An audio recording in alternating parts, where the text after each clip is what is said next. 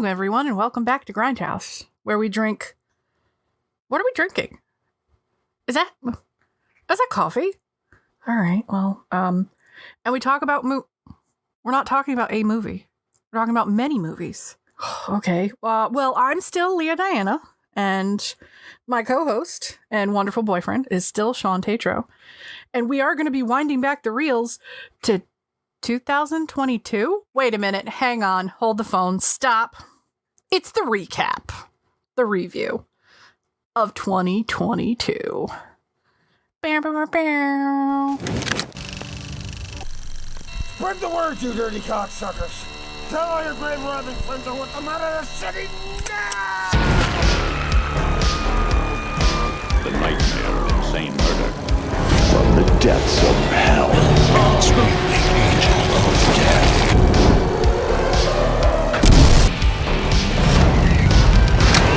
Only at the Grindhouse.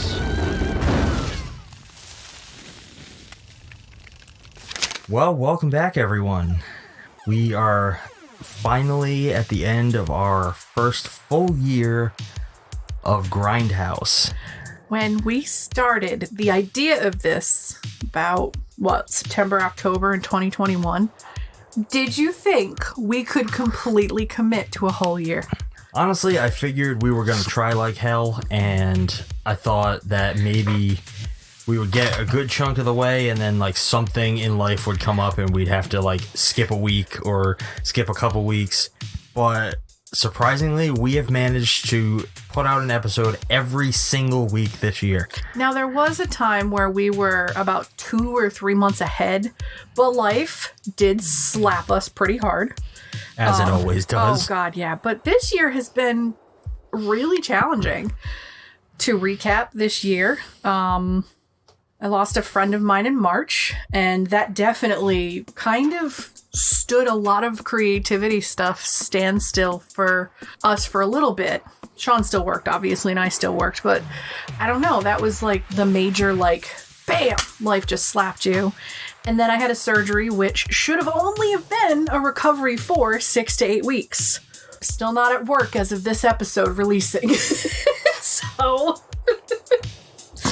Yeah, it's been a grand total of 6 months? 6 months I have been out, and let me say, recovering from ankle surgery where you don't think about how much you actually walk to do small things.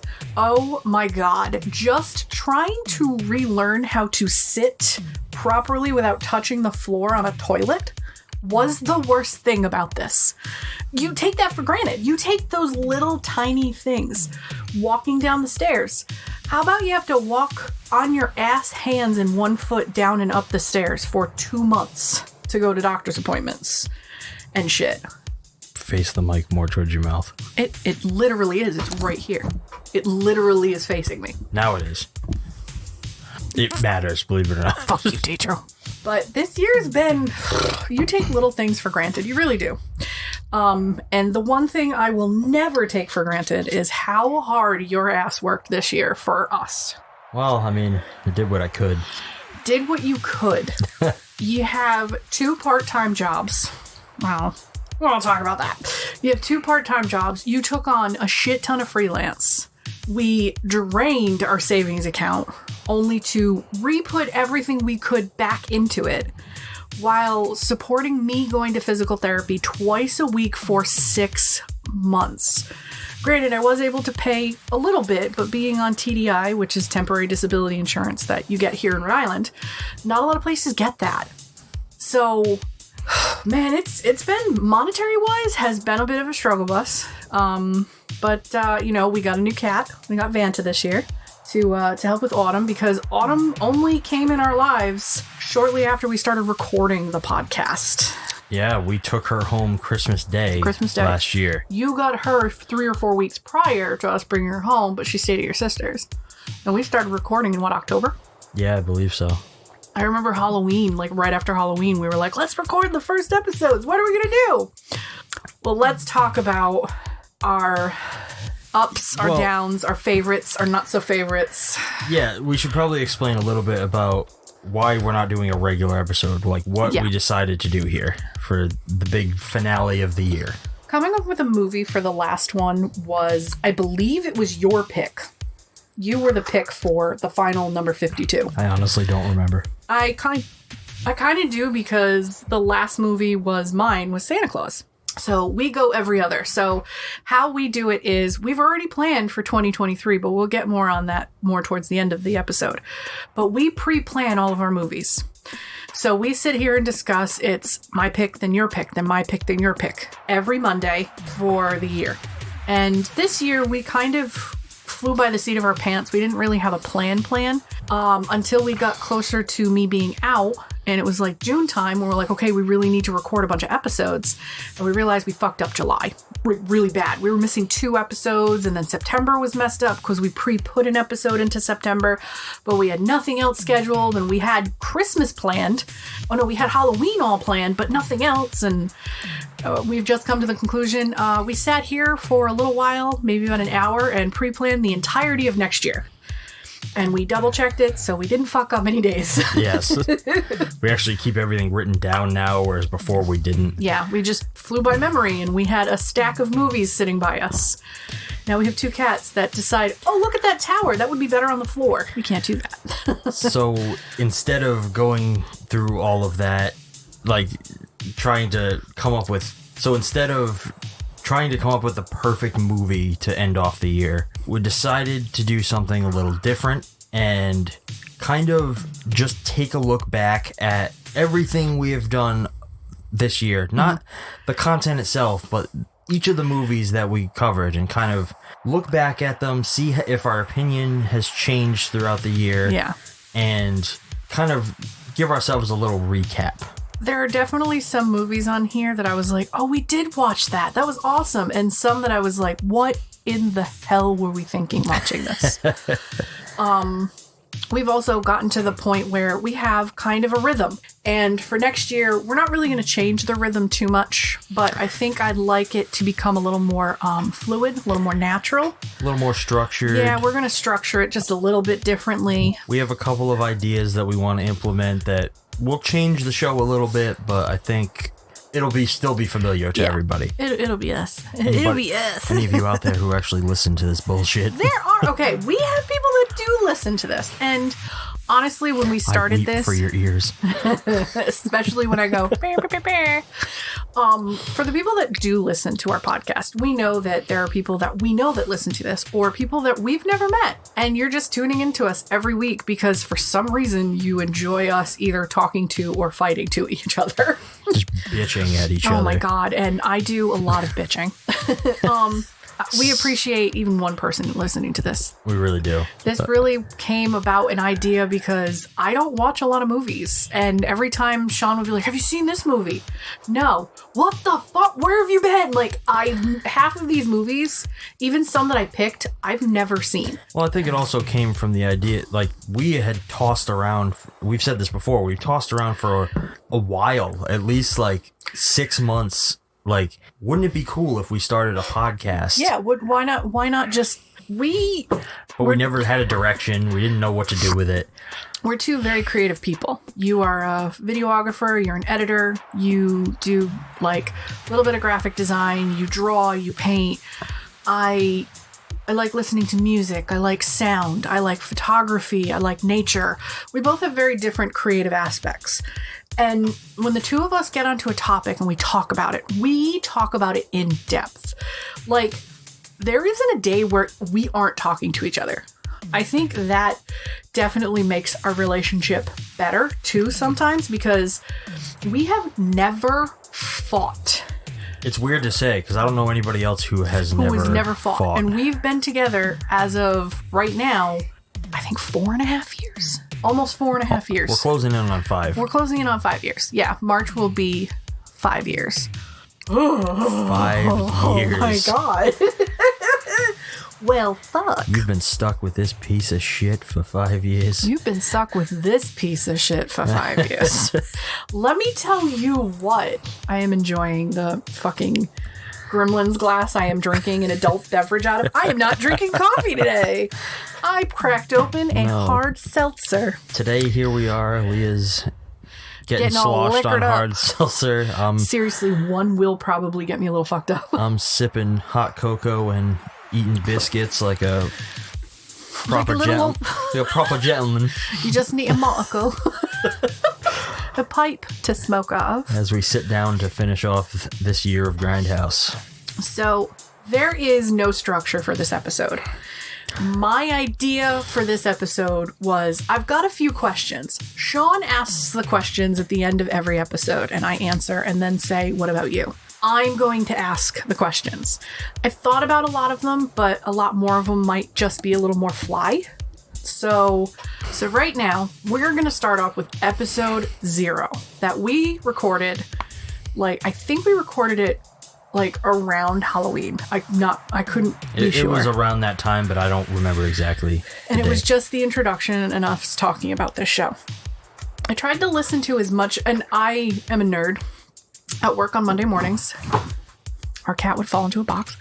At work on Monday mornings, I would listen to the latest episode and I would report back to you oh, hey, this doesn't sound right, or this fucked up, or this didn't work right, or it kind of slowly tapered off by April or May. I stopped. Eventually you just stopped giving a shit. Well, it's not that I didn't give a shit. It's that I also listen to a bunch of other podcasts and I hate my voice. So listening to your own self-talk is definitely terrifying, and I can talk. I've learned one thing throughout this entire year. I talk too much. But I think for a podcast, you're supposed to, right? So, the first episode was just introducing ourselves, what we were going to do, basically. I didn't really have any questions about that, but my question to you is, if you could go back, would you introduce this podcast any differently? I don't think I would. I mean, just to make it absolutely clear for anybody that has listened to everything and kind of wants to go back and look at some of these while we're talking about them. We're starting episode 0, as you said. It's titled Welcome to the Grindhouse. This was meant to be a kind of who are we, what are we doing, just an introduction why to the us. Fuck would we listen to you guys? Why are you going to listen to us? What are we going to talk about? Yeah. And this is by far the shortest episode we've ever done. It's a solid 30 minutes or something like that. It's I think there. we tried to keep it in 30, and I think we didn't have a time limit for any of these. No. But we usually just talk until we're done talking. There are some episodes, some of the crappier episodes, that are less than an hour, which I hate the fact that we couldn't come up with more to talk about. Yeah, but that's going to happen. Sometimes you just don't have enough to talk about. There are some movies now, looking back, there was no point of doing them on the podcast. No. You know exactly which one I'm talking about. But this is the journey. We're discovering this along the way.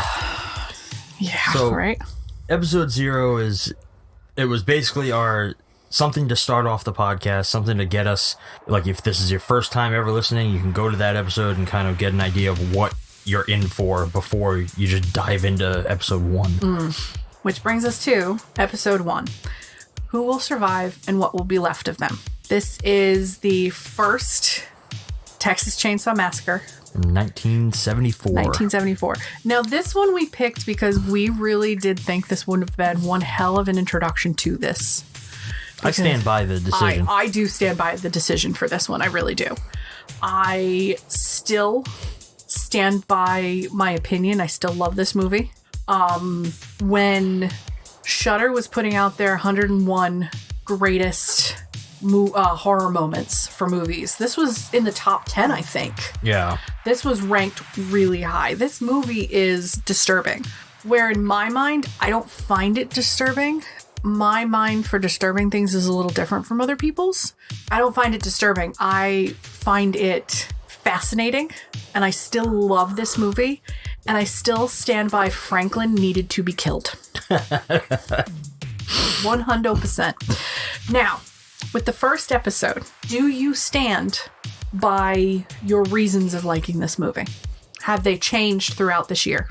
So, given that we're talking about Texas Chainsaw Massacre, no. I don't think my opinions have changed. Texas Chainsaw is a classic film. It's always going to be a classic film, no matter how long it's been. This movie set a benchmark in the horror genre, and that has, in my opinion, it's been mimicked but never reached again. Yeah, there's a lot of imitators. I think Jeepers Creepers to me is a mimic of this. It has a very similar tone. Which I saw Jeepers Creepers before this, and Jeepers Creepers terrified me.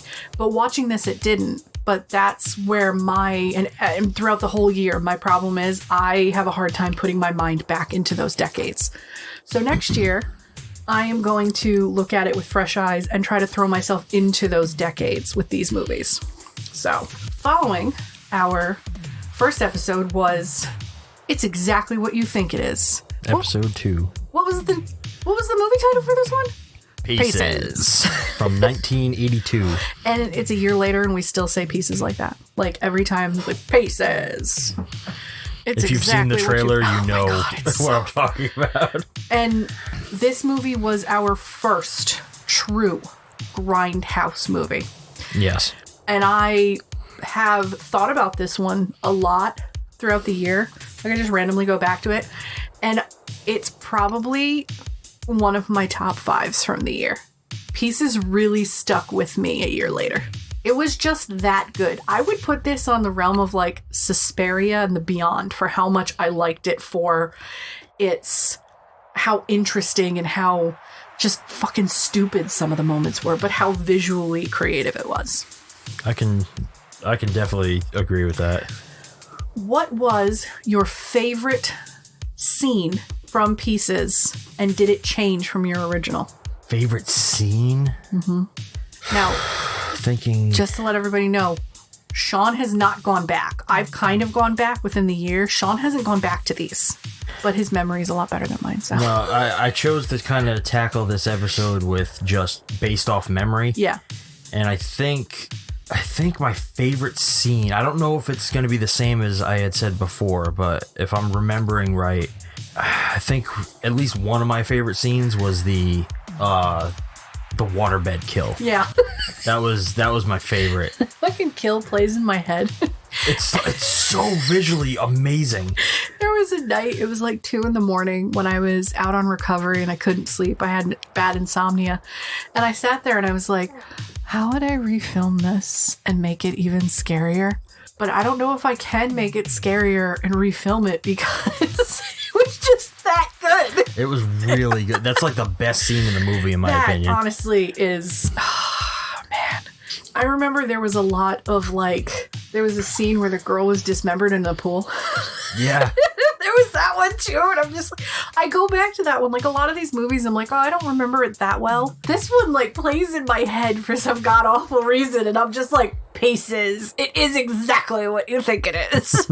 I think the advertising has a lot to do with it. Oh my god, the advertising, spot on, beautiful. This is I would put this in one of my top 5. I really would. Like this one stuck with me a year later. So we followed up Pieces with porno action with a vivid touch, also known as Sex and Fury, also known as do not go to an anime convention at 2 a.m. and think seeing this with 400 or 500 other people is a good idea. No, it's fine. No, it's great. You know, after the last 2 years of the pandemic, I could never imagine going back to a convention. Like, the thought of it kind of scares me because I would come home with con crud so bad I'd be out of commission for 2 weeks. How do you think I felt recently? Recently you just did the videography for your company for Rhode Island Comic Con. Yeah, that was uncomfortable. I wore a mask for the entire time. And we are quad vaxxed, guys.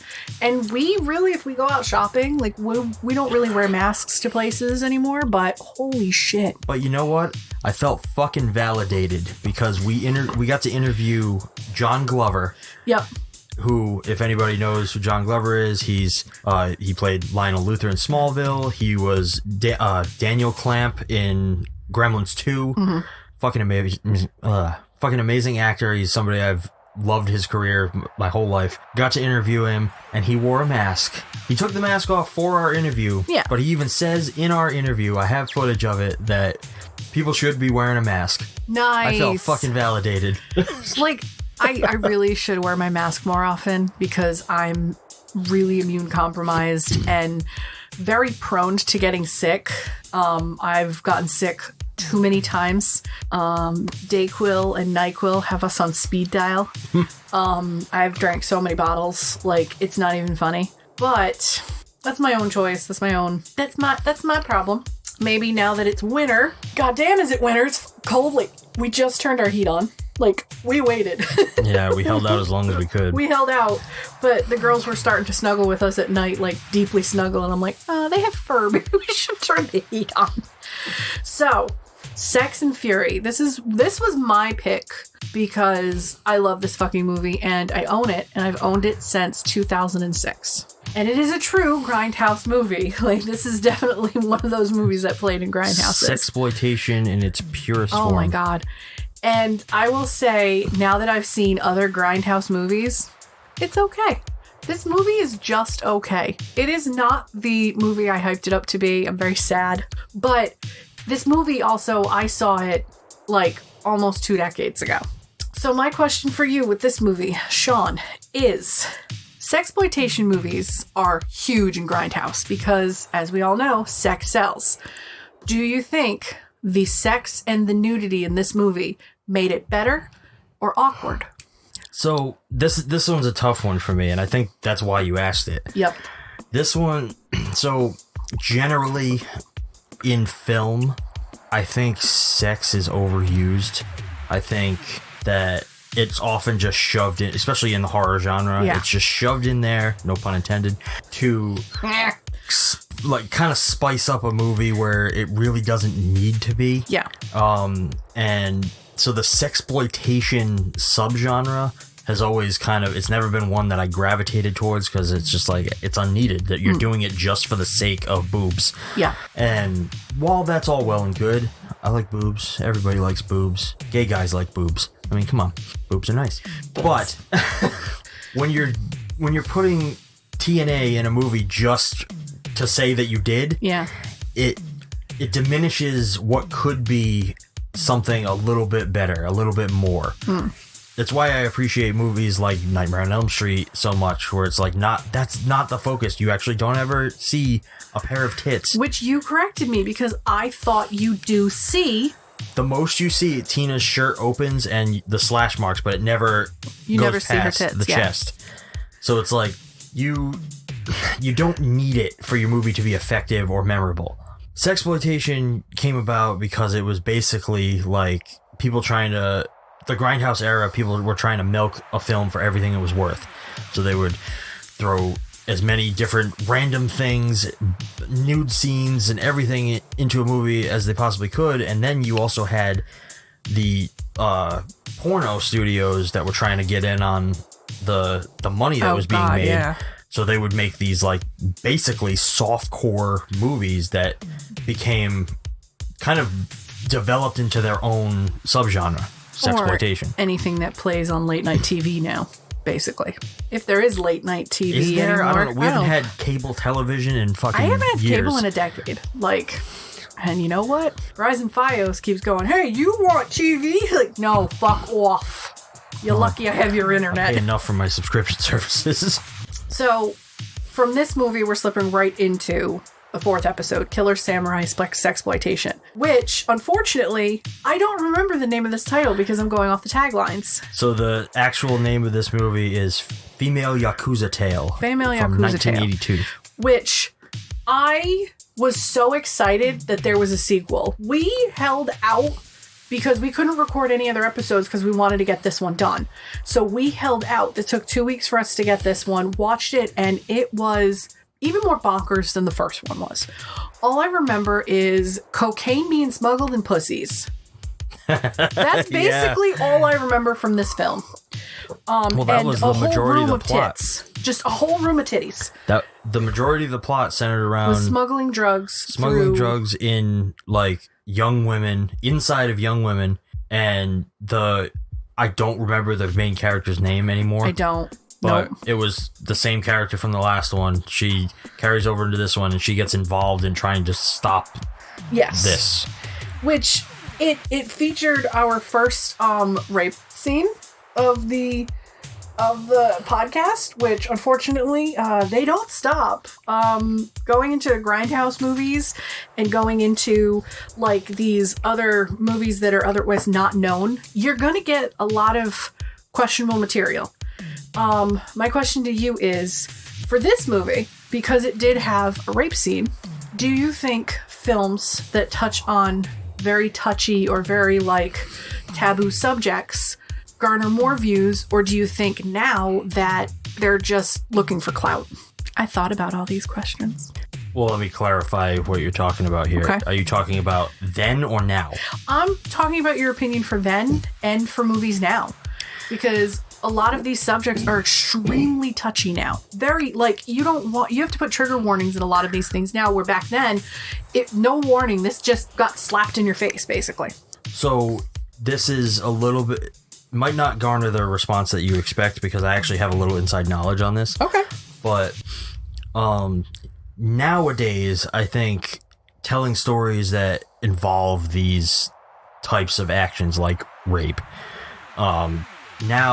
you're generally choosing to tell these stories for the impact, because that's a harsh subject and it's gonna draw the attention of higher build actors, because it's a more compelling character to play, or the characters surrounding that would be more compelling to play, whether you're on the receiving end or not. Yeah. It'll garner probably more seasoned actors who want to flex like muscles they don't normally get to flex. Studios, due to that, will then be more interested in it. So there's a lot of reasons you would do it now. Then I actually know for a fact that a lot of people would incorporate that into their movies solely as a way to get boobs in. Damn. Which is it's wrong. It is very wrong. It's very wrong. I don't agree with it, but it is like there are many studios, many producers who have done it in the past, because the way they're not thinking about it past, we get to see tits. There'll be tits in the movie, so more people will go see it. That's literally. They're not thinking about the subject nature. Yeah, they're not thinking about it in terms of the action that is being performed. So, a lot of the times it'll happen in a movie, sometimes very quickly, very briefly. Yeah. Just so it's like, oh, we got some boobs in there. People will be happy. But that was a big thing for a long time. Wow. Okay. And I don't think anybody back then really thought of it as anything other than that. Yeah. Just unless your movie is solely centered around, Last House on the Left, for example. Oh, yeah. We have not covered that on the podcast, but in that movie, it is done for the impact, because they are trying to show you how awful the antagonists are. Yeah. And what they put the victims through. Rape being part of that. They're violating the characters in the worst way imaginable. Last House on the Left it's a very unique example, especially for that time. Was that the one that Jennifer Lawrence remade? No. She did a movie called House on the End of the Street or something. that's- Okay, all right. It's not the same one I'm thinking of then. No. There is a remake of Last House on the Left. Is there? Okay. And actually, another good example would be I Spit on Your Grave. That's another rape revenge movie. But there are some that the reason it's done is literally the center point of the movie. It's that is what causes everything, the whole plot to unfold. And those are done for the impact. They were done back then, but it was much more rare. I did enjoy the two Japanese sexploitation Grindhouse movies that we picked. But it definitely opened my eyes a little more to what else could be out there with Grindhouse, because our whole idea with this is to touch on movies that A, I've never seen, or B, would be interesting to talk about. This is where it really got fleshed out, where we were like, okay, let's keep doing some more popular movies, but really try to steer into more Grindhouse kind of movies. So our 5th episode was The Italian Job, introducing the plan for a new business venture, starring Michael Caine. And to preface that, we were talking about the 1969 Italian Job, not the Mark Wahlberg remake. Wahlberg. Yeah, this one, because I've seen the Mark Wahlberg one, and I love the Mark Wahlberg. I've seen the Mark Wahlberg one in theaters, and I loved Italian Job. So much so, I wanted those little cars for the longest time. And that's why I was like, oh, let's watch the original, because it's from the 60s, and it's like a swinging in, happening in time. It'll be great. I fucking fell in love with this movie. I think about this movie so much. My question for you is, do you think they got out of their predicament at the end? That's the beauty of it. You don't know. But do you, right now, in 2020, do you think they're still trying to get off that mountain? I don't think they'd still be trying to get off the mountain. I think they either would have fallen or gotten caught. More likely gotten caught. Got caught. Based on the tone of the movie, yeah, they probably would have went to jail. So I didn't really have a definite question. Like, my question was, do you think they're still there? But do you think that this was one of the movies, because this was for me, where you really got into the podcast, where you were like, oh, this is actually really cool? I do. I think this one kind of because prior to this, the first 2 episodes we talked about movies that I had seen, I knew. I knew.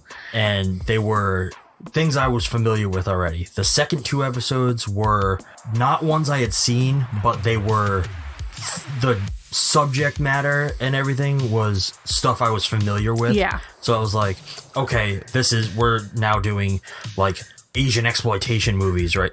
For these 2 episodes. That's cool. Like, yeah, that's where we want this to go. Time we hit Italian Job, that was a movie that it's a classic film. Neither one of us had ever seen it at that point. Neither one of us had seen it, and I was, by watching it on the podcast, it was like, I probably never would have gotten to this because it's not the normal type of movie I pick up. And we were stoked after when we finished this movie. You and I were like, which is funny to me because I fucking love heist films. Love them. I don't know why.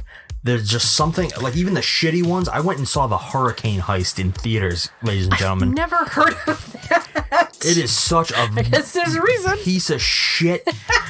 Fuck you, Ollie, for making me go see that. Are you talking to Buckley? Yeah. Oh, but poor Buckles. It was a heist movie. That's why I went to see it with him. Yeah. And I don't know, there's something about the formula of a heist movie that, like, it always gets me kind of into it. It's why everybody loves the Ocean 11's movie. It is. Why are there 5 or 6 Ocean 11 movie? Because they're great. As much as you hate it, it's why Fast 5 works as well as it does. Fast and the Furious. Thank God we never have to do them. But it's why that one in particular of the series works as well as it does. Is it a car heist or a money heist movie? Money heist. Money heist? They use cars to do it. It's like Gone in 60 Seconds is such a good movie. They're heist movie, and I love the formula of them.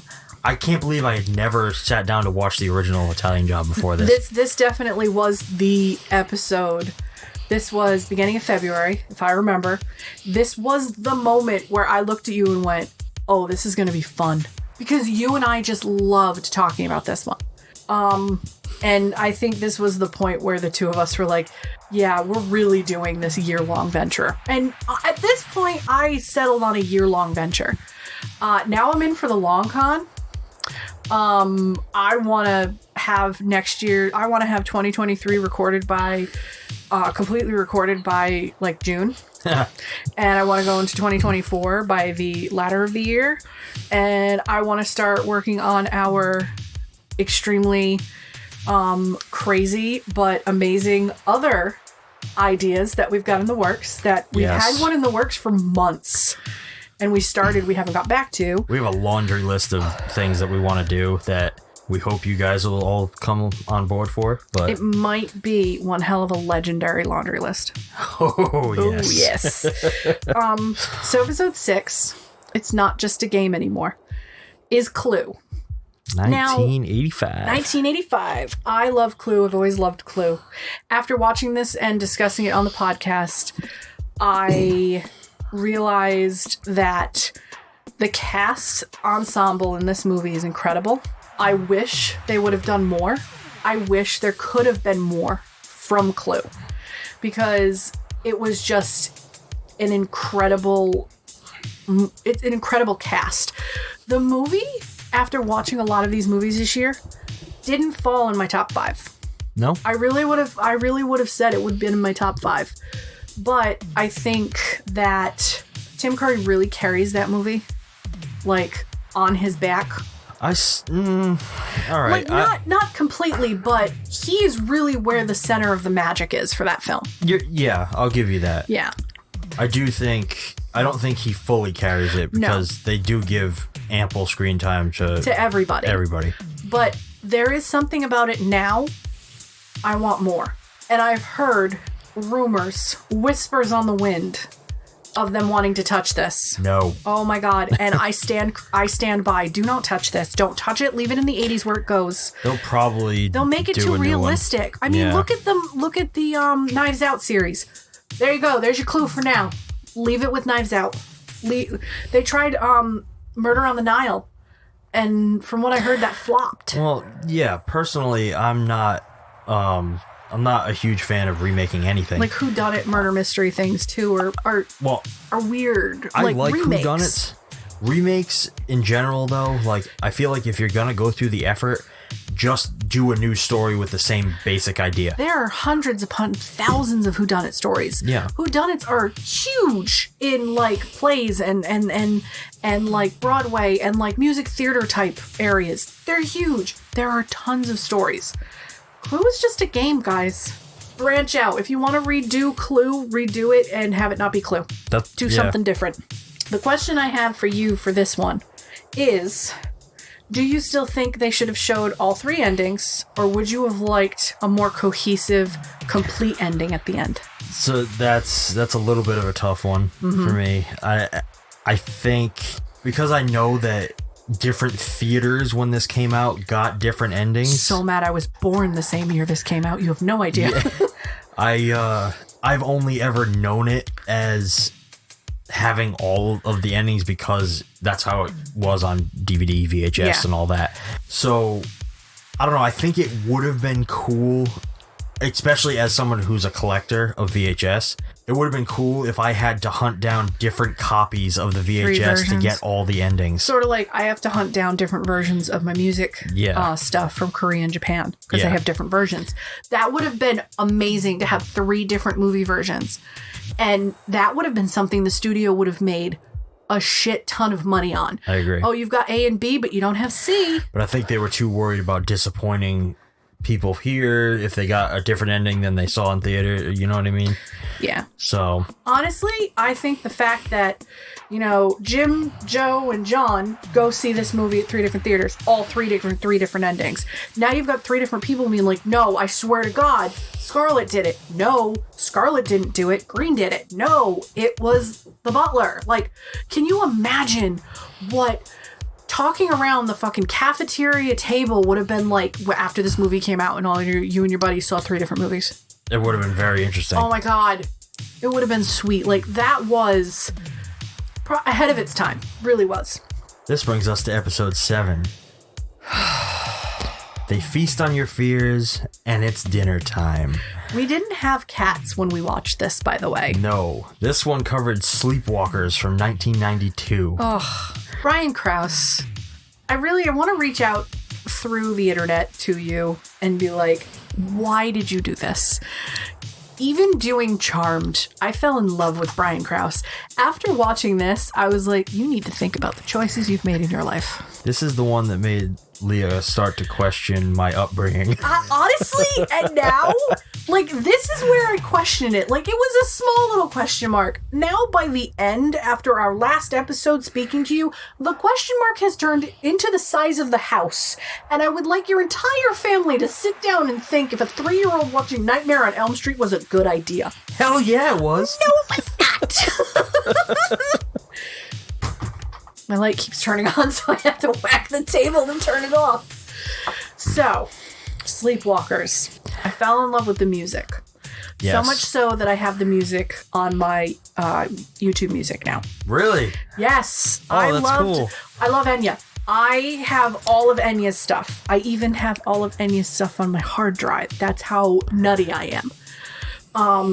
The score for this one is very It is haunting. memorable. It makes this movie so much more than what it was. The music, I was like, oh, it's going to what be it this. needed to be. I was like, this movie's going to be incredible with this music. And then it was that crap. Also, this brought the best photo of me ever. That's true. It That did. was on my Facebook for what? I just changed it like 2 weeks ago. Yeah, so this movie was, as just a little bit of a recap, it's I believe the first movie that Stephen King ever wrote a screenplay for that was then made, and I believe this was still during the cocaine era of King's life. So this one goes to places that most horror films wouldn't, and Cocaine and pussies. Wow, we're going back to episode 4 now. leave it to fucking King to just do What some. if they're killer cats? Like, I can see the thought process Yeah, for but this who man. else? Who else would do that? John Carpenter. No, You don't think John Carpenter's that messed up? not really. Like, Carpenter has limits when it comes to ideas. Kubrick. No, he wouldn't. No, Messed up, yes, but I don't think he'd go this far. no. The man put Shelley Duvall into like a catatonic state, and Yes, like she's different insane kind now. of messed up, though. I'm talking Messed about. up is messed up. I'm talking about like no horror writer or director or anything is generally gonna do an idea that is as outlandish as some of the stuff that Stephen King comes up with. I mean, my favorite TV movie or that is Red Rose. Rose Red. Rose Red. I do say it backwards all the time. And why? Because Kimberly J. Brown is in it from Halloween Town. Yes. That was one of her first roles because she was a kid. I watched that as a kid, and I still question if I should have watched that as a child. Because I was like, in 90s, I was like, anywhere between 5 to 15 in the 90s, I think. Is that right? Yeah, 90 to 90. Yeah, that's right. You were 1 to 10. Yeah, it's fine. I turned out fine. He did not. He did not. There's nothing wrong with me. It's okay. Why are you twitching? It's fine. Everything's fine here. Everything's fine here. Now, Leah, darling, light of my life. I don't want to kill you. I just want to bash your brains in. The amount of Shining quotes that happen in this house just for no fucking reason is great. All right, which brings us to episode 8. Just because they serve you doesn't mean they like you. This was Clerks, 1994. This was Kevin Smith. This was the one that you and I were like, yeah, we're going to watch Clerks. And upon watching this again, I don't really remember my reaction. I think it just stayed neutral, stayed the same. Like, it didn't really change. I still really love this movie. And I'm waiting with bated breath for the new one. It's been pre-ordered. It's on its way. It's been pre-ordered. Oh boy. It's supposed to release, what, end of the year? Or in it comes January? out next month. Yeah, it's going to ship soon. So for Christmas, we'll probably just watch that because I'm not waiting for that movie. We're No. watching that the minute it comes in. I don't really have a question for Clerks because Clerks is definitely one of your favorite movies. Clerks is still... It's always going to be up there for me because it's not so much the subject matter because it's a very basic story about just two guys working in a convenience store. Yeah. But it's the passion behind the filmmaking. It's how they literally just scraped together what they had to put together this little Guerrilla filmmaking at its movie. best. And it's, I don't know, like everything about it, all the choices it made, it's honestly like this is one of the reasons that surprisingly Kevin Smith is one of the people I look up to most in the world. And I think he's one of the directors and the creatives that if you ever met, you would not be disappointed by him. I don't think so. He seems like a fairly genuine person. Yeah. And like his style is vastly different than mine.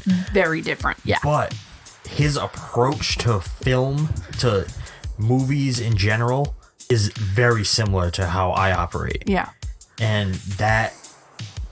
You both have a use what you can, remember where you came from, use everything you've got around you, use the people you know in your life. Like, I respect the shit out of him. I do, and I know this movie is like almost 2 decades old now. Yeah, 95. Yeah, almost 2 decades old. This is going to be the 5th or 6th movie in the universe. I always forget the name of the universe. Askewniverse. And even watching the newer one, we watched one of the Jay and Silent Bob. Jay and Silent Bob reboot. We watched that, and I still loved it. And the first time I watched Clerks, I was well into my 20s. Like, I didn't watch it young. Because I always thought, oh, it's a black and white film. It seems like an artsy, fartsy, stupid movie. And it's not. It's not. It was black and white because black and white film was cheaper to shoot on. And you know what? He made the best choice. Best choice. I agree. It's timeless. I honestly wish the newer ones were in black and white. Honestly, I don't, because I wish there was an option for him to switch it to black and white when you're watching them. I will always wish they were in black and white, but Clerks 2, at the very least, I'm assuming he probably did the same thing for Clerks 3. Yeah. But Clerks 2 starts in black and white, turns to color, and then fades to black and white at the end. It does fade to black. I do remember it fading in black and white. It keeps that touch. Yeah. Which I love. Remember your roots. Remember where you came from, basically. Yeah. So that brings us to episode 9, which was one of my big picks. Love Never Dies. Dracula. Bram Stokers. From 1992. I have a confession. I love Bram Stoker's Dracula, the film. I own the book. I've never read it. I know of it. How dare you? I know. You charlatan. Harlot. You're a liar. It's a huge fucking book. I have Bram Stoker's complete works from Barnes & Noble like years and years ago. My question to you is, Mrs. Francis Ford Coppola, we just learned that Mr. Oldman is retiring from acting. We just found it out yesterday that he has decided to retire in his 60s. I take that one with a grain of salt. Honestly, actors retiring is I need to take a long vacation. I'll be back soon. Yeah, fucking Daniel Day-Lewis retires every couple of years. Yeah, but he's a method actor. Yes. Like, he gets into the characters. I mean, method acting kills actors and actresses. I think to some degree, Gary Oldman is as well. I would say that because you think about the roles he's played. He's played Dracula. He's played Sirius Black. He played Commissioner Gordon. I got that one out. It's good. It's good. He played one of my favorite characters in The Fifth Element. Like, that fucking character is... Well, just from his performance in this movie alone, you can see how much he gives himself to a part. Just the one line that's always stuck in my head is, I've crossed oceans of time to be with you. And the way he delivers it in the accent, I get goosebumpy and I go, hey... what you doing? Like, I get really, like... Honestly, the scene I think that like showcases his like throwing himself into the part so much is it's actually the scene where I'm blanking on names at this moment, but the Winona Ryder. Oh, there's drinks like, from him. Like their sex scene. They hated each other. They did not get along. The chemistry in that scene is insane. It makes you uncomfortable, like you are watching two lovers that you should not watch. And it's like, Francis Ford Coppola got this out of them? It's crazy. And they didn't like each other? It shows you how good both of them are. God, like, I'm sorry. People that shit on Winona Ryder, fuck you. Yeah. Winona Ryder is a great actress, and I will say it till I'm blue in the face. Couldn't agree more. Did I ask a question with this one? I did. Okay. Which brings us to what has to be the most one of the most disappointing entries of the podcast. Episode 10, Infinite Space, Infinite Terror. Event Horizon. I went up to bat for this movie.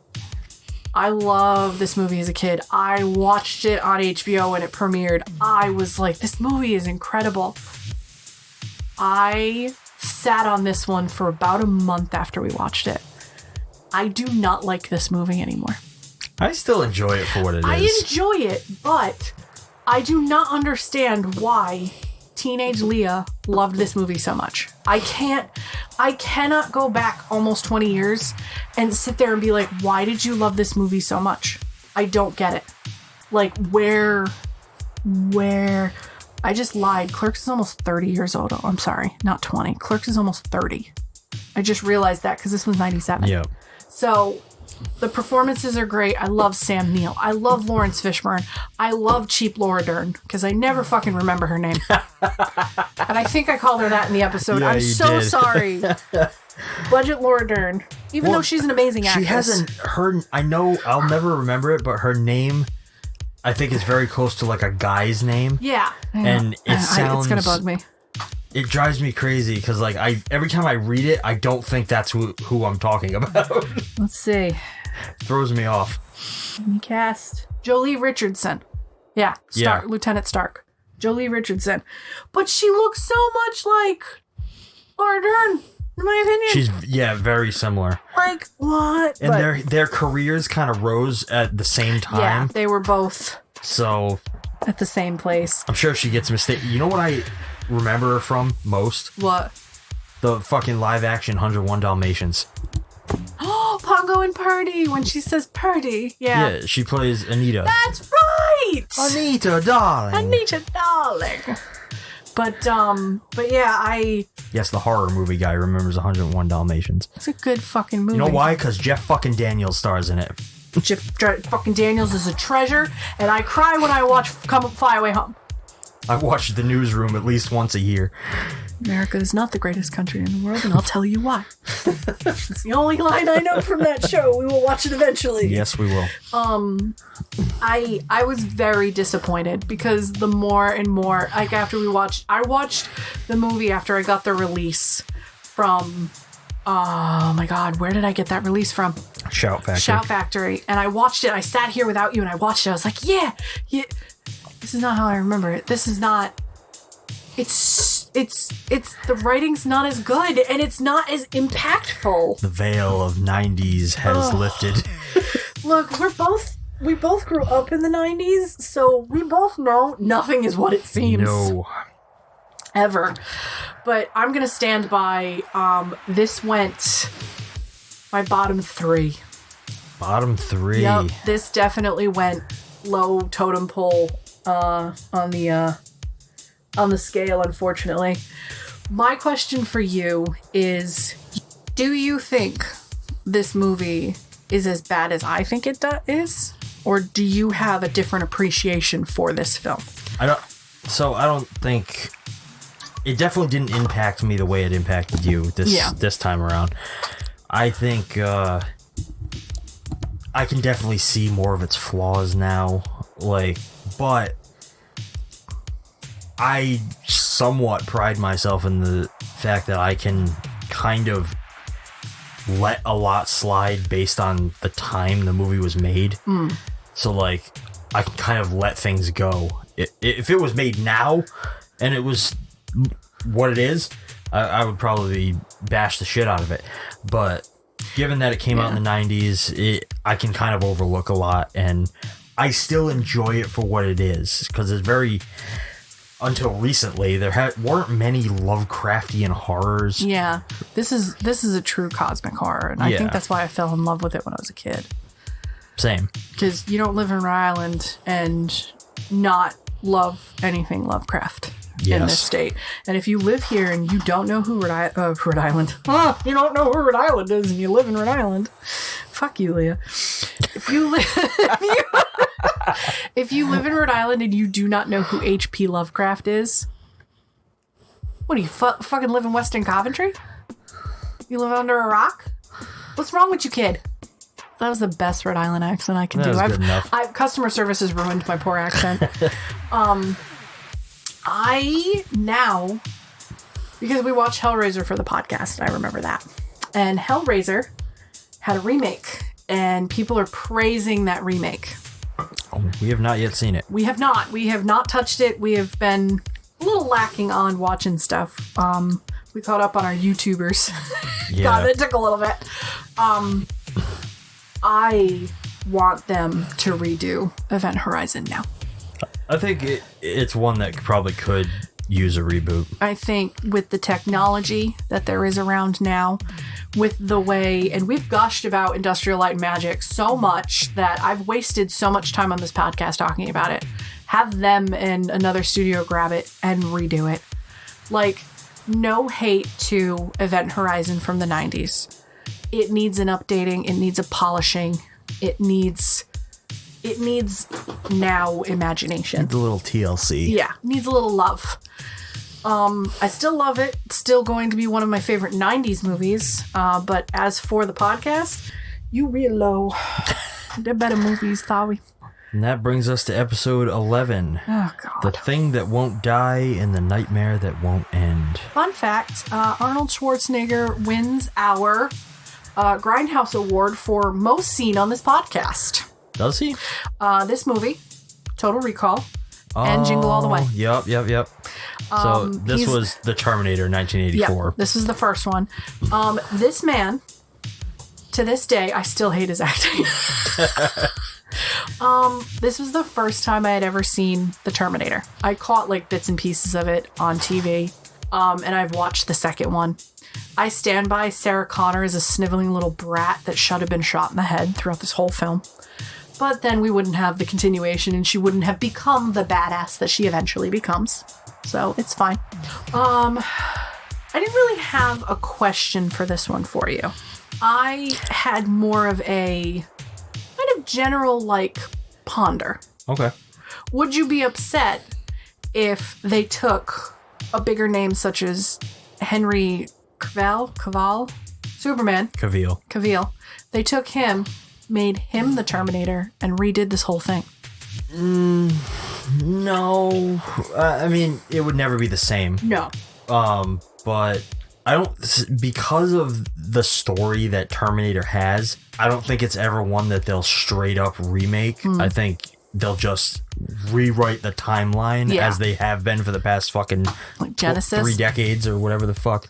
Yeah. Like and honestly, I much appreciate that they do that instead of remaking it. Yeah. I would rather see a different story, even if it's shitty, than the same one somebody trying to tell the same one again. It's like a manufactured mess at that point. Yeah. And it's like fucking every time they make a brand new Batman movie with no connections to anything else. It's like, guys, I've seen it. Well, Stop. that's where DC is losing the fight and Marvel wins. That's a whole conversation in and of itself. None of that falls in our wheelhouse, so thankfully. we're never fighting about those. That's not true. The Hulk falls into our wheelhouse, correct?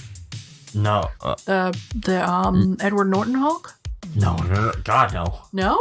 No. I'm talking, like, technically, like, Tim Burton's Batman falls in our wheelhouse, but... That's a different beast. That's a different story. No, I don't think I don't think they'll ever straight up remake it, but if they did, I mean, I'd be like, all right, whatever. Like, it'd be another remake to throw on the pile that you have to judge whether or not you want it to be there. I still haven't seen the Chucky remake. And there's several. Remake? No. They did a series, and then they did another movie. No. So the Chucky franchise, and this is gonna go on a tangent, a small one, I promise. Bring it. The Chucky franchise never stopped. They just decided to remake it, even though they were still making movies. That's the newer doll, right? That Mark Hamill did? Yeah, that Chucky movie happened, but they still continued the Chucky franchise around it. So the series continues from the original franchise. So why did they even redo it? Because the studio's an asshole. What studio is this so I can avoid them? I don't remember, but Disney. Fucking, there was a whole big thing with Don Mancini, Don Mancini, right? No, I might be mixing up his name. I apologize. You have the internet in front of you. He, the director that's been in charge of the entire series up until this point was pissed because they decided to remake it, even though he was still making movies. It was a healthy series. It made money. Yeah. And they just decided, we're going to remake it. Fuck you. And it was a whole big thing. But no, the Chucky franchise, to date, series included, is intact. It is still a running story. Jesus Christ. Is Brad Dourif still the voice? Yes, he is. Oh my God. I only know Brad Dourif as Grima Wormtongue from Lord of the Rings. That's a sad, sad story. I'm sorry, that's not a sad story. Grima Wormtongue is the best, one of the best characters because he starts evil, but then he has a turn of events, and then he kills Tarman on the top of the tower of Isengard. I will fight you. Yes, I mean the fact that that's the only thing you know him from. That's a sad story. And episode 12 was They're back from the grave and ready to party. Return of the Living Dead, 1985. This probably brought my favorite character. Brains. I love Tarman. Tarman is so cool. Now I see shit with Tarman and I'm like, Shawn, look at this. Shawn, look at this. I send him like messages online of Tarman that I just fucking love. I don't really remember much about this one other than it was just fucking insane. And I've not really seen a lot of the Living Dead series. This was my first one. I've never seen Night of the Living Dead. I've never seen the other ones. Not connected. Well, it is loosely, like very loosely by a couple of threads connected, yes. is what I'm told. Yeah. I didn't really have a question for this one. This one was one of those, like, I remember watching it and being like, okay. But I do remember Tarman influencing something that you want to work on. Yes, it very much has, and I'm not going to explain that here, but no, it's a project I've wanted to do for a long time. Yeah. And I think watching this kind of inspired it a little bit. It really did, because after watching this, like, Shawn has this way of, like, he can't hide when his creativity little cogs are going.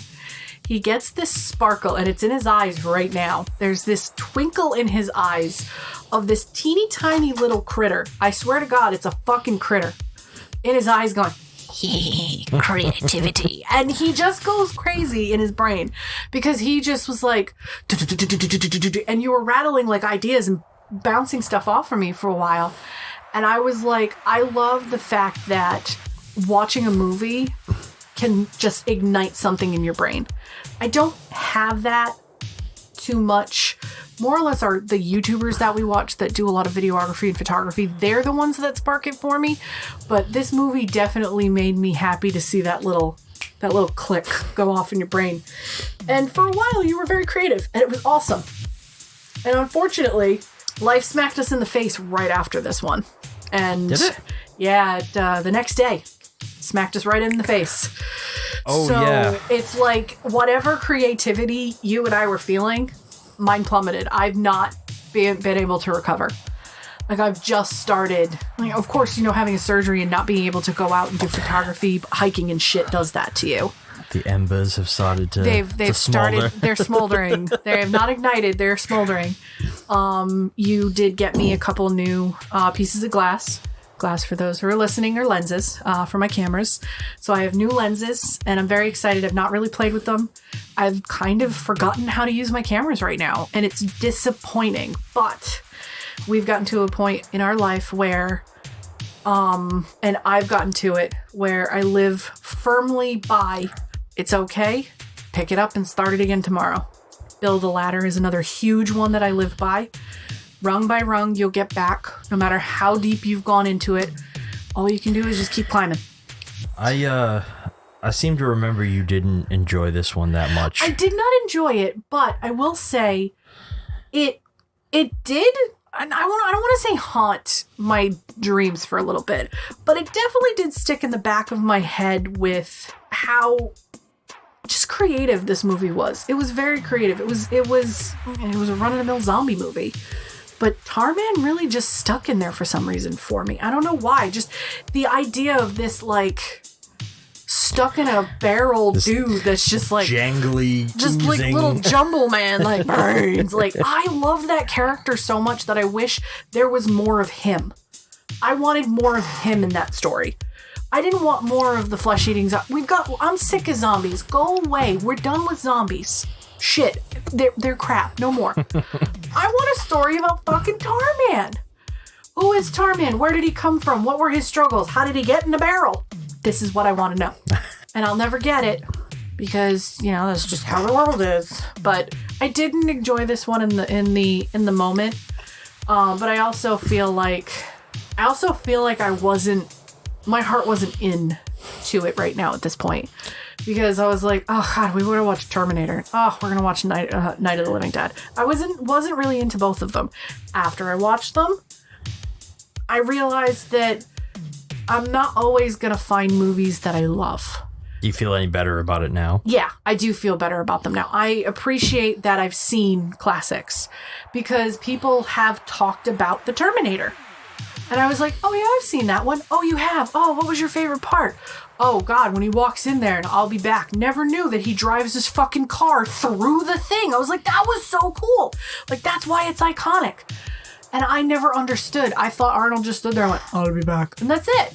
I do still stand firm of if I ever met Mr. Schwarzenegger, I'd probably slap him because I can't stand him. Well, apparently in real life, he's not a very good person. No, he's a dick.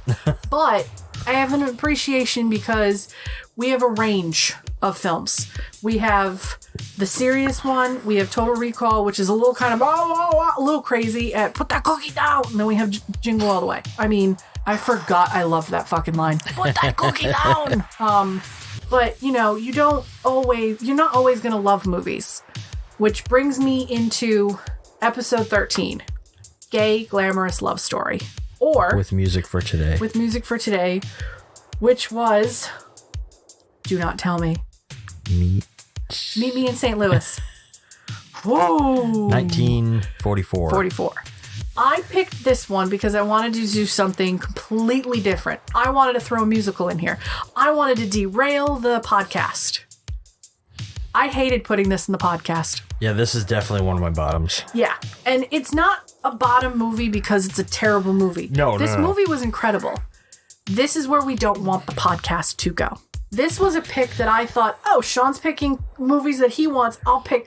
This wasn't the point of the podcast. I think it also just didn't sit as well with either of us. It was a musical from the 1940s. It was Judy Garland. It was happy. It was sweet. It was not our thing. No, and I don't ever want to say, oh, we're not going to do movies like this. We might. Yeah. But this particular one, especially I think it kind of tested the waters with that type of movie. And it's not one we're going to want to do a lot of. No. Because we just don't enjoy them. Now I'm picking movies like this, but I'm picking them solely for what could possibly make them a Grindhouse movie. This one and the last one. These are the two movies that made me go, I'm not picking for the right reasons. But when you say what may make this a Grindhouse movie, I'm interpreting that from you, correct me if I'm wrong, as like a movie that we would cover, not so much as an exploitation era movie. Yes and no. In the beginning, I would say the first 8 months, that's what I was not thinking that way. Once we got to around my birthday, I started thinking, could this have been played in Grindhouse theaters? Could this be seen as some type of non-mainstream? I'm going for non-mainstream. See, but I think that's part of the fun of this journey that we're taking here is, like, not only are we watching movies that we normally wouldn't, or revisiting ones from our past, or exploring all new types of things, but you specifically are also learning what a Grindhouse or exploitation movie is. In the last year, I have learned a lot about what truly might be a Grindhouse film, and it's not black and white. It's not. No, and an exploitation film is not something I can easily just explain to you. This is what makes it an exploitation movie. It centers on so many different factors that, like, you really have to watch a shitload of them to start to understand it. That's why it's taken me a year to realize this episode, it should have been a different one. And we haven't even scratched the fucking surface. God, we are only 51 movies in. We're 51 movies in of a household that is almost at 2,000 films in this little apartment. Yep, that's... I wish I was fucking kidding. We have 2,000... The only films we didn't pick for next year, because we've already picked them, are maybe, I would say, about 8. I have about 5, but they're movies I've seen, I just don't own. Yeah. All the rest of them, we have CLZ... We have a movie catalog that we catalog all of our films, I think it's called. I forget the name of CLZ, it, but yeah. That all of our movies are cataloged, and you and I just went, boop, boop, all right, go through the list. And that's how we picked the movies. Years ago, I thought somebody buying a 50 movie pack was stupid. Now I aim for them. I bought, a horror one, a mystery one, a dark crimes one. We've got garbage ones that you picked up because you're working with Ollie to kind of do something new for... Yeah, we're helping him curate as many films as humanly possible because you never know what he can cover on the channel, and vice versa. We can cover some of those here that nobody's ever heard of. And honestly, like, picking up some of those, usually they're like $1 at like a fucking Goodwill. 100 movies for $2 at our will not be named antique place that none of you are allowed to know, because if you take our movies, we will be pissed. It's ours. Fuck you. Go away. Leave it alone. But this movie truly made me realize you can't pick movies like... No, it was more of... You gotta pick the movie for the right reason. I was like, oh, I'm gonna pick a movie that Shawn's gonna hate. We didn't hate it. No. I think I hated this movie more than you did. If I remember correctly, I disliked this a little more than you did. I mean, I enjoyed it for what it was. It's just not my cup of tea. Yeah. Or cup of cocoa. But that brings us to episode 14. 8 legs, 2 fangs, and an attitude. Arachnophobia 1990. I will stand by. Fuck this movie. I will scream loud as I did in this episode. I know for a fact my mother listens to this podcast. She listens to it all the time. She will not listen to this because it is arachnophobia. My brother will not listen to it because it's I have family members that are like, oh, I'd love to listen to your podcast. You did arachnophobia? Not touching it. Because there is such a phobia of spiders. But it was just... it gave me the heebie-jeebies for weeks. But can you at least admit... It is a great film. It did a great job. And you know who made it a great film?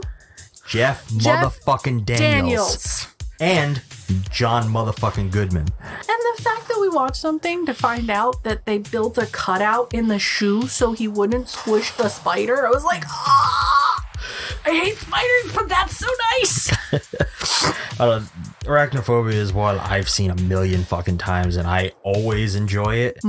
It skeeves me out because, like, they're real fucking spiders in most of these scenes. Yeah, that big spider, he is a bird-eating spider. He is a real spider. They used an animatronic, but some of the ones where he's moving slowly, he was, unfortunately, he's passed away. Yes. He is a real spider.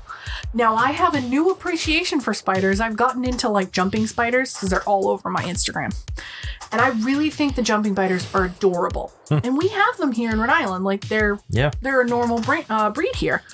But I have friends who, when I said, oh, we're going to do arachnophobia, our friend Jess, I'm not fucking touching that movie ever. She hates bugs. Hates them. My question for you is, did you enjoy how much this movie bothered me? Did it bring you any joy?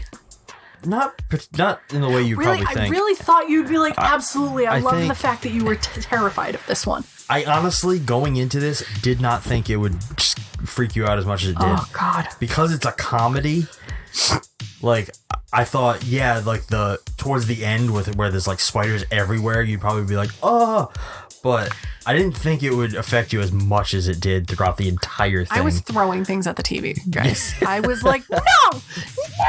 I hated it. Excuse me, princess. I woke one of the cats up. I'm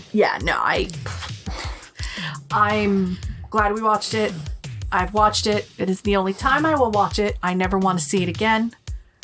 We can put this one to bed. Goodbye. Brings us to episode 15, where love cuts as deep as a dagger. Casablanca, 1942. Yep. I had seen this movie or had watched a little bit of it with my friend Joe. My friend Joe loved this movie. And it always just stuck in my head that this is a this is the epitome of classic film. It really is the fucking benchmark. Like, this is the old movie that I should have done instead of Meet Me in St. Louis. I should have done this one this should have been the initial one. Yeah. Only because when I was growing up, you would go to, I'm dating myself, MGM Studios and Disney. It's now like Hollywood studios. But you'd go to MGM and you'd go to the Great Movie Ride, and this was one of the scenes that would be there. And it was just, Humphrey Bogart is like the American man's man back in the 40s.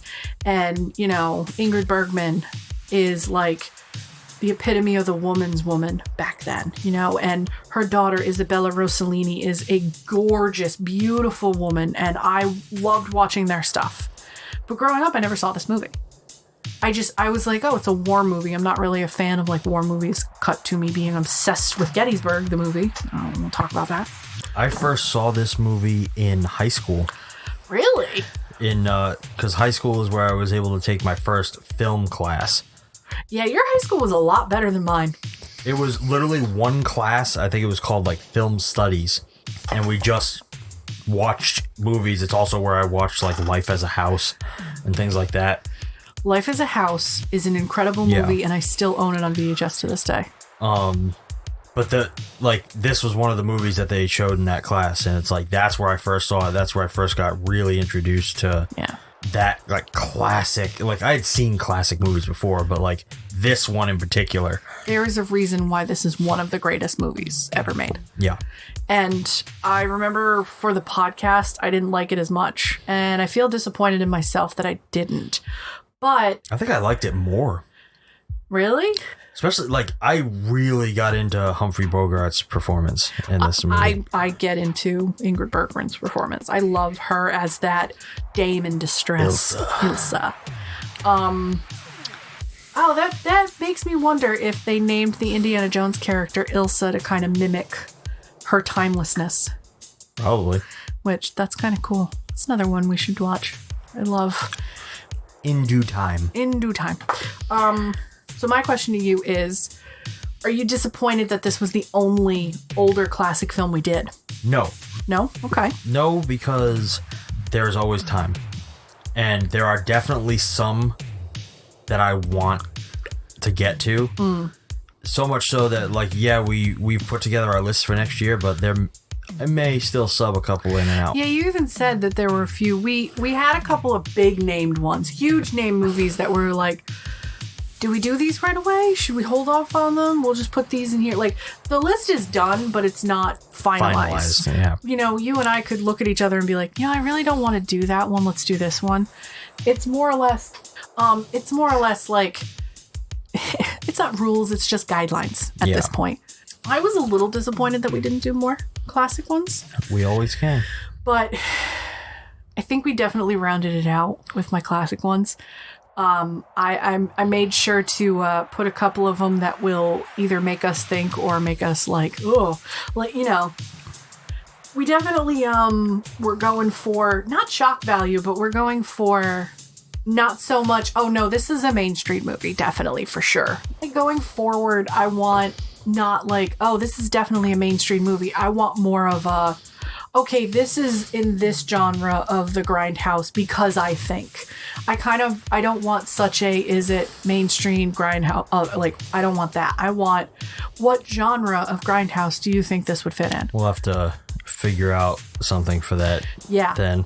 That's kind of what I want to elaborate more on it, because now, to our audience, I think they have a decent idea of what is mainstream, Grindhouse, or other. We've definitely touched upon all three.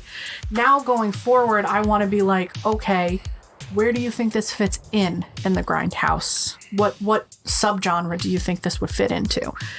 And this one definitely, I think, no, we're not messing with that. Stop. I definitely think that there are, all the movies that we picked definitely could be Grindhouse movies. Yeah. In some form. So I guess that brings us to episode 16. Lock your doors. Bolt your windows. There's something in the fog. Mr. Carpenter. 1980. This is the first of Jamie Lee Curtis. I believe she is the female that shows up multiple times in this podcast. Yes. Yes. She's in this. She's in Terror Train. And there's another one. There's a third one. We'll figure it out. Yeah, I don't remember. I know her and Arnie. Which, fun fact, they were in a movie together, and it was were. True Lies in the 90s, and it's one of my favorite movies. We'll have to get to that at some point. Yes, that is my movie. If you touch it, I will hurt you. This one was my pick, of course. It's a Carpenter film. Yeah, of course it was. I'm a huge John Carpenter fan, and this is one of my favorite of John Carpenter's movies. When this is actually one of the least favorite for most people. I've seen a lot of Carpenter from you now. I really have. And I definitely had this wish of more for this film. I wanted more out of it. But I see where this eventually became a film like he made with The Thing. Like, the potential that this man had just got better and better and better as it went on. I like that this one doesn't give you more. Like, I like that this one's subdued. Yeah. And it's like, this one was technically, I think he made with television in mind. Yeah. So, like, he didn't go over the top and gory or anything with it. This one it's much simpler. It's held back, but I think that it gives you almost a cosmic horror element to it. Yeah. Which, that's what I love about it. So with this one, you love John Carpenter. I do. You are a huge, enormous Carpenter fan, so much so that we have multiple of his records that aren't for anything but just him and his sons that made records. Yeah. What would you say to John Carpenter if you, in a capacity, could do an interview with him for 20 minutes? Oh, that's hard. Because giving you the hard-hitting questions, mister. John Carpenter, like, I know I've seen a lot of the interviews he's done, and I don't know him personally, but John Carpenter can be very short with you, he can kind of be a dick, and like, I don't know if he does it meaning to be a dick, or if he just is like kind of fed up with being asked the same shit all the time, so he's just like, whatever. So I don't know if there's anything like I would want to full on ask him that he hasn't already been asked. Honestly, if anything, I guess I would want to ask, like, maybe I'd probably want to ask him more simple things, like simple questions, like things like, I know he's a big gamer, like, oh, what kind of games you playing these days? Or you think he'll play the Dead Space remake? Oh, guaranteed. I think he'll shit his pants. That shit looks great. Because I know for a fact that he has said that if he was to direct again, which he actually apparently is thinking about doing, if he were to direct again, a Dead Space adaptation would be something he'd be interested in. John, Mr. Carpenter, for the love of God, please fix horror. Yeah, fuck. Fix horror. Please, they're giving us this remake shit. I can't take it anymore. But honestly, like, I would just want to ask him stuff like something like that. Like I've heard whispers that you're interested in directing again. Like, do you have anything in mind that you would love to do? Because, like, I know one of the big thing. I know what I would want to ask him about. What? One of the big things when he started filmmaking was he got into it because he wanted to do westerns. Oh, okay. But when he got into it, westerns were dying out, so he ended up getting into horror. I saw a Matt Pat YouTube video the other day, which was, what's the top show out there right now? It is Yellowstone. Yeah. And it has 5 sequel spin-offs that are doing equally as good. So westerns are making a huge comeback. Well, that, like, I would honestly want to ask him, like, would you, I hear you're considering directing again, would you want to finally do a western that you maybe wanted to do back at the beginning of your career? Like, I'd want to know about that. Like, what kind of a western would you want to do? Like, do you have any ideas for a new one? That's what I would be interested in. I would want to ask him about that, because I doubt anybody ever does. And if they do, like, it's probably, if they do, it's probably like an offhanded, like, they don't really expect a good answer. Oh, do you like westerns? Yes or no? Like, I would love to hear about that, because he's talked to death about the horror stuff. I would ask him about his music.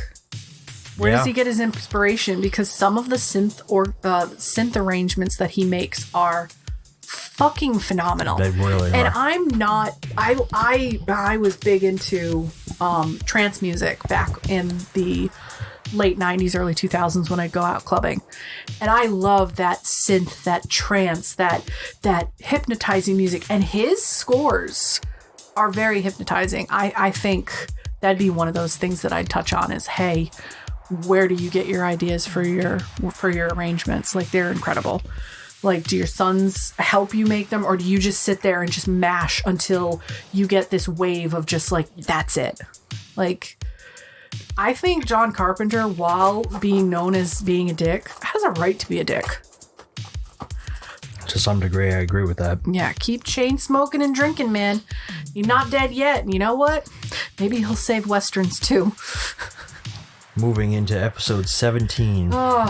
Remember the way Hitchcock kept you on the edge of your seat.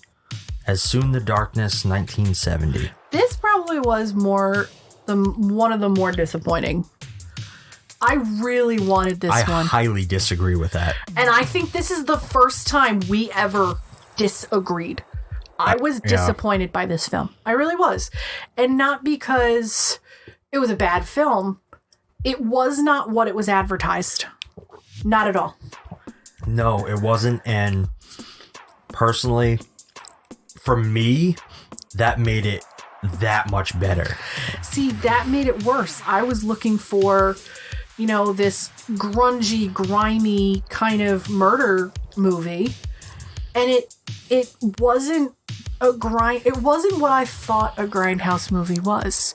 But it is one. But it is. This is a pure Grindhouse film. This one, it ended up being a slow burn, like, thriller mystery, very akin to, like, it's one of the films that inspired Hostel. Yeah.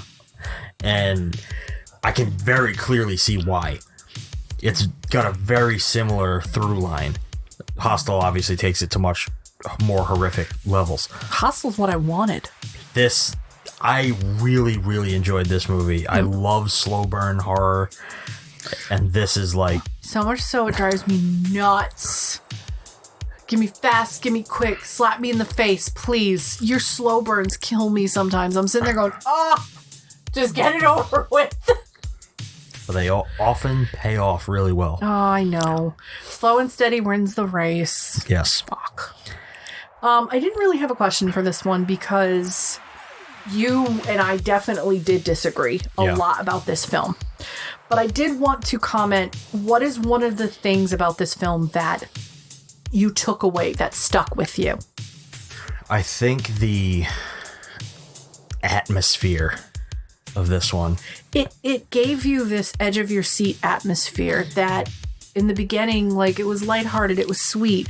That I will say, it was very edge of your seat. Not uncomfortable, just a slight like, oh, what's going on? What is this? Everything felt like once they get into like the town and things start to like feel like they're maybe being followed, like that.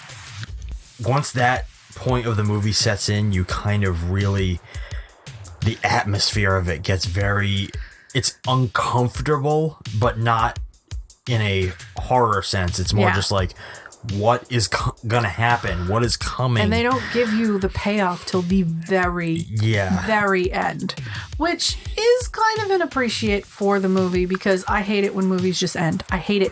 Fucking hate it. It is my pet peeve about films, and you cannot change. If you just end a film without giving me just a little bit more information, ask Shawn. I will freak out. I've started to freak out at the end of movies, like, why? Just give me more. But apparently, y'all creative types like that type of shit.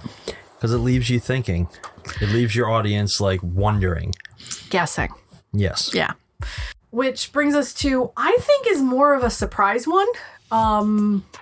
Is episode 18. She saw all life through the camera's eye, then she suddenly saw death. The Eyes of Laura Mars, 1978. Which, we saw this one, and you have a DVD. And then we walk into our antique place a couple months ago, And they had the fucking VHS. The original VHS. And your eyes bugged out of your head. You're like, what? Like, it was shocking to see this one. This was one I bought. All right, so I bought the Blu-ray for this because I found out that it's written by John Carpenter. Yes. And I am on a mission to own all of his stuff. So I was like, all right, I have to get this. I have to watch it. So we watched it for the podcast, and this is one, like, after seeing it, I was like, all right, I never expect to find the tape for this. Like, there's no way I'm going to fucking run into that. Boom. There it was with another 20 tapes that you definitely spent like $100 a day. We're not going to talk about how much I fucking spent on tapes. But this was one that I really did like. This one, it had an outcome that was not really expected.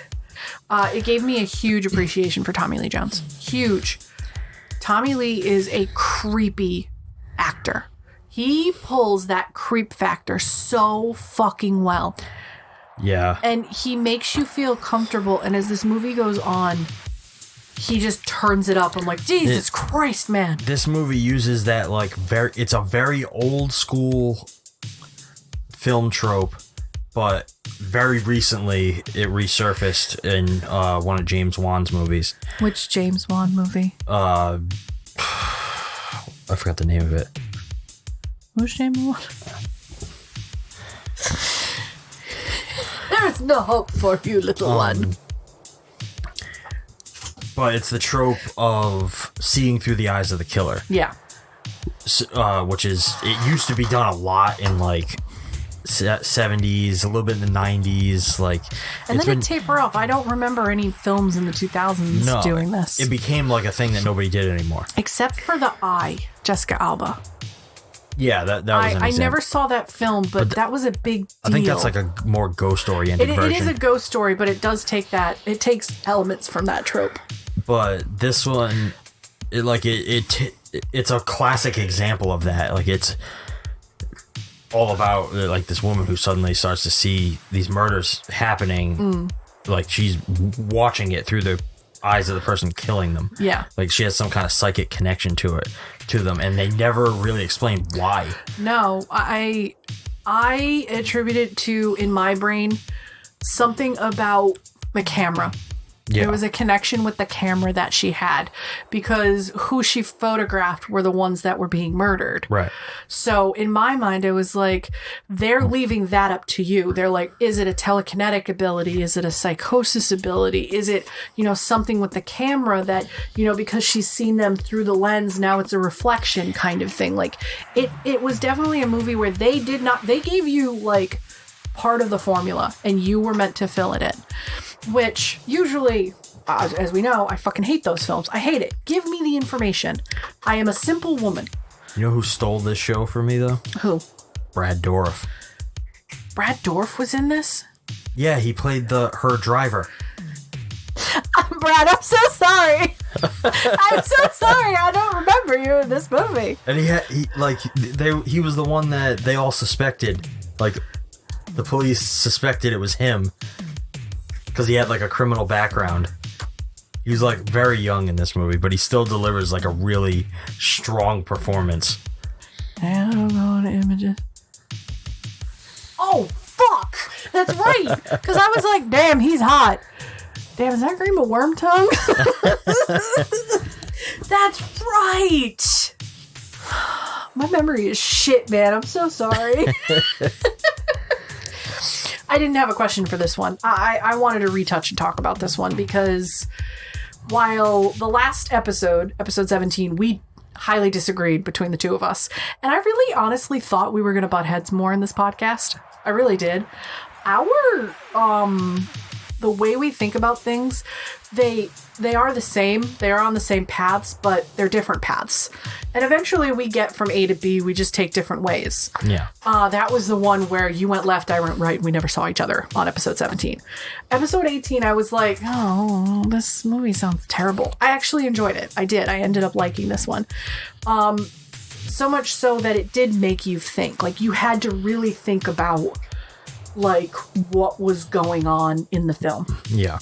But I didn't have any questions on this one. Just, I know you enjoyed this one. I know this was one where just finding that VHS tape, your eyes just went, are you fucking kidding me? And I was like, oh my God, best day ever. We found, and we've been finding our podcast VHSs. We have found a lot. Like, obviously the ones that we've picked up, like As Soon as the Darkness, we're not going to find that one. That's an Italian. You never know. You never know. Maybe if we go to Europe someday and we wander in an antique store, we'll find all of them sitting there. You know, maybe if I go to Japan someday, I will find, you know, Sex and Fury on VHS. I highly doubt it. I'd probably find it on a reel more than I would on a VHS at that point, which if I find movies on reels, I'm purchasing them. Oh, yeah, for sure. So we're going to go to episode 19. Is it real or is it a dream? Baba Yaga. 1973. This one was interesting. Yeah, this one was very interesting. Like, not as a, like, oh, that's really, like, I'm inquisitive. This was like, huh, this is interesting. Like, I couldn't put this one together really well. This one was, I hesitate to say, like, a very psychedelic, supernatural horror mystery. Yeah. Like, it's very odd. But I remember we noticed very quickly that it had very similar themes to Eyes of Laura Mars. Yes. The main character is a photographer, and like, it was weird because you didn't pick it with that. I picked it solely on the name Baba Yaga, and it was on the Grindhouse archive that we have. Yeah. That was the only this, and As Soon as the Darkness, I picked. I was like, oh, these look cool. The covers look amazing. That was the other thing that pissed me off about the cover of As Soon as the Darkness. Like, that cover was misleading. Sick. Very misleading. That's why I picked it. This one didn't disappoint, but it was very interesting that back to back we picked photography movies with the same plot, very different ways to go around it. Yeah. My question to you on this was a blind pick for me. I picked this based on the name. Do you think we should do that more often? Go to the Grindhouse, write down 10 or 12, put them in a hat, and just pick them. I would honestly love it if it was possible, which it's ultimately at this point not. I would love it if we were to just pick movies the way you used to in a video store, by the fucking cover. That's what I did with these. These were my experiment to do the movie, the blockbuster route. That would be fun, because we would have no idea what we were getting into unless we'd seen it before. But honestly, I'm not saying this for the Grindhouse podcast. I'm saying in real life, we decide, we're gonna go to the store and we're gonna like put it in a hat and pick out a bunch of movies. Like, I would love that. Whenever we go tape hunting, I often do that. Like, I won't really read the backs of the box, but if I see one, it's like, oh, this looks interesting. I get it. Yeah, especially the dude that would always have the horror movie sitting there. Yeah. I'd look at the box and be like, this looks sick. If it's horror, I buy it. Yeah. Because horror movies on VHS are fucking hard to come by. Even if they're horrible. Yes. All right. Brings us to episode 20. Don't hunt what you can't kill. Hard Target, 1993. This was my pick. Of course, this I chose because we don't want to only do horror films on the podcast. We want to diversify as much as possible. Yes. And we hadn't really done any action up to this point. And he had to pick Van Damme. I picked this one because it's a John Woo film, and it's one that I always loved growing up. Like, it's fast paced. It's a little bit, it's like over the top. It's fucking crazy. I don't love Van Damme, but this is actually the only Van Damme movie I like that I really like. Yeah. And I thought it'd be fun to cover on this. I know you didn't ultimately enjoy it. I did not like this movie. I don't love action movies. I think they're silly. But do you still love the villains? Yeah, the villains I like. I hate the heroes and the heroines in action movies. I think they're pompous. I think they're stuck up. The only action movie I will give you where I enjoy both the villain and the hero is The Predator. Okay. That is the only action movie I will give you. Other action movies, cannot stand them. Would this be a bottom for you then? No, this is not one of the bottom ones. This is not one of my favorites. We watched it. It was like, okay, we watched it. I was glad I watched it because Hard Target definitely is a name that floated around back in the 90s and the 2000s, you know. Not a bottom one. No. Okay. There's definitely worse. My question for you is, what is your favorite action series? And I'm not talking popular or non-popular. What is an action series that you've seen, movies, YouTube channels, such as Red Letter Media, any of them? What would be your favorite to sit down and watch, no matter how crazy it would be? I don't think I can answer that. No? I don't know, because there's a lot that I still haven't seen. So it's like that would be really tough for me to try and pick one. So that just tells me we need to watch more action films. I think we will. Like, I've definitely incorporated some into next year. Yeah, we've both definitely tried to incorporate a little more of what we're not used to. Yeah. We branched. So that takes us to episode 21. Get with the cats who know where it's at. I want to apologize for this episode. The Aristocats, 1970. I do not know why I picked this film. I would assume because you grew up with it. My sister loved this film growing up. And I do remember like, oh, it's more of a dated film. It's not a very popular Disney movie. This is a very racist, a very rough movie to watch. In 2022? In 2022. I hated sitting there watching this. And I'm very glad that we had the bottom of the bottom. This is the worst movie for both of us. Yeah, this one kind of sucked. This one sucked. The episode sucked. It's our shortest episode, I believe. I believe you're right, yeah. I'm apologizing for this one. This episode, after listening to it, after sitting there and understanding, like, I need to understand what the podcast is about more. Because I was like, oh, let's throw a Disney movie in there. It would have made more sense to throw a Disney movie that I enjoyed in there more than this. I could have thrown The Little Mermaid in there. And we could have talked about why that movie was one of the greatest movies during the Disney Renaissance. Not pick the shitty 70s movie that nobody really knows. No, like, I knew this one growing up because my sister really liked it. What is it with younger sisters being obsessed with this film?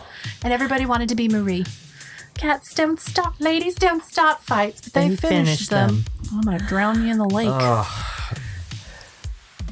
We both hated it. Moving on. Yeah, there's no questions. Episode 22.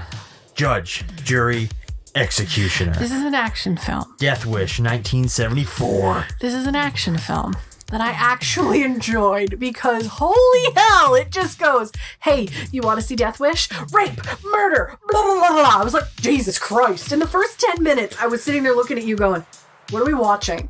You're like, welcome to Death Wish. I'm like, I wish I had one. Rape, murder, Goldblum.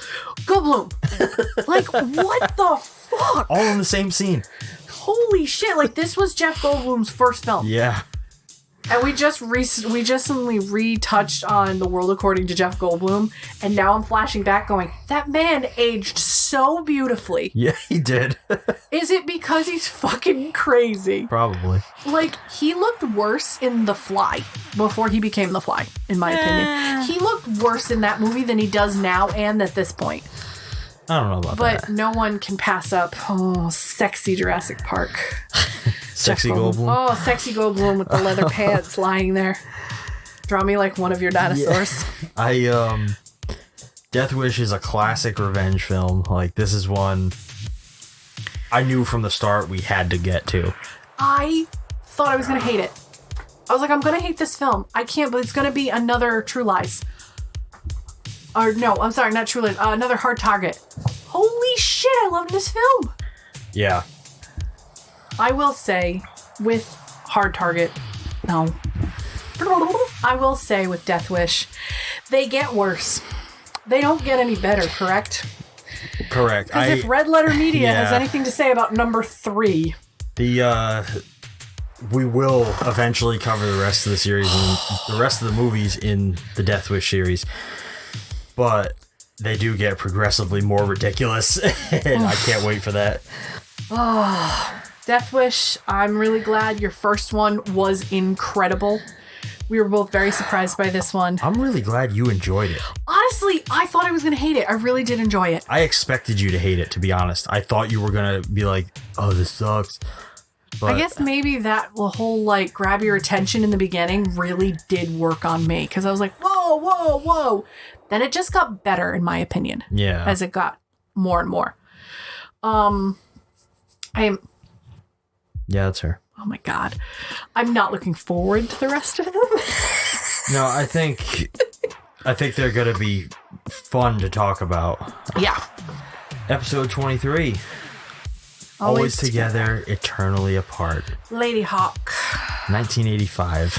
I fell apart during this episode, and I did kind of feel bad. Why?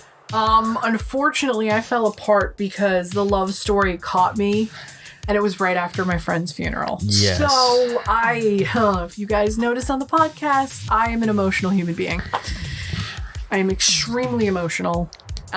Doesn't matter if, it's one of those times where, girls get emotional. No, I am a blubbering ball of just emotions, and it's how I've always been. This one really got me because we were like, we really need to record podcasts. We were running out, and, this was like June. We were literally running low. We had to watch a bunch because I was going out on medical, and I couldn't really do a lot for a little bit. So, I didn't appreciate this movie as much as I should have in the moment. I have to apologize to you. Not like, oh my God, I'm so sorry, but more of my heart wasn't in this one. And that I understand. I just hope that you enjoyed it for what it was to some degree. Because this is something that's in your personal taste. I love fantasies. Deep fantasy, like these whimsical kind of stories. And it's one of the reasons why we're not watching the Willow series on Disney Plus, because I've never seen Willow. I want to wait for Willow for the podcast, which means, spoiler alert, we're waiting a while. We didn't pick it for next year. Yeah. We could change it. I was thinking about it, but it's one of those, I love these type of movies, and I really do need to give Lady Hawk another shot because I was not in a good mental place when I watched it. So this, for me, when we watched it, this was honestly one of the best fantasies I've ever seen. It was an incredible fantasy. Like, the premise of this story, the cast, just the cast, Matthew Broderick, Rutger Hauer, Michelle Pfeiffer, those were huge fucking names. Like, now, those names are huge. Yeah. Like, I want to pop this one in one day just with me and watch this. Unfortunately for me, forever, it's always going to have this weird taste in my mouth because I watched it right after, my friend passed away. And the love story is so beautiful, and it got me. It was like that tagline, always together, eternally apart, really got me, because when you have someone that you're watching who loses their world, they lose their love, like that tagline, I'm better now. I've kind of come to terms with everything. But just hearing the way she speaks about him now and talks about, I've only seen her once since. It really does resonate. Like it was a tough one to watch, but the cast is amazing. The story is beautiful. Like, the acting, a little kind of shaky at parts. They were all very young. Yeah. I mean, Rutger Hauer, in my opinion, was the only one who was like solid. Matthew was a little shaky. Michelle, she was young. All right. She wasn't Catwoman just yet, But my question to you is, you've never been a huge fantasy person, correct? Correct. Did this film on first viewing change your mind a little bit about what fantasy could bring to the table? So, yes, but I wouldn't say it so much changed my mind as in it reminded me. Okay. Because growing up, I used to watch a lot of fantasy. I watched the original Hobbit cartoon and I grew up watching Conan the Barbarian. I've never seen Oh my God. I've never seen half of these fantasy films and I love them. I grew up watching that stuff a lot. And First time I saw Legend, I was 27. Jesus Christ. Right? And I think this one kind of, because like fantasy to me in the years since watching those, like had become, it's like Lord of the Rings and like all the big things you think of. Lord of the Rings, definitely, and I will say is a huge Lord of the Rings, Peter Jackson. Yeah. Like I watch those every year. All of them. Lord of the Rings should not be the standard that you hold fantasy to. No, I agree with that. The standard I hold my fantasy stories to is Neverending Story. And the reason why I think Neverending Story is the epitome is it is literally Bastian sitting there with a book, using his imagination, showing children that open this book and live this dream yourself. It isn't like I read Lord of the Rings after I saw the movies. You know, a lot of my fantasy stories that I really love were after the films. The Labyrinth. That was one of my first introductions, but I don't truly think that should be the epitome. Yeah. The Neverending Story had every emotion that you should show a child on how to display. What's the most heartbreaking scene you've ever seen? Hortax and Atreyu in the Swamp of Sorrow, and Hortax is just sinking because the sadness has overtaken him. As a child, that was terrifying. The fact that the world is being destroyed by nothing. That could symbolize anything in the world. I don't want to get too deep in it because Neverending Story definitely is a story we can get into. Yeah. Problem is I could talk about Neverending Story for days. Maybe we'll have to cover it at some point. Oh yeah, sometime like along lines. But that's where my level of fantasy is. So when you take this beautiful story that Lady Hawk was, or is, like that was higher than Labyrinth to me, but I just didn't appreciate it in the moment. Yeah. So now I'm going to go back and watch it. I might cave and watch Willow because I'm hearing a lot of great things about the series, and it's not even out yet. Well, you got to watch the movie first. Yes, we're going to watch the movie first. Might have to cave and watch it prior to the to the thing. But let's jump from fantasy to fucking ridiculousness. Episode 24, Not All Evil is on Elm Street. Blood Rage, 1987. Not the film I was expecting. The one we should have saved for Thanksgiving. Oh my God. After we watched this, you did say that. We just, Thanksgiving is like literally on Thursday. Like it's Tuesday for us. We really should have saved it for this week. We should have. But the fucking twists and turns in that movie, man. What the fuck? That one, I think we had a ton of fun with. That rejuvenated me. Because we watched Lady Hawk, then this, and I was like, I'm back in, I'm game, I'm alright, reset. I was so happy with this. My question to you is, do you wish that horror movies were this fucking campy and ridiculous still to this day? Fuck yes, I do. This is nothing like anything else maybe a couple of things. This is the type of shit that I want to show you. These crazy ass, ridiculous fucking horror films that have come out. Do you know what just clicked in my brain? What this reminds me of? Don't Panic. Yes. That ridiculousness. It's very similar. Very similar. Hack-a-lantern. Very similar. Oh my God. Honestly, if you're just tuning in, what the fuck is wrong with you? Number 2, best episode we ever did was Hack-a-Lantern. Best one. I think I peed my pants laughing at one point. It was that good. But these are the type of films, these stupid horror cliche. Let's use every trope in the book. And then at the end, fucking blew my mind. Yeah. This one definitely brings like something you're not going to expect. No. And it literally pulls no punches in its ridiculousness. It's fucking insane. I love it. I would watch this every year, honestly. This is one I would. Oh, this is gonna be a Thanksgiving movie. Yes. Yes.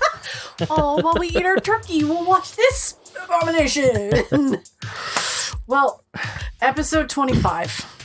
Drink from me and live forever. Interview with the vampire. I stand by what I said in this episode. I love this movie. I know that the series is now out. I've not read any. Yeah, the series is out and almost over. Oh, wow. It actually, I think it came out in September, so it's been a while. It's November now. I not like, I love Anne Rice, but I enjoy Anne Rice. I started with The Taming of Sleeping Beauty. It was under a pseudonym that she released years and years ago. It is a erotic tale of Sleeping Beauty. Don't laugh at me. Don't laugh at me. Let me tell you, reading those books, I don't have them in the house because if I read them, you will be in trouble. Oh boy. Oh boy. But I do enjoy them. Those books really got me into Anne Rice, and then I read Interview with the Vampire, which is a different beast from an erotic novel. Like, you go from these highly pornographic fucking novels to this, to where there's just more substance and more, like, there's just something else there. I appreciate Anne Rice as a writer. I didn't always agree with her religious views. When she stepped away and became very religious, I was like, what are you doing? Like, you built a career out of this and you're just walking away.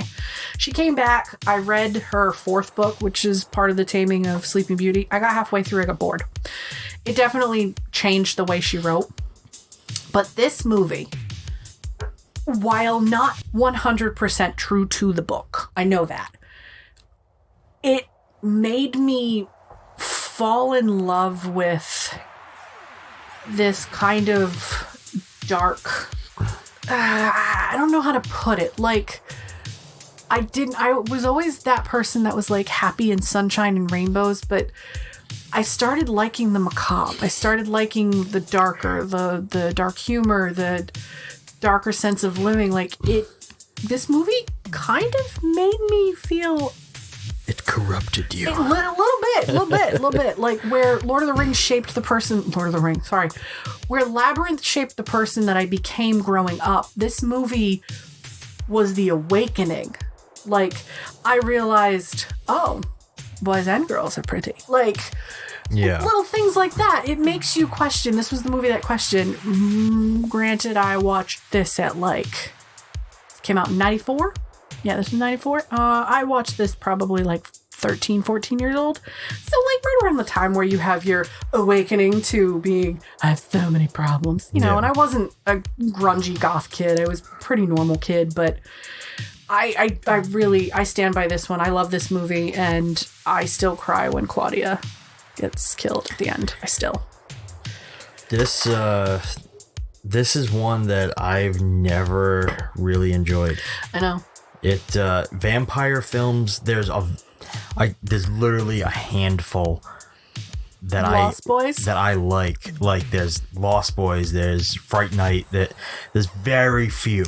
I was shocked that I got so into Fright Night on Halloween. Just no sound, seeing it across, like, from a fire. Our neighbors were having a fire, and I was watching it like, what happens there? What happened? You're like, don't worry about it. What happens there? Don't worry about it. I want to know. I need to watch this. Can we watch this? And I would not leave you alone about this movie the rest of the night. But like, I like vampires. I like that mysteriousness. I've never enjoyed them all that much. There's, like I said, there's very few that I do really like. This one isn't one of them. We watched it. I don't know. I appreciate it for what it is. You tried. I will give you credit. You definitely tried. 100% tried. But there were moments I turned to you and I was like, he fucking hates this. So my question to you is, do you believe that these mainstream movies, this is a mainstream movie. This made a lot of money. This was huge.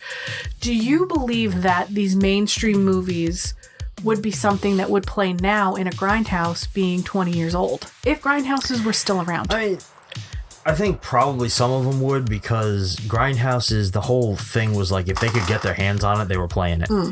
Like, that's just the whole mentality they had. So this is like a Sunday afternoon TNT special movie. Like, they run this on Sci-Fi Channel like at 2 PM before you're watching a football game. Like, it's not that popular anymore. No. So, like, yeah, they probably would. But back then, they wouldn't get this stuff because only the big theaters would get this stuff. Yeah. So, I don't know. Maybe. I will say I still hate Tom Cruise more than ever. Yeah, I know. That man is the bane of my existence. Fortunately, we can't avoid all of his stuff. I can. Not watching Mission Impossible. Not watching Maverick. You're on your own, baby. We're not watching Maverick. It's out of our wheelhouse.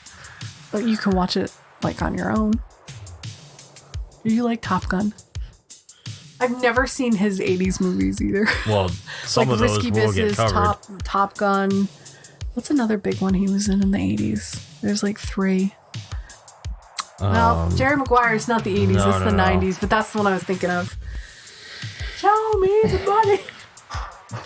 I don't know, I'm just Mission Impossible. I like Mission Impossible, I will say. Those movies are good. Mission Impossible was an amazing they're movie. Basically heist films. That's all they are, is heist film. And we've covered how much we like heist films. So, well, I think, my dear, we should take a little break. We'll come back and finish the rest of our list. Mm-hmm. But in the meantime, stay tuned for a word from our sponsors. Let's all go to the lobby. Let's all go to the lobby. Let's all go to the lobby to get ourselves a treat. Delicious things to eat. The popcorn can't be beat. The sparkling drinks are just dandy. The chocolate bars and the candy. So let's all go to the lobby to get ourselves a treat. Let's all go to the lobby to get ourselves a treat.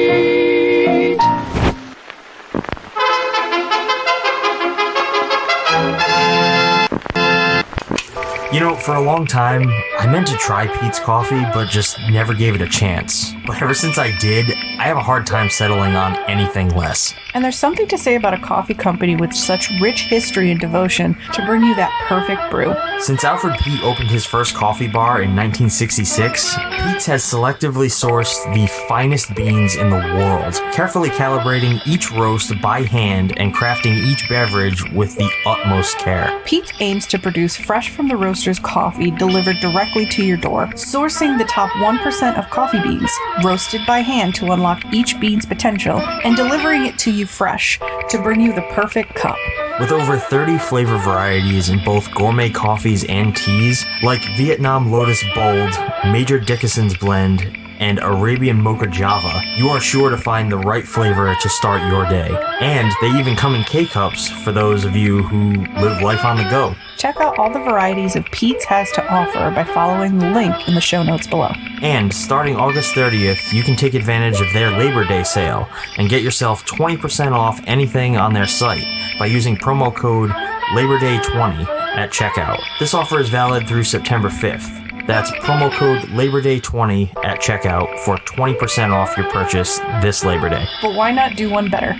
Use promo code NEWSUB30 at checkout and you get yourself 30% off of a new subscription to Pete's Coffee. That's right. All the delicious coffee you could want, delivered right to your door each and every month without you ever having to worry about running low. What more could you ever need? That's promo code NEWSUB30 for 30% off your subscription. And we're back. We are. Now, where were we?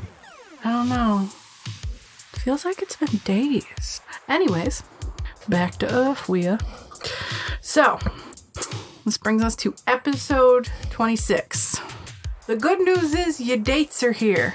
The bad news is they're dead. And the name of this movie is Night of the Creeps from 1986. Or Night of the Creeps, as we say. Night of the Creeps. Night of the Creeps. I had seen this one with you very early on in our relationship, if I remember. Like within the first year or so. Maybe 2. I don't remember. Yes, I showed this to you a long time ago because this is one of my favorite movies ever. I might have lied about our top actor. You think? I think because Mr. Tom Atkins, I believe, is in 3 films as well. He's Night of the Creeps, The Fog, and Halloween 3. So Arnie and Tom that's are neck true. and neck. Yes. Ooh, I'd rather have Tom Atkins on the top. Thank you very much. Giggity? I'm very proud of you.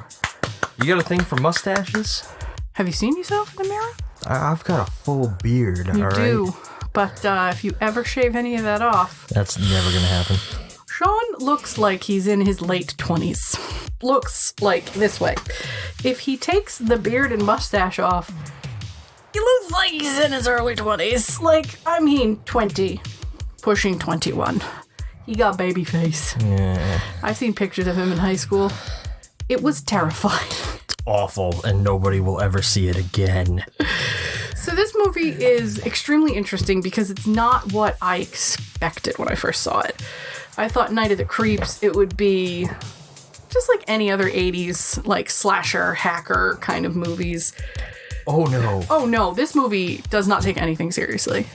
No, this movie is incredible. Like most of the movies directed by Fred Decker, it's absolutely off the wall. Now, what are the other movies that Fred Decker directed? So his most popular ones would be Night of the Creeps, Monster Squad. He did RoboCop 3, I believe. I think it was 3. Might have been 4, but I think it was 3. I like Fred Decker's style of directing, and we will actually get into Monster Squad later. But I love the fact that movie did not take itself seriously. There were jokes all over the place, and it was just these creepy crawly slugs. It's like it was disgusting. There were some scenes that were just fucking awesome. I remember there was the scene where they had like the skeleton in the alley, like Dead End Alley, or like the ghoul in the Dead End Alley. Yeah, the reanimated corpse of the axe murderer. Yes. The fact that he claws his way through the sorority mom's cabin and kills her and the cat. Oh my god, it's so fucking funny. This is one of those movies, like one of the few... I can't really say few. That would be a lie. It's one of those movies where you essentially... They threw everything, like including the kitchen sink, into this script because I believe in an interview Fred Decker even said like he did everything in this movie because this was his first movie. Mm-hmm. He didn't know if he'd ever get a chance to direct again, so he just did everything that he ever wanted to do. Went all out. And I think it paid off. And I do have to say, we said this in the actual episode. This movie is underrated and people need to get into this movie. This movie is awesome. I mean, this movie has a huge fan base, like most of his. But it's a very, like a cult following kind of thing. Yeah, it's a cult following that developed long after the movie came out. And I wish it had been bigger during its initial release. I wish this and Monster Squad could have been bigger because Fred Decker is an amazing director and I hate the way he stepped out of just doing it. Yeah, I mean, he's still been directing and writing and stuff throughout the years, but he basically stuck to like small things or like television things where like his name wouldn't be important because he thought nobody cared. And you know what pisses me off? It is sort of like what happens to people now. Like, don't make unnecessary comments on the internet. Don't bully people. Like, don't do that. This director literally bullied himself. He was bullied into thinking he was never going to be good enough, and he just will never be good enough. Yeah. And it just upset me because we'll get more into Monster Squad later, but I really did love this movie. And I remember seeing it the first time being like, I don't know if I'm going to like this. Tom Atkins fucking steals the goddamn show. I don't remember the bitch or the dude. I remember him. And the one line that after we watched this, for like a year, you kept saying, and I'm like, I'm going to strangle you. Thrill me. Oh my God. He tried to answer the phone like that. Side note, I don't call Shawn. because I'd probably answer the phone. Yeah, because because you would answer the phone like that. Nobody calls me. No. But that's why I don't do it very much. But I think if anybody did actually call me, I think I'm going to dare you, friends and family only, not professional stuff. For the next year, if somebody, friends or family, calls you, you have to answer with "Thrill me." Oh, that would be pretty awesome. Oh my God, I'm going to do it. And then I'm going to text your mom and dad and be like, I need you to call Shawn right now, like 3 times in a row. I need to see if he does this. So, my question for you on episode 26.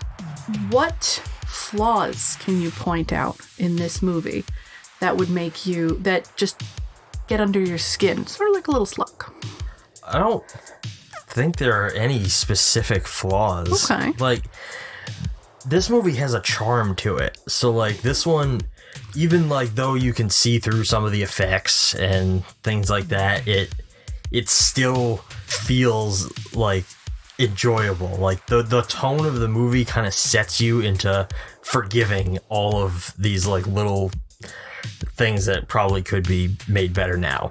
Like, for the best example I can think of is, like, there's the scene where Cynthia is sitting on the porch with Brad, who's already been taken over by a slug, and it literally does this shot where it's like she's in focus and he's slightly out of focus behind her, and it's very clear that he's just a dummy with his mouth open. He's like not a real person. Like, but and that could have been made better now. But I think that's adds to that moment a little bit, because it's like cheesy, and this movie, for fuck's sake, it opens in black and white in the 50s and then transitions to color in the 80s. Yeah.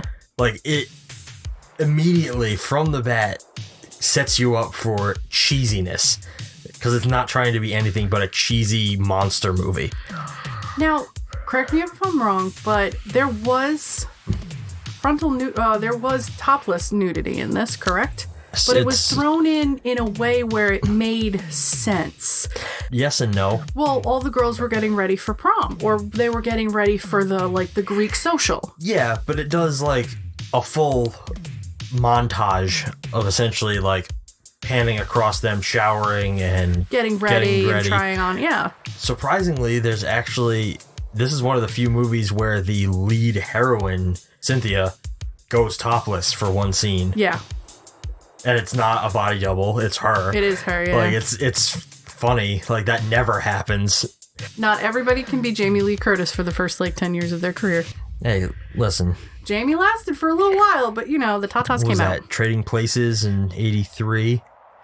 Oh, okay, yeah. So she lasted, 5 years. She lasted 5 years. Was it 83? I have to look into it. You have the internet. I do, but I'm not wasting time with that. So, moving on to the next one. Episode 27. Not all secrets stay buried. And this is... The fuck was the name of this movie? This is your choice. Oh, I know what you did last summer. 1997. So the reason why I picked this movie, and I think I said it in the actual thing, I don't remember my exact words, were I loved Buffy. And Jennifer Love Hewitt, and Freddie Prinze Jr., and Ryan Phillippe. Sarah Michelle Gellar, they were the top billed actors and actresses back then.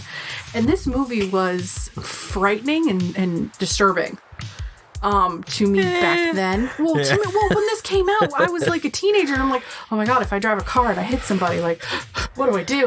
It gets under your skin when you're a teenager. Obviously, you get killed a year later by a Hookman. Mr. Hookman, if you're out there, I am available at any time. Thank you very much. But I really like the deaths in this movie. I think they were very well done. And I think, was this before or after Urban Legend?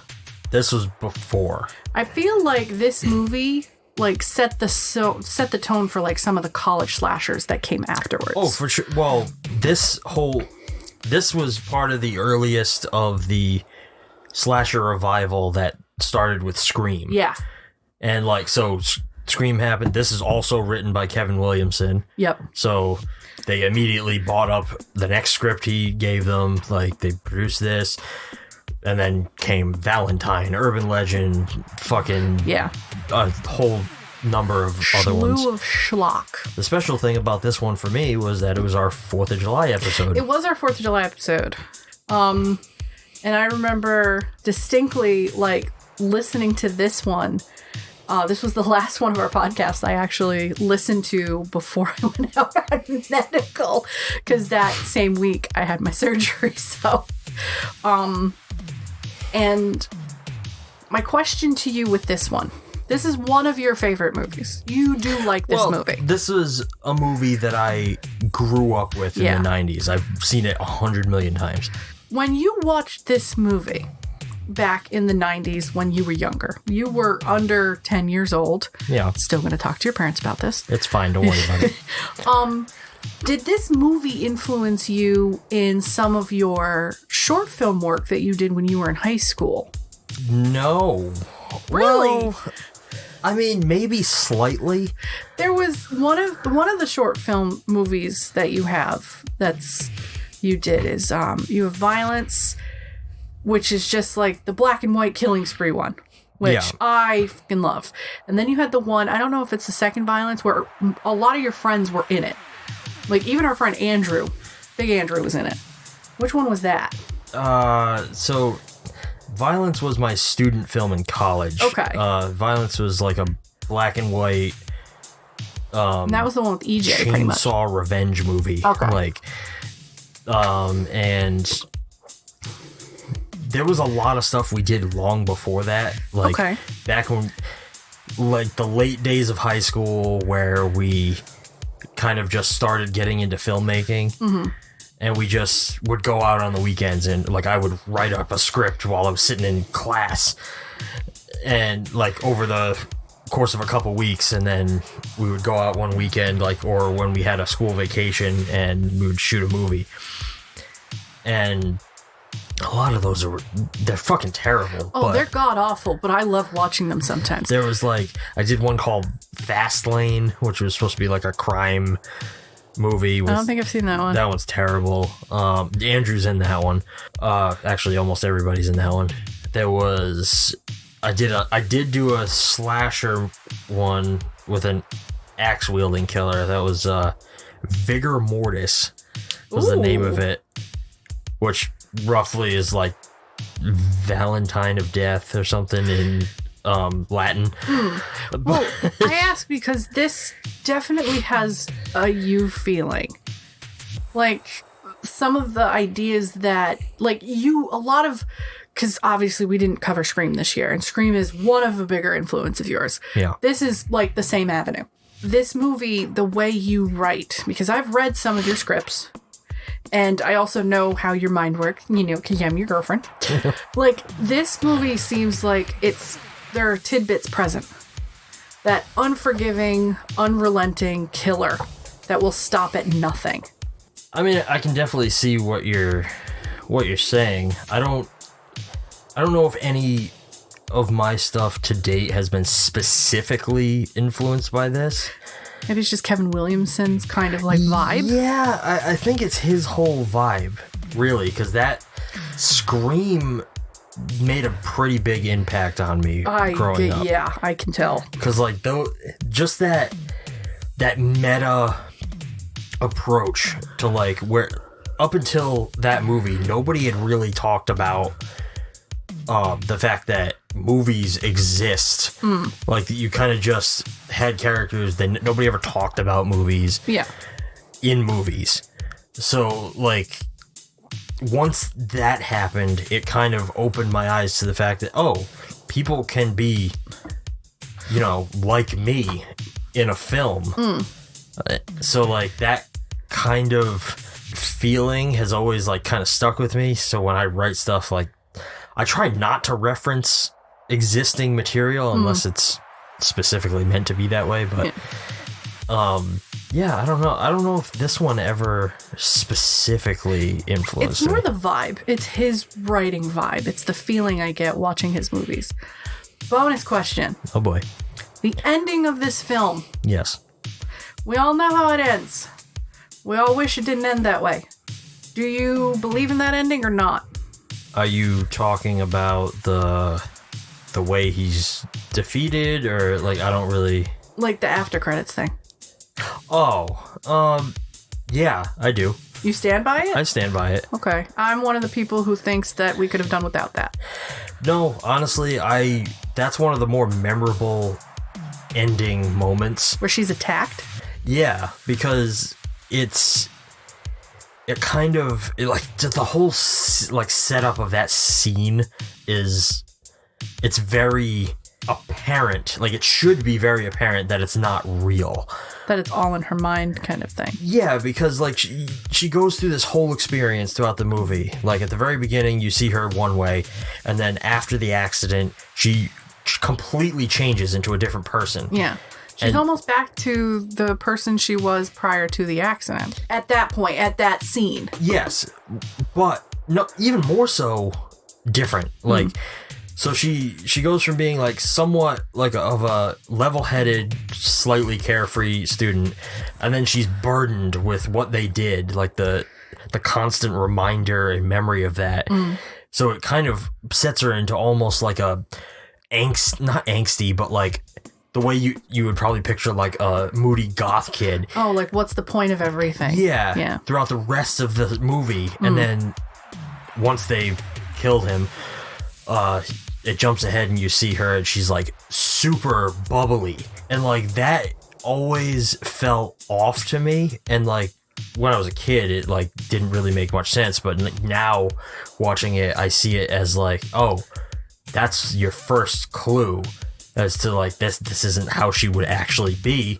Okay. Because even like after all that experience, you would still be fucking emotionally damaged.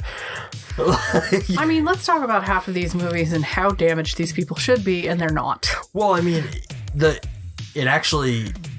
kind of continue that exact sentiment in the second movie. Because she is still the way she is in the major portion of the first one. Is the second movie in her wheelhouse? No, right? Yes. It is? Okay, so we won't touch upon that. No, we won't go too crazy. We could go into the future, but I Know What You Did Last Summer is great. I Still Know What You Did Last Summer should have stayed buried. It has its moments, but it's not... moments. Like, keyword. Small moments. Yeah. So we're going to go right into episode 28. How will you know if someone stole your mind? Total Recall 1990. I was... This was our second Arnie movie for the year, This is our right? second Arnie movie of the year. I was very apprehensive to do this movie. Very apprehensive. I am not a huge action fan. And Total Recall, I thought, was going to be like a Terminator RoboCop kind of thing. This movie's a ride. And it's a riot. Especially how this director and, whatever, everybody on the cast thought suffocating in space looked like. Like, what the hell? To be fair, this one's based off a novel by Philip K. Dick. Yes. And it was written during a time when we had no fucking idea about space. Like, we didn't know for sure what would happen to you. Yeah. So, like, it's all made up. Like, he just made up, this is what might happen to you in the vacuum of Mars. And then you tack on a director like fucking Paul Verhoeven, and it gets taken to the most extreme levels of ridiculous. Like, the CGI and the practical work in this is incredible. Not CGI, practical work. Yes. The practical work is incredible, especially when they're transitioning him from the woman going through the security checkpoint to Arnold himself. Incredible. That was great. There's a scene where they turn the fans off to the whole sector, and I laugh a little because I'm like, why didn't you guys just go through the vents? Weren't the fans like open and they just could walk through at that point? There was something that we kept saying, like, why didn't you do this? Like, what are you doing? What is wrong with you? Yeah, I don't remember the exact conversation we had. But there was something that the two of us were like, if you do this, you would have been fine. But that's neither here nor there. This movie was a ride. I don't have a specific question about this movie, but I do want to state that as much as I hate Arnold Schwarzenegger, his movies in the 90s, I believe, were key to keep the action movies going. Like, even though this one wasn't as actiony as the Terminator and other stuff. Well, there's a reason that people like him, Stallone, Van Damme were the action heroes. Yep. Because they carried it. They carried the whole genre for so long. Chuck Norris. Jackie Chan. Yep. And I have a question for you on this one. Oh, Christ. So, like, you went into this not thinking you were going to like it at all. Yep. The fact that once you got into it and it ended up being more of a kind of wacky sci-fi action, did that change anything for you? It changed the fact that it didn't feel like it was a waste of time. Like, I was like, oh, okay, I'm glad I've seen this. But I still don't like action movies. It didn't change my mind for that, but it did make me see why Arnold Schwarzenegger was a huge, huge action star. I feel like I'm on a mission to find the one action movie that changes your perspective. I can tell you the one action movie that did change my perspective and that I love. And it does have Arnie in it. It's True Lies. I love True Lies. Okay. Up until, 2 Christmases ago, I had never seen our Christmas movie, Die Hard, all the way through. Finally saw it all the way through, and I was like, oh, okay, I get why everybody loves this movie. Like, that one's a good one. But yeah, True Lies is the one that made me think back in, like, the 90s. I was like, oh, action isn't too bad. You know, I think what might help that is, like, that True Lies is it's a slightly satirical espionage movie as well. Yeah, it makes light of all the bullshit that was happening. It's like kind of a comedy in there. It's got a little bit of humor, but there's still action. Death Wish definitely changed my mind. Death Wish, that one's an interesting one because it's more of it's a revenge. It's like action. Revenge crime. Yeah. Thing. But like it all it's not falls under the umbrella of action. Yeah. So let's move right along to episode 29. Screaming can't save you from his steely blade. And this was Death Carries a Cane, 1973. This one I picked solely off of the front cover. And this was on our Grindhouse website that I was like, ooh, this one looks interesting. And this one I did like. I'm trying to remember the details of this one. I feel like I get this and Crystal Plumage mixed up. So this one essentially was about a guy who was going around, he was killing women with, I think it was like he had a cane that had a blade in it, if I remember right. This is pretty bad that I've got to look this up. It's been a while since we watched this one. 1973. This is one of our Giallo films. Yeah. Katie sees a murder and learns witnesses to the crime have been murdered, including her friend. Oh, and becomes trapped in the greenhouse with a homicidal madman. Yep. Yep, I remember this one. This one, I will say, because it's a Giallo, because it's in that realm, this one was the first Giallo film that wasn't a total disappointment, but I was like, oh, it wasn't what I wanted it to be. And Giallo films aren't necessarily like all like that one director. Giallo films are what they call pretty much Italian films.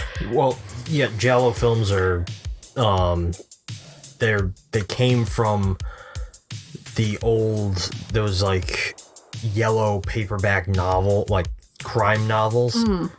That's where they originated. Like it came from that, like emulating those in film. And there's a difference between you say, oh, this is a Giallo film and this is an Argento film. Argento uses a lot of color, a lot of interesting ways to play with the story than a Giallo film does. I don't want to misrepresent. Argento films are Giallo films. Yes, but I feel like Dario Argento films are very different from Giallo, but they still fall under that umbrella. Yeah, he has like his own unique style of Giallo. Yeah, because he's the Beyond, Crystal Plumage. No, Fulci was the Beyond. Fulci was Beyond. I'm sorry, I'm thinking of Suspiria. Yes. Yeah, Suspiria, Crystal Plumage. I really like his films. I really, really do. So much so that I'm wary to go into the new Suspiria movie. Yeah, I still haven't seen it. But I've heard incredible things. People that love the original Suspiria do say that the newer one is more of an updated take, and it lifts more of a horror element, where the original one kind of leaves it where it is. Well, as it should. Like, if you're going to update it, do a remake or a rehash of a movie of any kind, make it new, make it something more. We didn't do Suspiria on the podcast, did we? We have not done Suspiria on the podcast. Not yet. No, not yet. We're definitely going to save our comments, but for me right now, I will say, you want to get into Argento films, start with Suspiria. Oh my god. So, going back to this one, Yep. Did this one live up to what you were hoping for? No, this one didn't. But I think that's because, to me, it was more of a straightforward thriller kind of crime. This didn't have that element of giallo that I was hoping for. There wasn't that much weird in this one. There wasn't that much twist in this one. This was a very straightforward one. Not that I didn't not like it, because I appreciate it for, I love 70s movies. Doesn't matter where they're from. I love that time frame. But this, while Total Recall was a movie that I was like, oh, this is very different than I expected. Cool. This one was like, oh, this is not what I expected. Okay.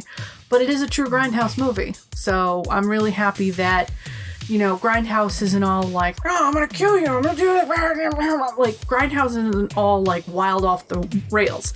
You have movies like this. This is kind of like a movie that would play, because not a lot of people would know this movie, and it's got those key elements that would make it kind of like an exploitation movie of a different kind.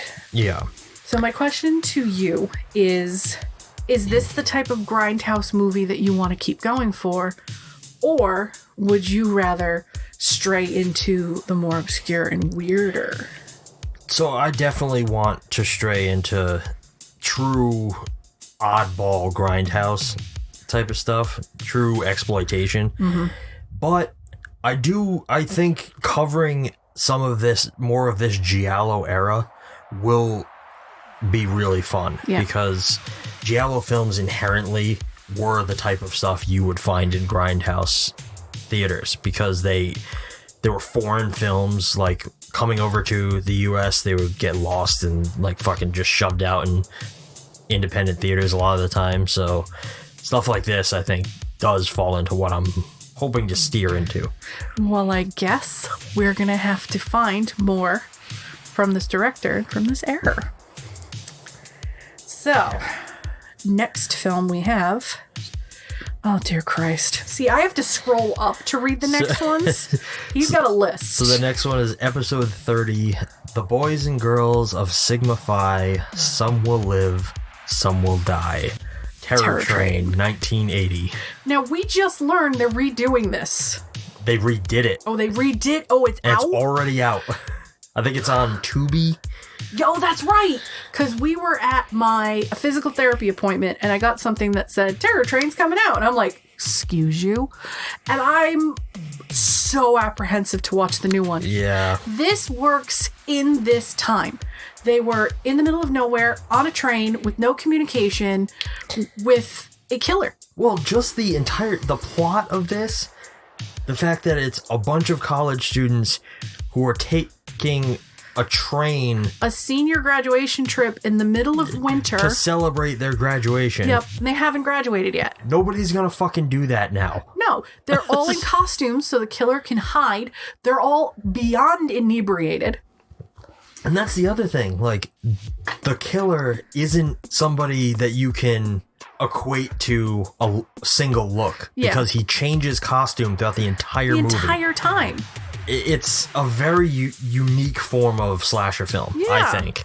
And this also has Miss Jamie Lee Curtis in it. It does. This is her third appearance on the podcast. The Fog.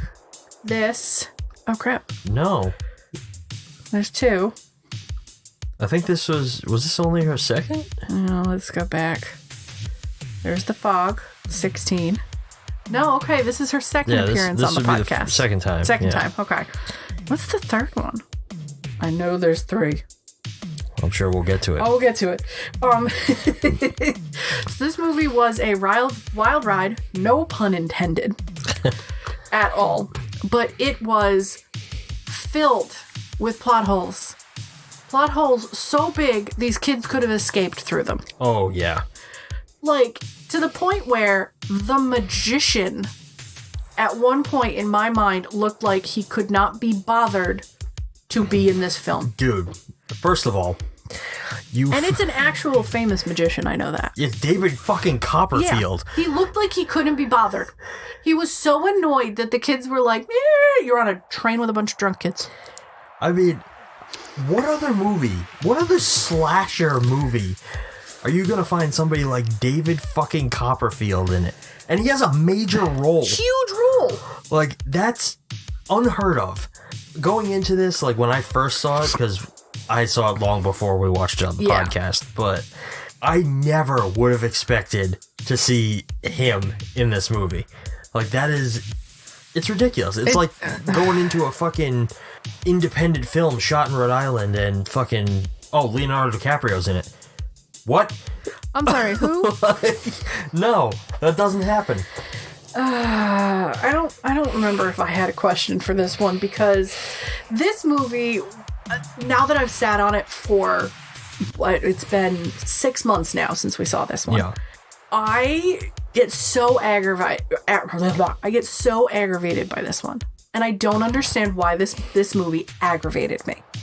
Because it should have been a fun, like, ridiculous, stupid college movie, like Night of the Creeps. That was fun. There were plot holes in that. This one just seemed like no one could be bothered to tie loose ends properly. And honestly, that could be due to a number of reasons. Could it be due to budgetary constraints during production? It could be due to producer or studios getting too involved in the edit. It could have been due to something as simple as that the script wasn't all that good to begin with, and they just kind of shit out a movie really quick, because they did say that this was supposed to be an answer, like, in the wake of Halloween. It was like, let's do Halloween on a train. Like, it's not... There could be a million reasons why this is full of holes. But... So, I just popped up the 2022, and the trailer is kind of in the background. It is a Tubi original. One...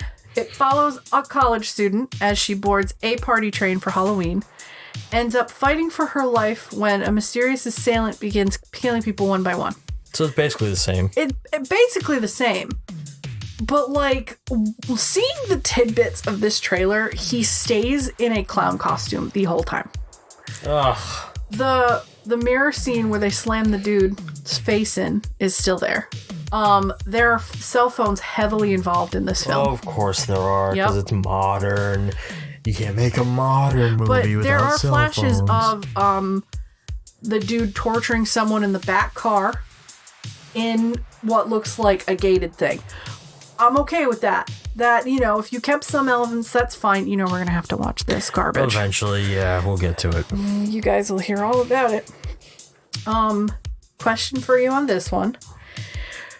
Is now that they've redone it, and now that, we're anticipating watching this, do you think the culture of redoing films should be done away with completely? To some degree, yes. I think at the time that it started, it was like, that seems like it's a good way to make some money off an old property. Yeah. Without having to just come up with a pointless sequel. Like, it's like, all right, we'll do it again, but in a different way. But now it's been done with so many movies and so poorly, because, like, most of the time they do a remake and they don't care about the actual film, so they just shit out a garbage retelling, and it's like more insulting to the original than anything else. So, yeah, I think it needs to stop. Like, I would much rather give the time, the effort, and the money to something that's at least slightly original. Like, I don't care how ridiculous the idea is. I would rather see something new than watch the same fucking thing again and again and again and again and again. Agreed. So, as much as I'm guilty of going out to flocking to the new Halloween and the new Friday the 13th or whatever else. A lot of the newer stuff and a lot of that, a lot of people that were previously involved in those movies are involved now. Yeah. Doesn't mean the cast is, but some of the crew, the creative people. There is no one from the original Terror Train that is involved in the new Terror Train. Of course not. And that's the one thing that aggravates me. I don't even care if it's somebody from the art department. If at least someone from the original film is there, you have a better shot of people possibly liking it because the intellectual mind that was on the original is back. Yeah. In my opinion. If you take an idea and you're like, oh, that didn't make that much money back then, let's try it now. See if we can get money out of it. No, leave it alone. And that's why we asked the question about the end of the podcast, how would you remake this? And I would say, like, maybe 7 out of 10 times we're like, don't. Just don't. Just don't. Because we're two people who, we love movies. You adore movies. I'm pretty fond of movies. And I'm getting really tired of even these new limited series that are coming out. Let's redo this as a Chucky's a big one. See with that. Chucky is a huge one. Why? Why did they do this whole new thing when it was still going on to milk more money out of it? Just because. Lord of the Rings. Lord of the Rings is huge. Okay, they did The Hobbit. I'm gonna be honest, not a really big fan of The Hobbit. I have not touched the Rings of Power because the mixed reviews from fans are, it's beautiful, it's gorgeous, it's fucking schlock. And I'm like, what am I supposed to do? See, but I would also much prefer, like, if we were only getting remakes in the form of limited series, I would much prefer that, because then at least they're expanding on the material, because they would have to make it span several episodes. Of course. Which... giving us more backstory, more... which I like for some stories, but at the same time, it's like, there are so many ideas out there. Yeah. So many new writers, so many new directors out there. And most of their fucking shit ends up in the trash, because... or on somebody's desk, and they rewrite the whole thing, and they lose intellectual property for it. Yeah. Like, you have a few scripts. You're not letting anybody touch those. I've read one. I love your story. I think it's great. If you ever do it, I think it'll be wonderful. Will everybody in the world agree with me? No. 100%, I know. Most people will probably think it's derivative and boring. Which I think they're derivative and boring, but you know. Well, you're biased. Well, a little bit. But I also know you're a very good writer. And your brain works in really weird ways. Like, I do not understand how that little twinkle lights up, the gears go, and I'm like, I need you to stop going a mile a minute. Hey, come back here. Come on. Come back. And you're like, no, I'm gone. Bye. And I'm like, all right, well, I'll see you in a couple days. Gotta go, dog. Gotta go, bye. Did you just throw a dog into the podcast? No. It's as bad as thrill me. So, this brings us to our next movie. Episode 31, The Doors Are Locked at Midnight. House on Haunted Hill, 1959. And we have to preface 1959 because there is House on Haunted Hill. The Haunting of Hill House. The Haunting. The Haunting. The original, The Haunting of Bly Manor. Like, you have a huge amount of them. There is a remake that was released in 1999. Yes. Of the same premise. Updated, obviously. I have never seen it.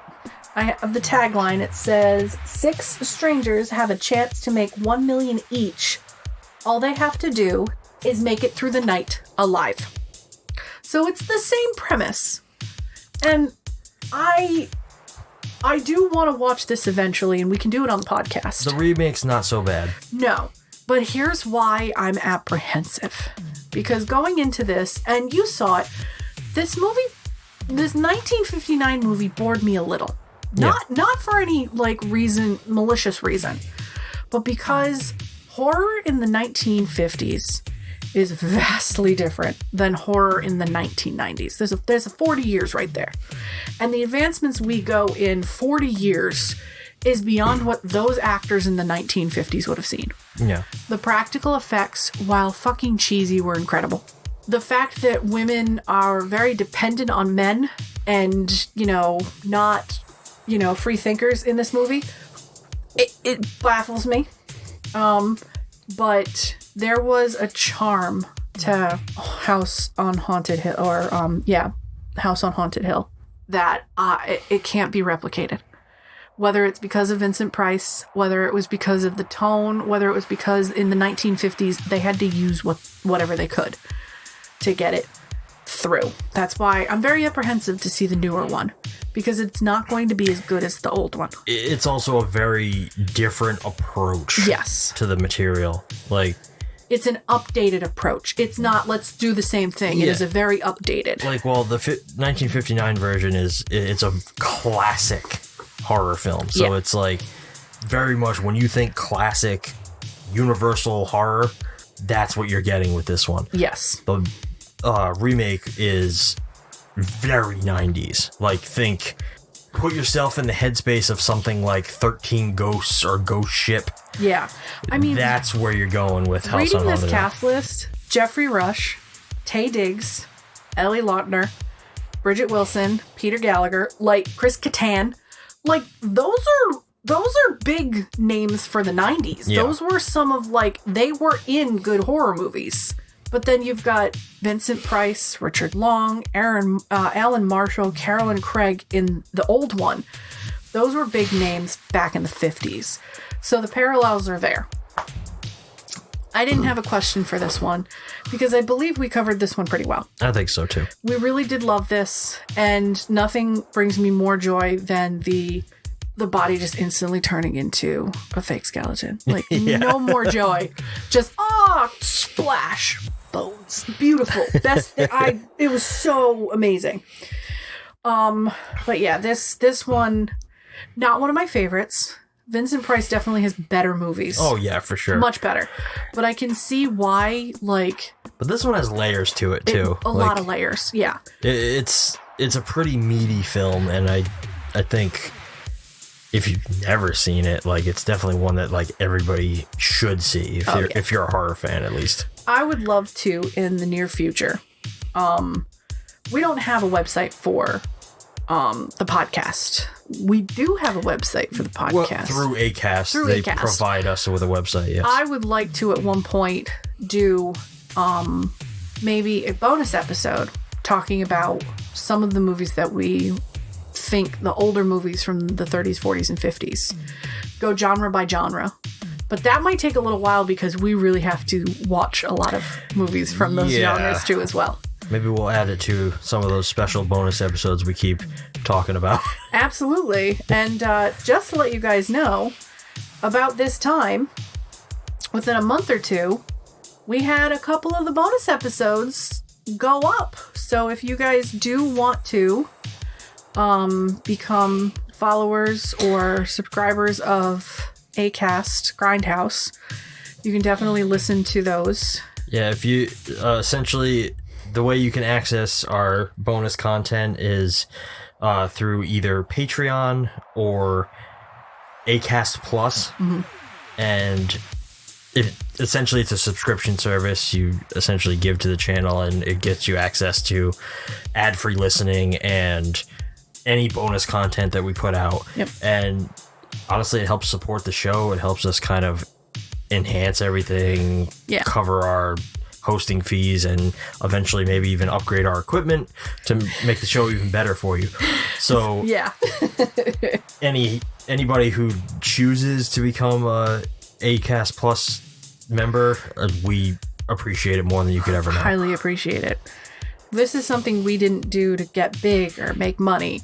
No. This is a hobby, and we really do enjoy it. We were in the car earlier today talking about okay, when do you want to start next year? We were really excited about it. So I'm very gung-ho about getting more bonus content to you guys, more ideas, more and more this year. Like we've said earlier, it's been a rough year. We are expecting next year to be very boring, and we're going to make sure it stays boring. Yeah. I want no excitement, no nothing. Nobody get married. Nobody do anything crazy, please. So next up, we have episode 32. Are you eating it, or is it eating you? The Stuff. 1985. I'm gonna be honest with you. I sat on this one. Oh boy. I did not really like this movie. So this movie is a highly satirical film. Hugely satirical. And it's very much aimed at consumerism and diet culture and all of that shit. It's fucking hilarious in a lot of ways. And as somebody who's been dieting her entire life, I hated this fucking movie. Like, because of the fact that the world is always trying to find that next best thing to like curb your cravings or, you know, be able to be full and da-da-da. This product literally sounded like a great idea to me. I was like, oh, this would be great. And then it literally is an alien that eats you from the inside out and takes over your brain. And I'm just like, what the fuck? Don't lie to us. Stop it. What is wrong with you people? For horror fans that haven't seen the stuff, this is essentially it's remembered most fondly as being a classic melt movie, but it's really not a melt movie. No. It has a couple scenes that I guess you could kind of associate to melt scenes, but they're not really melt scenes. I wouldn't call it melt, more like outward melting, but the thing is melting you from the inside. Yeah, this one I would actually equate it to a mashup between like Invasion. The Thing and Invasion from the Body Snatchers. Yeah, I was gonna say The Thing and Invasion. Yeah, like, and I've seen The Thing. I haven't seen Invasion. That was one of the movies that I've never seen and I need to see is Invasions of the Body Snatchers, Close Encounters of the Third Kind. Well, at least 2 of the versions of it fall into our wheelhouse. So. Yeah, right, huh? I personally did enjoy this one. Like, I thought it was fun. You were so excited by this one. You were. Because it's like cheesy and... It's stupid fun. Yeah, it's stupid fun. It's stupid fun. Schlocky as all hell. Because it's a young kid that realizes, something's wrong. Like, it's a kid. Like, you wouldn't even think, like, an adult or anything, but it's the fact that nobody believes this fucking kid. But that's part of the whole fucking charm of this one and why it plays into the satire so heavily is that it's like your main characters are like a corporate spy, a child, yep, and like just some woman. I forget what the woman did. I don't remember. Maybe she was a journalist or something, but they're like the most unlikely team that you'd ever fucking find. And it was just, and I remember bits and pieces in the movie now. I don't remember the movie completely. I think I watched this one like right after my surgery, if I remember. Yeah. And I was kind of like in and out of it with medication. And I remember watching this being like, I'm gonna need more meds. I don't like this. Like, it really bothered me. But now that I've sat out and thought about it for like, what was this, like 5 months ago? I did not like this film. No. If I liked it back then, I've sat and like, I don't like anything. Like, nope. No. And arachnophobia, like, skeeved me. This just made me feel ill. Like, It hurts my stomach to think, like, I'm very much, like, dealing with, like, how do I put this? So dealing with my chronic illnesses, I have to watch everything that I put in my body. I don't always do it, so don't kill me. But, like, we're reading labels. We're constantly looking at stuff. And the fact that there was no ingredients list or no labels and stuff for this, it actually real world boggled and pissed me off. I'm like, you can't do that. You need to tell us what's in it. Do not get, like, and it's an alien. It's literally a fucking alien that tastes like fucking fluff. Yeah, it's like an that organism. Marshmallow fluff that you get up here. If people aren't from New England, fluff is literally just melted jet puff marshmallows in a container, and you put it on bread with peanut butter, and for some godforsaken reason, the people in this part of the world love it. You eat fluffernutter sandwiches. They're disgusting. I'm probably going to get chastised by everybody I know. I hate fluffernutters. They're not very good. It's the stupidest concept for a fucking sandwich. And that's what people would give their kids going to elementary school. Yeah. You're pumping them full of sugar and then sending them off to class.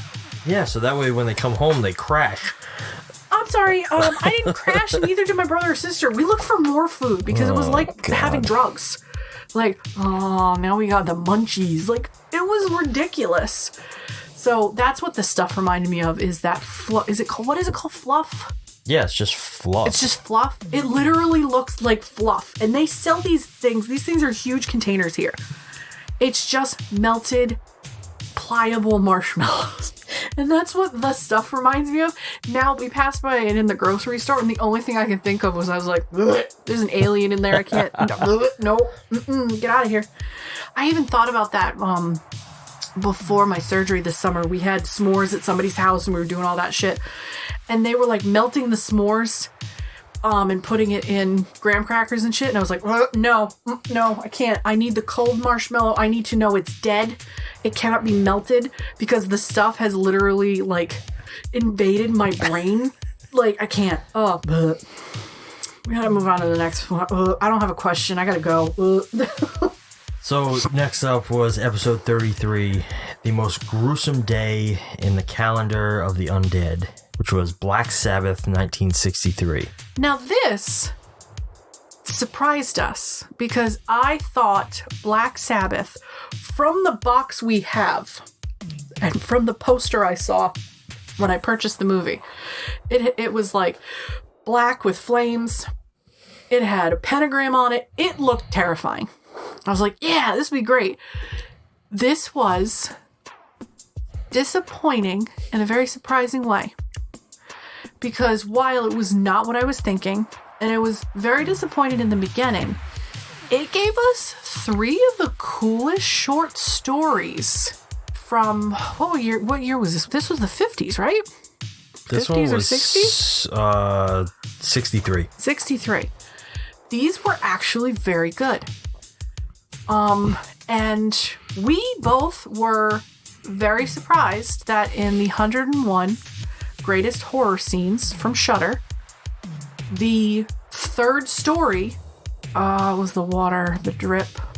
Yeah, it was, I forget what the name of it was, but it was all about this, like, corpse with, like, that this lady steals a ring from, and then like the corpse. The drop of water. A drop of water. It made it onto that list as one of the most terrifying scenes is when the woman dies at the end and you can hear the water and you see the terror in her eye. And I was like, because you had talked about how much you loved that one on the podcast. I really liked that story. I liked the second one, the Wardalac. Yeah, I liked that one a little more because I liked that whole like vampire kind of like weird. Yeah. And that one was good. But I was not shocked to see it on there, but I was like, oh, so Shawn's onto something. Like, of course I trust your opinion about stuff, but you're onto something. Other people felt the same vibes about that story that you did. And I was like, oh my God, we saw that. That's Black Sabbath. I was incredibly excited about that. This was also another Grindhouse pick. I got it solely based off the cover. And I wasn't disappointed, more just, okay, all right, this is good. Now my question to you with this one is, do you wish that directors would do this format more, where they would take shorter stories and make it more cohesive? Like Trick or Treat does it very well. You're talking about anthology films. Yes, like this like do you wish there were more anthology films nowadays like this? To some degree, I guess, but no. Okay. Because the ones we get now are fewer and further between, and usually that they end up being better. Okay. So like right now, I think the most recent anthology stuff that we've gotten is they've just fairly in the past couple of years started making more VHS films. VHS Fear Street. We watched all of Fear Street on Halloween. Fear Street's a different animal though. But it still was a cohesive anthology, but it was still 3 different stories. Not really. That was the same story set in 3 points in time. So it's all one narrative. I don't know. I'd fight you on that. I wouldn't. Because it's the story from 3 different people's perspective. But it's not the same person going, it's 3 different stories, physical stories. Yeah, I don't agree with that Trick or Treat is another one that does it very well. Trick or Treat is definitely an anthology film, but that's like one of the most woven ones I've ever seen. We can't cover Trick or Treat on the podcast, sadly. No. Which is the worst thing that's ever happened to me, because Sam Hain is one of my favorite characters in any Halloween or any horror movie. I have little Sam socks that I have worn all summer. Still, I'm going to wear them on Christmas. I don't care. Or I probably wore them on Christmas. I don't care. I have a Sam in my kitchen that is supposed to hold candy, but he holds fruit. We throw candy in there just so he doesn't murder us in the middle of the night. I'm looking at a purse and a wallet that are both Sam, forward. It was a movie that when you finally showed me, because I was always apprehensive about Trick or Treat, because it's a Universal Studios picture, correct?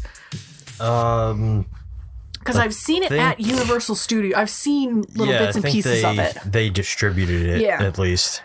I was apprehensive because I'm like, oh, I'm not. It's really scary and there's a lot. I fell in love with Trick or Treat. Well, because that film's just a love letter to Halloween. It is. It is not only a love letter, it is you've met for the first time, you've fallen in love, you're getting married, you're having children, you grow old together, eventually you die. It is just a cohesive... people can fight me in the comments. It is the most cohesive Halloween movie that I've ever seen, and I love it. You look like you're about ready to be like, well, you're wrong. But I really do, after seeing that and then this, Black Sabbath, I really like the anthology. I really do. I like the shorter stories. It reminds me of a simpler time, obviously coming from the 50s, 60s, 70s. We don't get that now. I love the fact of short stories. Well, we also live in a day and age where movies are getting longer. Yeah. Generally, most releases now are 2.5 to 3 hours. Most of the bigger ones are 2, 2.5, 3, and then there's even the odd 4-hour movie now. You get a Marvel movie, you're guaranteed to be in that seat for 3 to 4 hours. I would say anywhere from 2.5 to 3.5 hours is the general. They're telling bigger and bigger stories now. Even some horror films generally remain hour and a half, but some of those are pushing 2 hours. I think Halloween Kills was a really long movie. It was 2 hours, wasn't it? I think each Halloween? Of those is closer to 2 hours, but they're not 2 hours. But that's a lot of time to sit in a film where you are edge of your seat for a good amount. Yeah. One of the movies that I love to watch. Oh my god, I forget. It's a horror movie that I love watching it. But when we start watching it, shit just happens so fast that you are on the edge of your seat for an hour and a half if that movie's 2 hours long. We watched all of Fear Street on Halloween. We marathoned the whole thing. My anxiety was peaked. So much so, and he's going to kill me, that I had to go on Wikipedia and read some of the endings of it because it really, I caught my breath. I was like, oh, I can't. And to me, I'll fight you. It's not spoiling. It's preparing myself from having a panic attack. Ay. Don't ay me. You enjoy that feeling. Sometimes when you're a little overwhelmed, you can't handle that feeling. You can't. It's like having an itch that you don't know how to scratch. It's like, get away. I can't. So, the next one is episode 34. You must pass the D13 test to prepare yourself for this horrifying experience. Dementia 13, 1963. This movie was definitely surprising to me. Yeah. Because you had mentioned Dementia 13 earlier in the podcast. This was definitely more towards the beginning of the year than we had to move it a couple of times. Not for any reason other than we fucked up the rotation a few times, so this one got pushed. But Dementia 13 was an incredible, strange ghost story that I really, really enjoyed how the story kind of fell. Yeah, this one was like everything I wanted it to be and more. You were very pleased with this one. This one I was super happy with. This is absolutely falls into the Grindhouse area that we want to be in. It's like, it's lumped in there with the Roger Corman era of shit, which I can't wait to fucking touch on some of that garbage. But Scanners? No. Isn't that Roger Corman? No. I thought Scanners was Roger Corman. No, that's Cronenberg. That's the same person. No, it's not. They're all the same people. Cronenberg's a good filmmaker. Ooh. Corman just makes schlock. Pew, pew, pew, pew. Shots fired. He would agree. He knows what he did. So, my question for this film is, you had never seen this film. No. This was this a blind pick? No. Dementia 13 is one I bought because it's something I'd always wanted to watch, and it's Francis Ford Coppola's first movie. Oh, that's right. Yep. Okay. First feature film that he ever directed. So I bought it, and it sat on my shelf for over a year before we decided to watch it for the podcast. Yeah. And I just never had a chance to watch it. So my question to you is, was there anything in this film you would change? Anything at all? No. So this movie to you was gold. Gold level great. standard. Yeah. Okay. It has its flaws, of course. Oh, God, yeah. But it's everything. It's exactly how I wanted it to be. It was even the cheesiest stuff in it is just that's awesome. That's great. It fits everything perfectly. Well, this was one that when we started talking about the podcast, this definitely was in the stack from the beginning. And unfortunately, it just kept getting moved and moved and moved. I think we wanted to do this originally in April, if I remember. But we wanted to wait for it a little more because this definitely fell more into the Grindhouse wheel. Yeah. Even though it's Francis Ford Coppola's first film, and we have done a Francis Ford Coppola film prior, you can see the difference between Dementia 13 and Bram Stoker's Dracula. But the way he tells the story in the elegance he does is in both movies. Yes.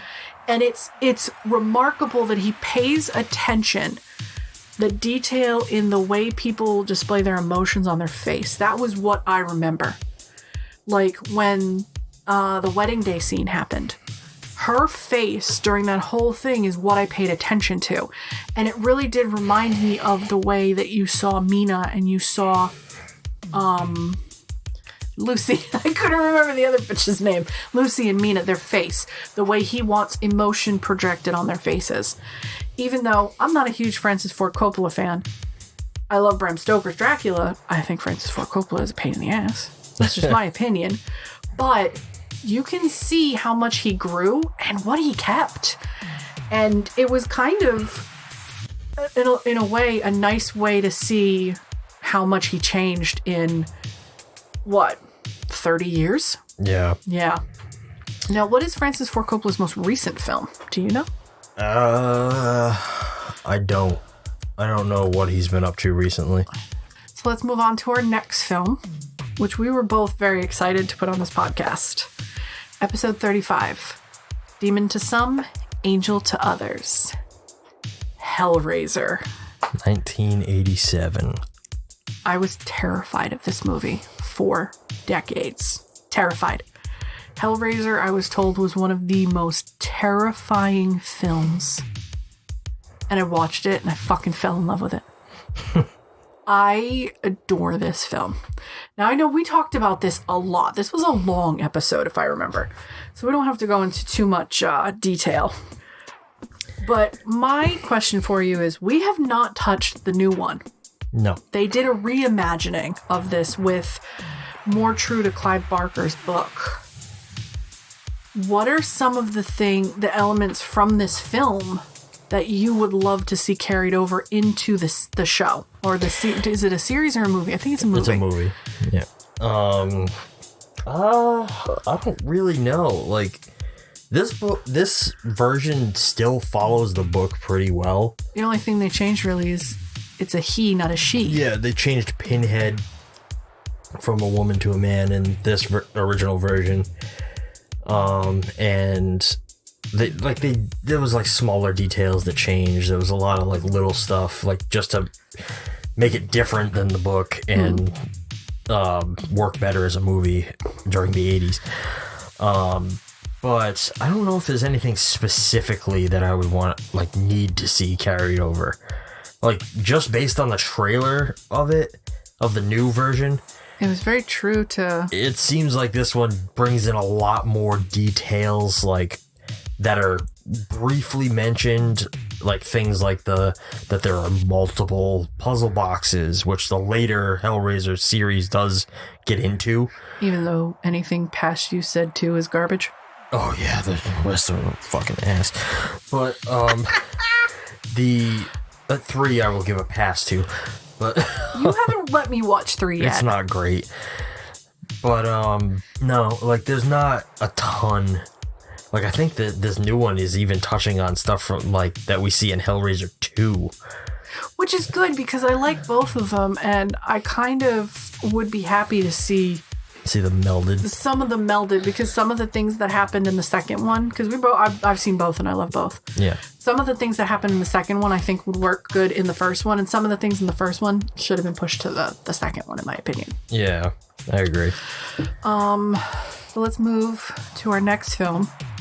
This was your birthday episode. This was my birthday episode. My birthday falls sometimes, if I'm lucky, on Labor Day and I get a holiday. Where everything seems impossible and nothing as it seems. Episode 36. Oh, that would have been funny if it was episode 37, because that's when I turned this year. Oh, man, missed opportunity. The Labyrinth. Yeah, 1986. Yep. It's the Jim Henson classic. This movie, we talked so much about it. I gushed over it. There's nothing more I can say.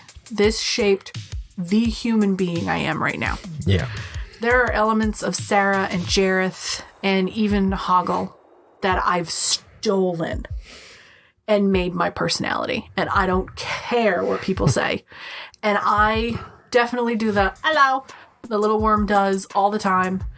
My other thing that I love to say is, it's so stimulating being your head. Like that little puppet dude. Yeah. The puppetry is amazing. The practical effects are incredible.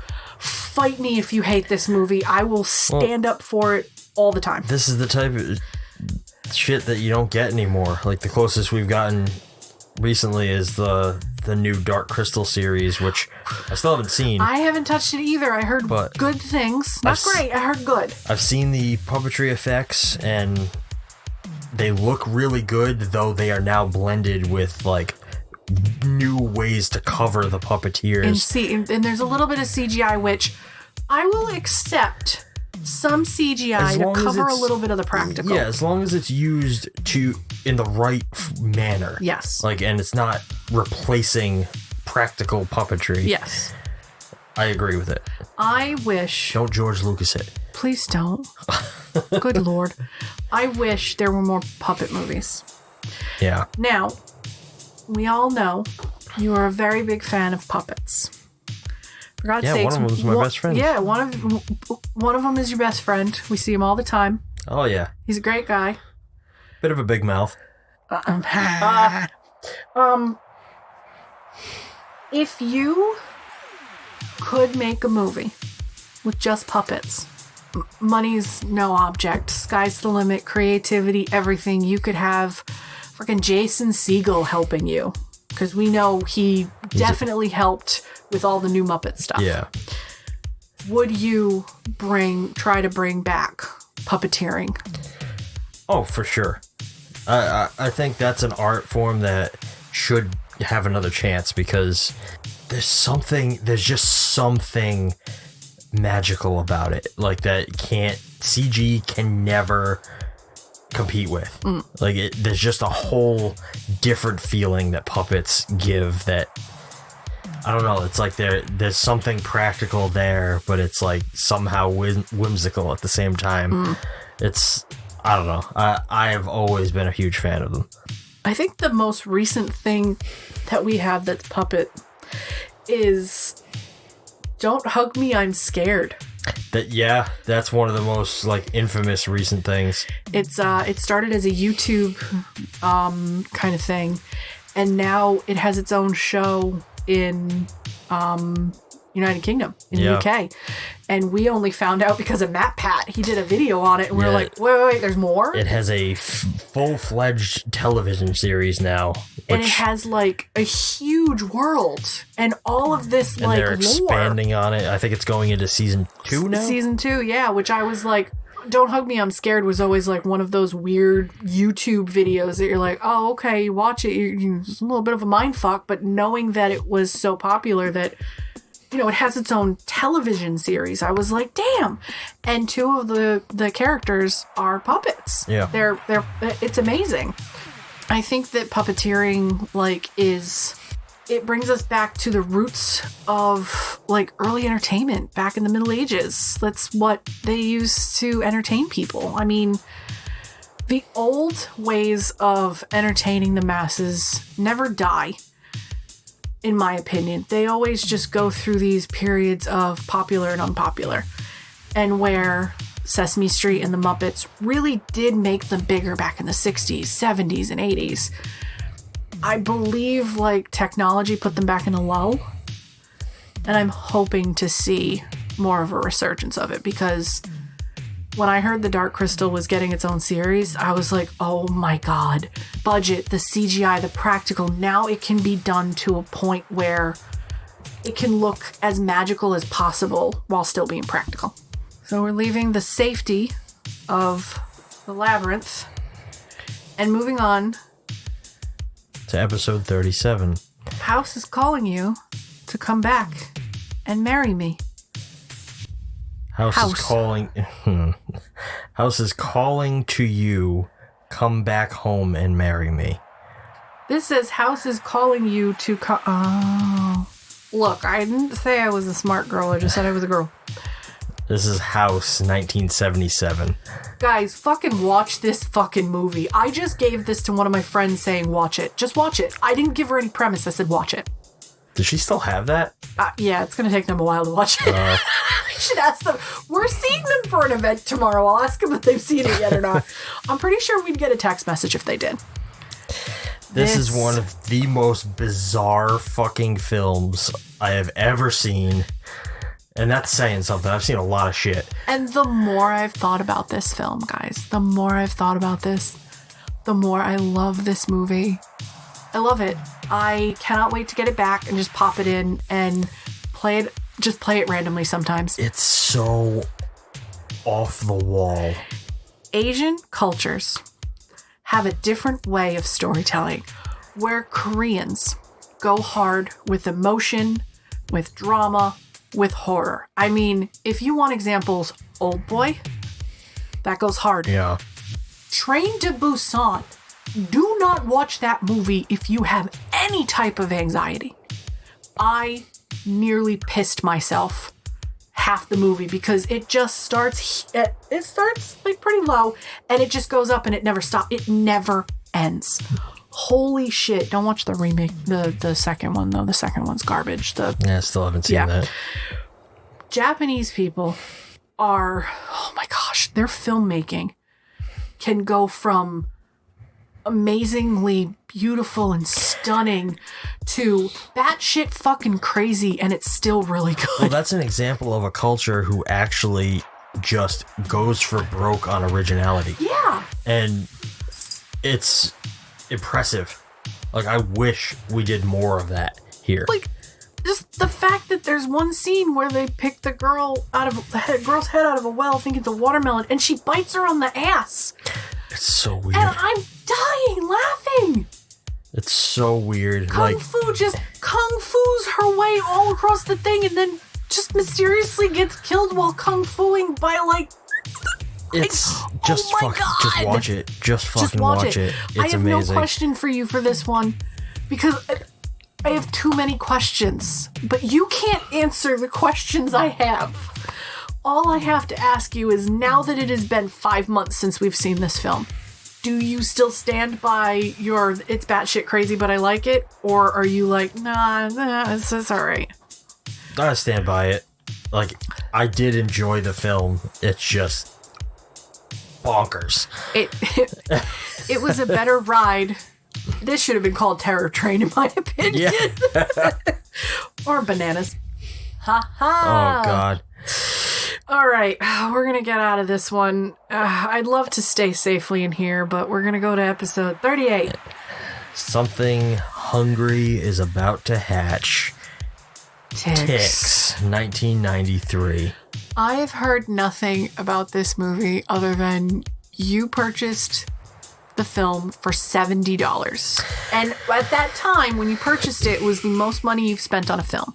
Because you enjoyed this film as a kid. Yes, so I grew up watching this on VHS. My grandmother had a copy of it, and I watched it many, many times.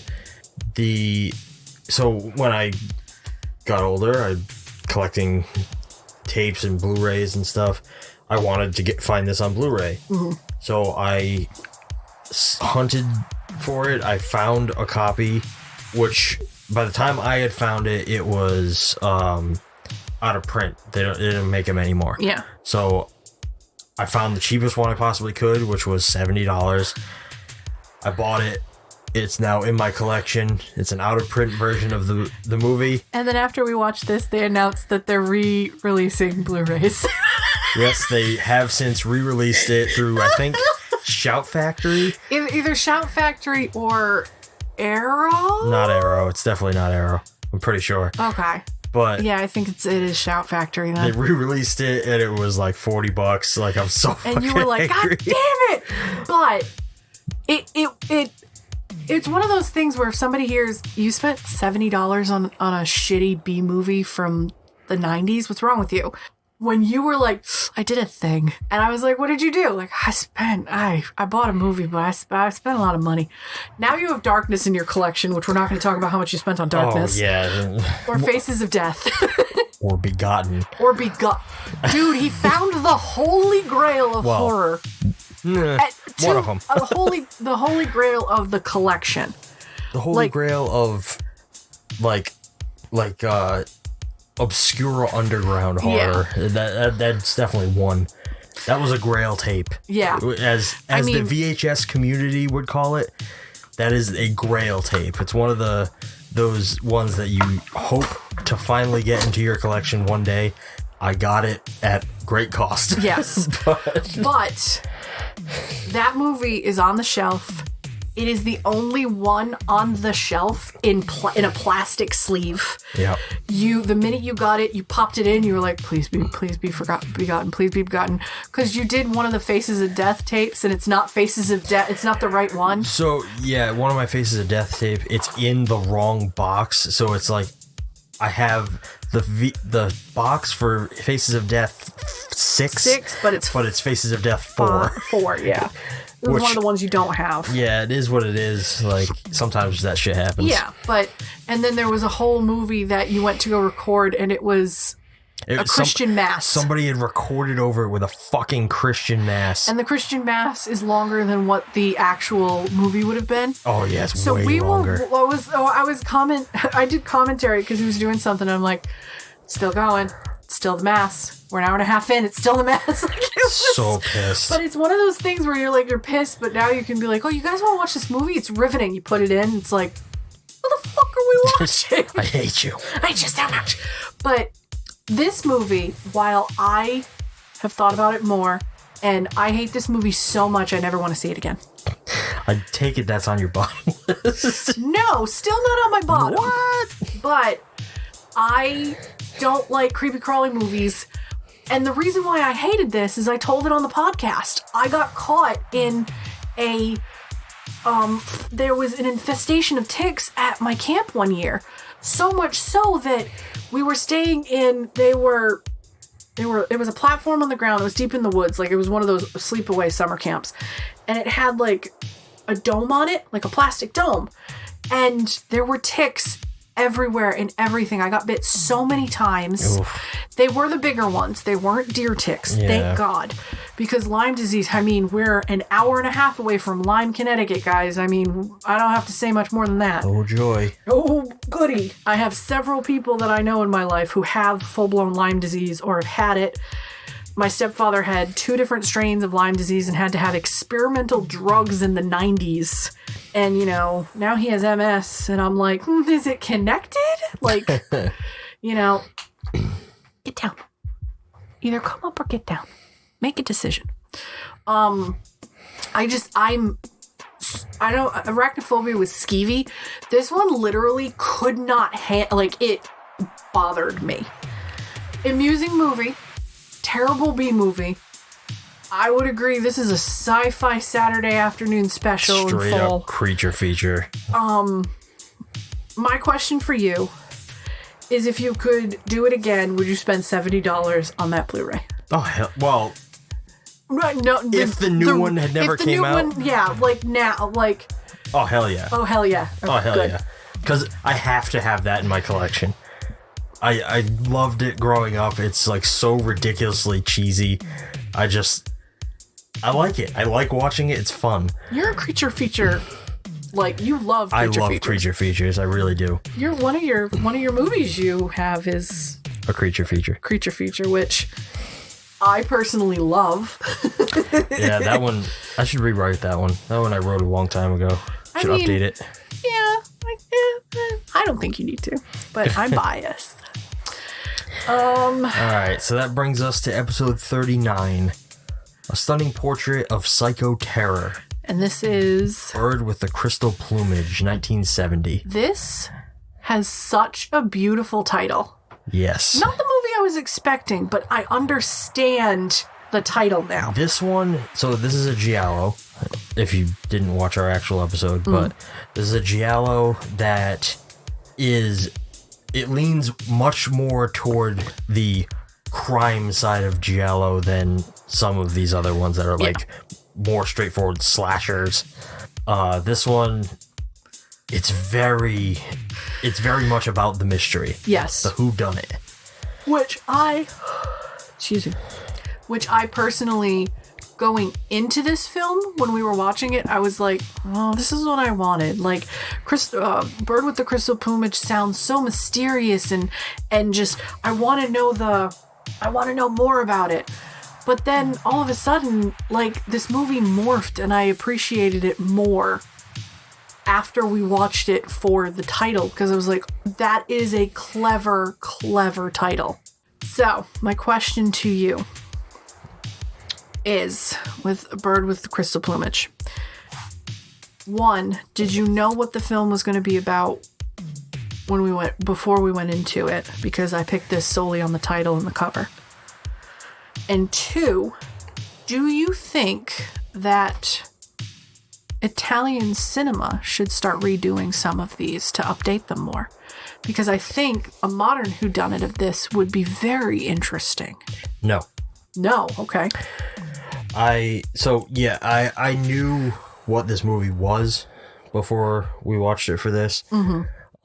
I do not think that Italian cinema or filmmakers should try and redo anything, because remaking stuff is a very American thing. Like, it's because we fucking can't come up with our own fucking original ideas, so we just steal everybody else's.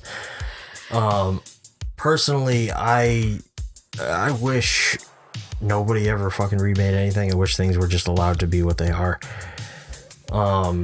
But I wouldn't mind if more Italian filmmakers made more modern giallo films. That would be cool. Yeah. We get them very rarely now. What was the last giallo film that was made? Dark Glasses, Argento's new one. Oh shit, that's right. That's the most recent one I can think of. Can't cover that on the podcast, but We could talk about it in a bonus episode. Yeah, maybe. I did really like this one because by the end, the title made sense. I also remember talking about in the podcast the alternative titles of this were even better than Bird of the Crystal Plumage. And the fucking box art that I have for the one I've got is gorgeous, albeit a little misleading from the one we have up on the on the website. Yeah, I really like the original poster. The original poster is better for this, which is what the we have up. Image is based off of. Yeah, it's such a cool fucking simple poster. I love it. So let's go into episode 40. Call them for a monstrous good time. This is the Monster Squad, 1987. So I know Shawn was very excited to do this one because you and one of your friends a few years ago for Halloween, you went to the Salem Horror Film Fest. I don't remember what it was called. It's basically just like Salem's big Halloween event. Yeah. And you saw Wolfman's Got Nards, which is the documentary, and you met one of the actors. Yeah, so Wolfman's Got Nards is a documentary made by the star of Monster Squad, Andre Gower, who he plays Shawn in Monster Squad.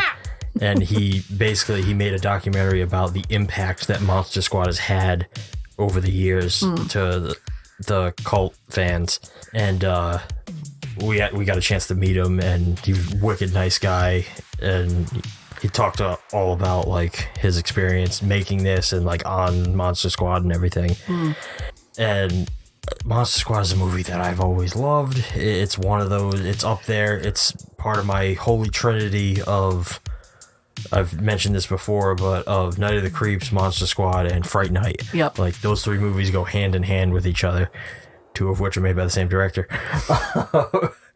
But they all have like a similar vibe, and they just feel awesome. Like, I wasn't sure how I was going to feel about this movie going into it.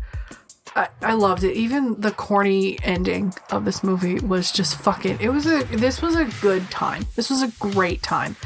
And this takes us into why I'm disappointed in the world for making this director to feel the way he did. This movie was great. Night of the Creeps was great. Like, these are great movies. And this director lost all of his confidence and self-esteem because people just were like, oh, whatever. Like, it's not people's responsibility to make another person feel good, but don't bring them down. No, but I think Fred Decker might have been ahead of his time. Yeah. Like, I think he was making movies that were love letters to the things that he loved. Hammer horror. Yeah. This is a huge love letter to it. And if he had been doing this now instead of in the 80s, he'd be huge. I think he would have hit the nostalgia craze and been one of the biggest directors in recent memory. Yeah.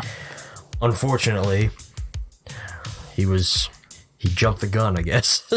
Fred Decker, if you are hearing this, please come back. Please. Please have another idea.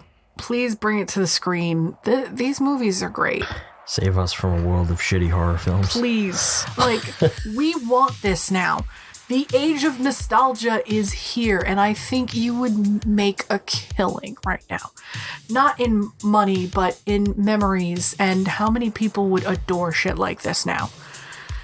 No question for this one.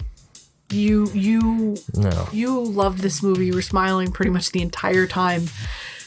You wished I loved it more, I think. Yeah, but I do. It's not my taste is really weird. And this one was like campy and okay, it's cute. But I love Night of the Creeps. So I love Night of the Creeps. So Monster Squad is awesome. Long live the Monster Squad. All right, so let's go into our Halloween episodes. First one, episode 41, An Experience Beyond Total Fear. This is where Tom Atkins... No, this isn't Tom Atkins. This is... This is The Changeling, 1980, which stars George C. Scott. Yes. And this movie was also featured in 101 horror moments for the opening scene of the daughter and the wife just being plowed by a tractor trailer. It was awesome. Oh my God. It was... I'm thinking, oh, The Changeling. It looks like a shitty B-movie horror movie. No, this was great. This is a solid, emotional, haunting mystery that, like, honestly keeps you, like, you can see... It keeps you on the edge of your seat, and you can see the influence in today's movies, like things that James Wan is doing with, like, The Conjuring and all that. Like, you can see where his influences come from with something like this. It's awesome. It is. Like, this is not really horror, but, like... Not full horror in my opinion, but like more of like mystery suspense with like that paranormal. Like you said, like Conjuring is like the best experience or the best feeling I can, because there is nothing like that scene where she's playing the clap game and she's in the basement and those hands. That moment was more terrifying. And I bet back when this movie came out, that ball bouncing down the stairs for the second time after he tossed it, that had to have been the same experience. The same exact. Like, I really thought going into this one I hate it, but I ended up adoring this film. And I believe this is definitely one of those films that's going to make it onto oh, hey, it's Halloween. Do you want to watch this one? Yeah. Obviously, this one was a pretty tough one. Like, that opening scene was really impactful. Do you wish a lot more movies had opening scenes that were that fucking shocking? Or would you rather have that slow burn that you love? Well, I think this is a perfect example of giving us both. Yeah, because it hit us hard and then it tapered. It hits you hard, but then it drags you through this experience, and I love it. Like, I loved the whole thing, start to finish. It was great. Oh boy, we've gotten to the most anticipated Halloween movie that I had. Episode 42. For each of man's evils, a special demon exists. Pumpkinhead, 1988. Oh my God. This was a corny good time. This is one of those movies that I am so pissed I never watched sooner. I loved this movie. I loved the creepy witch. The elements of it. And the cast. The cast was great. Fucking Lance Hendrickson. Right? Seeing him on screen, I was like, oh. In a starring role. Yeah. Which he normally doesn't get. No, he doesn't. But so I don't have a question for this one, because we really did love this movie. Secretly, do you wish that they would do this again, but have Lance Hendrickson in it now? Not the same story, but like a continuation, like Halloween Kills, like a reboot, kind of, yeah, like a reimagine kind of thing. That could be kind of cool. I have been thinking about this, where we saw him being buried, like he's dead. Yeah, it was like kind of like a fever dream that I had, where one day he wakes up and he's in a hospital, and he's an older Lance Hendricks. I forget the name of the dude, and his son's still alive, watching over him, like, oh, Dad, something happened, da, da, da. And it was just this weird fever dream. But then psychologically, like, is it all in his head? Is the pumpkin head keeping him alive in there, and he's just trapped in in his brain? Like, it was one of these weird. I'm like, this is a stupid fever dream. I know it is, but I'm like, could they I wish Pumpkinhead became the Halloween, the Jason, the Freddy. Like, he had the potential to be like another terror-writing monster. There have been several sequels. Most of them are bad. Yeah. But Pumpkinhead, I think, is one character that could use a reboot. Yeah. Which I think somebody is working on. Yeah, I did now. see somebody is. Yeah. But yeah, I think he deserves it. Like, it's a good creature. It's a good character. Like, it could be cool. Yeah. I wish I could go back and watch this for the first time again. Yeah. It's a good There's one. always Pumpkinhead too. Electric Boogaloo? No. Is he going to be in a John Travolta costume? Like, God, no. Let's go to one of our personal favorites. Episode 43. The Night No One Comes Home. Halloween 3, Season of the Witch, 1982. Now, this movie is considered not popular because it has nothing to do with Michael Myers, but everything to do with what John Carpenter wanted Halloween to be, an anthology. Yes. I stand by the fact that I really wish they had... that the Halloween franchise had been an anthology franchise. I think that would have been really fucking cool, and we could have avoided a shitload of bad Halloween movies. Yeah, really? But I digress. I think it's... I love Halloween 3. I'll always love Halloween 3. It's fucking Tom Atkins. Oh yeah, this is the movie where he's in. This is his third appearance. Yeah. Yeah. Yep, Halloween 3. Halloween 3 is the one that I marathon all the Halloween movies when we first started dating.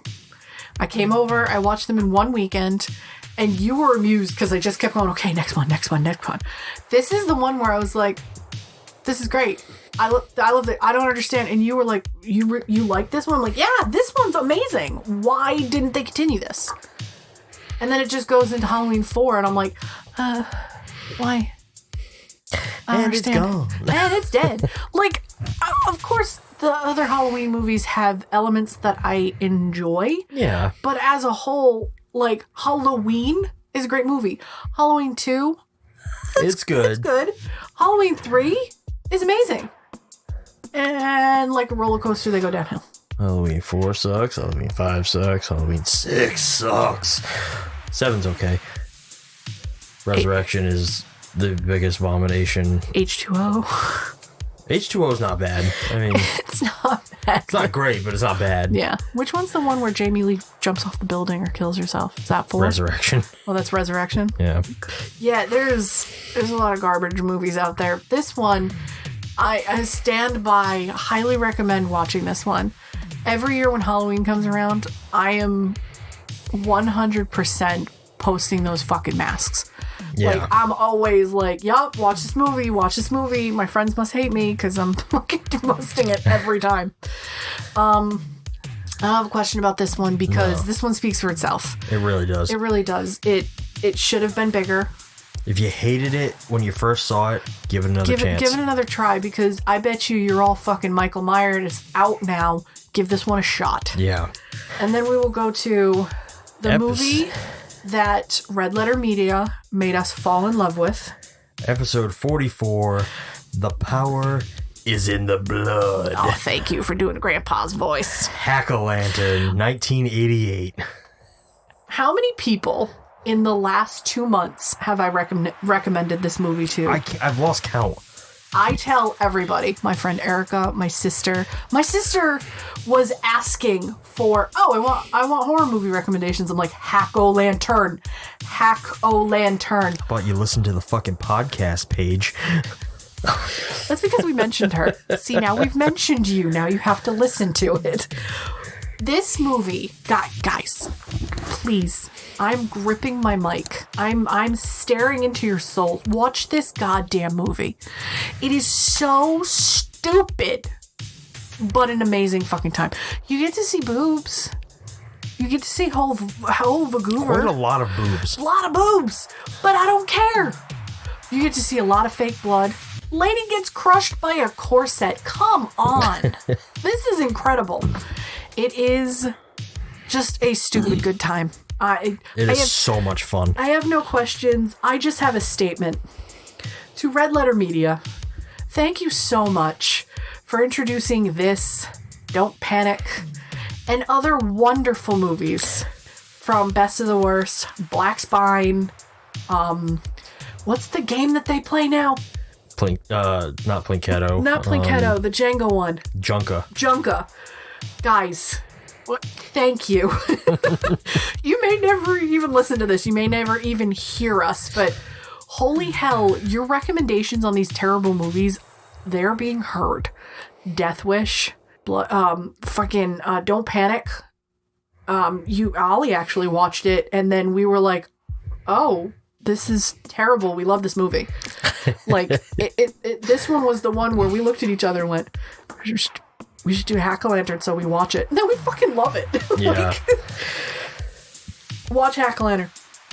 I have no questions for this one. Halloween speaks for itself. It really does. We answered all the questions. Like, just fucking watch it. I can't say it anymore. I can't. So this next one, I think, is one that surprised us both in a lot of ways because it was one I really loved, but I never expected you to enjoy it. I have thought about this one more, too. This is episode 45. On every street in every city in the country, there's a nobody who dreams of being somebody. Taxi Driver, 1976. I've seen De Niro movies. I've seen a lot of these type of movies, and you've watched me, I get bored. The fact that this deals so much with psychology and mental health, in my opinion, sucked me in. I related with this character, and I don't know if you're supposed to. I think to some degree you are. To some degree, but the fact that he's such a good guy, even though his view of life is twisted like so many other people like us. Like, this guy would fit right in society now, but back then he was kind of an outcast, kind of just somebody who was just like, yeah, whatever, you know? This movie shocked me, and it shocked you when I was like, I really like this movie. Like, I cannot wait to tell my dad that I'm like, oh, I like Taxi Driver, because I'm pretty sure my dad would be like, wait, you fucking watch Taxi Driver? I know my dad doesn't listen to this podcast, but we're definitely going to make him start listening. Taxi Driver is a fucking classic. Holy shit. It's honestly one of my favorite Scorsese films, for sure. And I'm not a fan of Scorsese. We all know my opinion about that, man. How many Scorsese films have you seen? I answered that in the podcast. Yeah, that's what I thought. Listen to it, maybe. That's what I thought. You, Tetrault! But, yeah, this one, a lot of these ones, because we've just recently done them, I don't really have a lot of questions, but... No, I honestly expect us to barrel through most of these last few. Yeah, because we've just seen this one like a month or two ago, so... Yeah. This film is... It's what you want in a drama. And this is definitely a very drama, kind of action-y drama. Like, because more towards the end, it gets more action-y. I can't recommend this one enough, really. This is where I believe we got our stride in the podcast. Once we hit like September, October, we started understanding what we really wanted. I'm happy. I'm a little sad that it took us this long to kind of get our stride with the films. But personally, I'm kind of happy that it did, because we didn't really know what we were doing in the beginning at all. No, and I think that's part of why we took this first year to, like, we didn't just dive right into Grindhouse era exploitation movies. We peppered them throughout a bunch of basic picks that most people would make. And obscure ones that you would be like, why did you pick that? So that way, like, we could kind of find our footing for this show. So the next one we have is episode 6, Heads Will Roll. So episode 46. So the next one we have is episode 46, Heads Will Roll, Sleepy Hollow. 1999. This was literally a month before our cutoff when this was released. And this was the only episode so far we've had to record twice. We started recording this episode, and I remember looking at Shawn and being like, this sucks. Yeah, in the middle of recording, we both just realized that, like, it was not going well. No. And I was really adamant about talking about it in the episode, because when you do stuff like this, it's not always going to be perfect. It's not. Like, there are episodes like Hack-O-Lantern, I think is our best episode. We Definitely had one of them. One of them. And then there's, the next one that I don't think went really that well was House on Haunted Hill. I really don't think it went that well because I wasn't in it, like really in it. Ticks, I think, was one of the good episodes because it really bothered me. It skeeved me, but it's going to happen. Not everything is going to be perfect. And now that it's been like 2 months since I've seen Sleepy Hollow, and we watched a digital transfer from VHS, and it was great. It was awesome. I loved it. I want to stray away from the newer end of our movies. Yeah. I didn't enjoy doing this one as much as I thought I would. No, there are some 90s movies that I think work really well, but some of the bigger budget ones, for example, they're not going to hit as... No. They're not going to be as fun to talk about. We've all seen it. We've seen it multiple times. We all know Tim Burton. We all know who he picks. We all know what he does. Yeah. This was a safe cookie cutter choice. And I thought I was being a little rebellious. Like, ooh, it's after Halloween. No, it was... Honestly, I will stand by this. I did not like doing this one. I do not want to do stuff like this again. Like, I want to stay away from the bigger budget ones. Even though we did have quite a few bigger budget movies in this, I want to stay away from this type. I agree.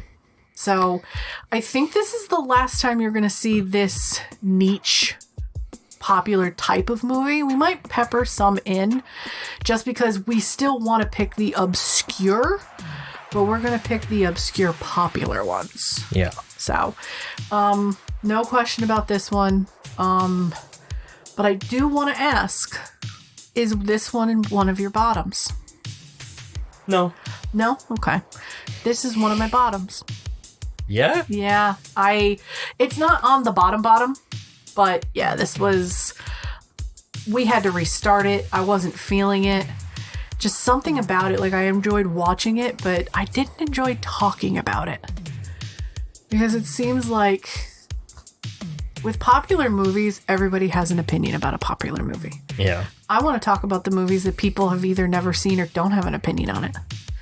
And get them to think about it. Even if they're thinking, well, I'll never see that. You're still thinking about it. Agreed. Or, I want to watch it. Cool. Watch it. Sleepy Hollow, you either adore it or you fucking hate it. There is no middle ground with Sleepy Hollow because it's a Tim Burton movie. Yeah. And Tim Burton has absolute fanboys and fangirls. He has a cult following to this day. I think if it fell in the wheelhouse, Big Fish might have been a better pick. But unfortunately, it's in the 2000s. So. Right. So that brings us to episode 47. Herbert West has a very good head on his shoulders and another in a dish on his desk. Reanimator, 1985. Oh, this movie. I fucking love Reanimator. Fuck everybody who doesn't love Reanimator. We have a small poster in this apartment of Reanimator, and when my friends come to visit and see that, they're like, and I'm like, don't knock until you watch it. It's a Lovecraft adaptation. It is an amazing movie. It's a back in the 80s, it was a reimagining of that story, which is great. This fucking movie just shocks you. Like, I mean, it goes for broke. It goes hard and it never stops. And I love and hate this. I have a love-hate relationship with this movie. I think it's cheesy and corny and silly. Be honest, is it because it gave me one of my childhood crushes? No, because I'm blonde and I have nice boobs. I just sit there and think, oh, that's what he thinks I look like. That's lovely. No, she's hot. And I want to sit down and be like, how did you feel about seeing that goddamn head go for your vagina? Like, what was your feeling at that moment? Were you like, were you skeeved? Like, I want to ask Barbara Crampton if she got skeeved. You want to ask the hard-hitting questions. Were you expecting a head in your vagina at that moment? And a severed one at that. No, I love hearing about your childhood crushes. It's stupid and silly because other girls will be like, oh, so that's your type? That's what you like? No, because I'm sitting here going, Heather Lampkin is Heather Lampkin. What is wrong with me? Heather Langenkamp is very plain looking, brunette, beautiful woman. She aged beautifully. Like, she's in her 50s, 60s. She's gorgeous. Great. Barbara Crampton, beautiful blonde woman, very, very plain looking. She aged very well. There's hope that I might age very well. You pick them like that. Like, you know. Also, I have a chronic illness that gives me beautiful skin, and I always look young. And I'm fat. So, you know, I got both going for me right now. I'm going to stop talking about myself.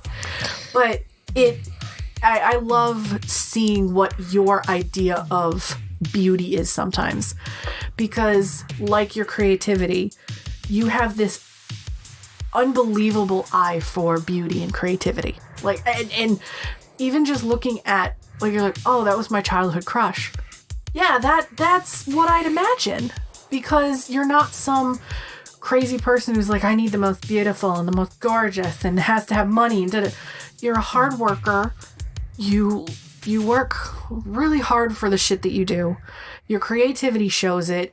Your drive to move your career forward. I mean, this year you worked your ass off because I've been out of work. I've been laid up. You had to take care of me for 2.5 to 3 months. I couldn't walk. You had to do everything. You still kind of have to, and I'm just milking it a little bit. I'm almost better. Road. Road dude. But it just shows that, to me, that it shows me what your mind goes and where your mind is. So yeah, it's fun to, like, oh, that was your childhood crush. That's great. But I also see where your idea for your movies comes from. These influence these women had, the influence the men had. Tom Atkins, like, for one of your stories, one of the bigger characters in that story, I kind of see a mesh of, like, an older Tom Atkins character. You know, like the characters that are younger in your stories, I see where the influences are, and I love it. I think it's great. And that's why this movie, when I watched it the first time, I didn't appreciate it watching it with you. I should have appreciated it more. And that was like years ago. I appreciated it the second time I watched it because I knew it was happening. I didn't have to write notes, and I could watch your face.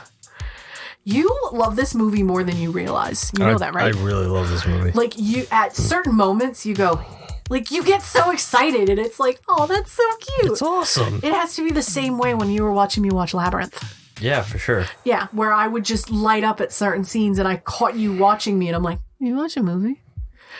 But, you know, I was doing the same thing with you in this. There's no questions. You love this movie. You recently found on VHS the third one to this. Yeah.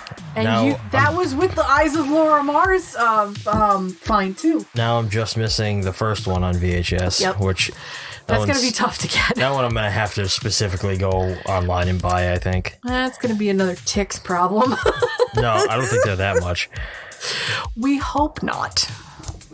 But next, we went in a different direction. We did. We went from violent, gory, slapstick horror to episode 48. The funniest movie ever to make you cry. Steel Magnolias, 1989. But that catchphrase is true. Yeah, I mean, it didn't make me cry, but no, I get what. Yeah. But we talked about this in depth in the car one day, where I picked this to be like, oh, let me pick a really popular one that, you know, Shawn will hate. We both ended up at the end of this movie not going, ugh, it's over. We were like, huh. That was better than I thought. That was really good. And then we had a conversation in the car about Sally Field's monologue in the cemetery. Sally Field is such a fucking phenomenal actress. Yeah. Like, goddamn you for being so good. Like, she stole the show, in my opinion, for this one. She was the entire reason why the two of us were like, this movie's great. The range that woman has. Like, and there isn't anybody in this cast that I mean, Julia Roberts' character wasn't as memorable, but... Julia who? Julia Roberts Oh.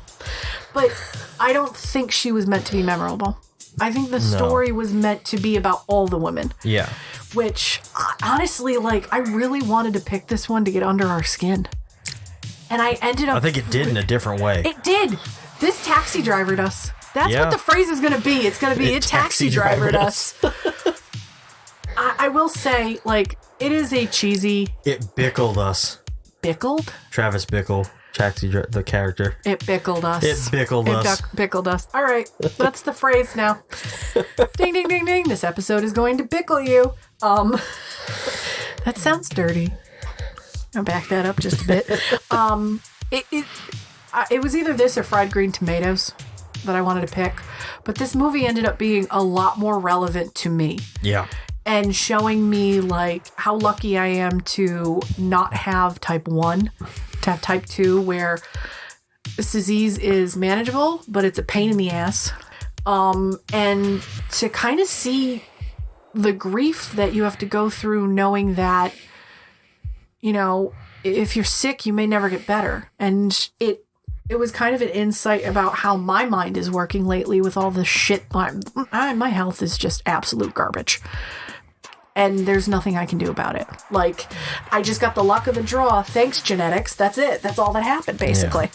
Yeah. And this made us both think, like, that the characters were great. The story was amazing. It was sad but lighthearted enough to make us go, oh, okay.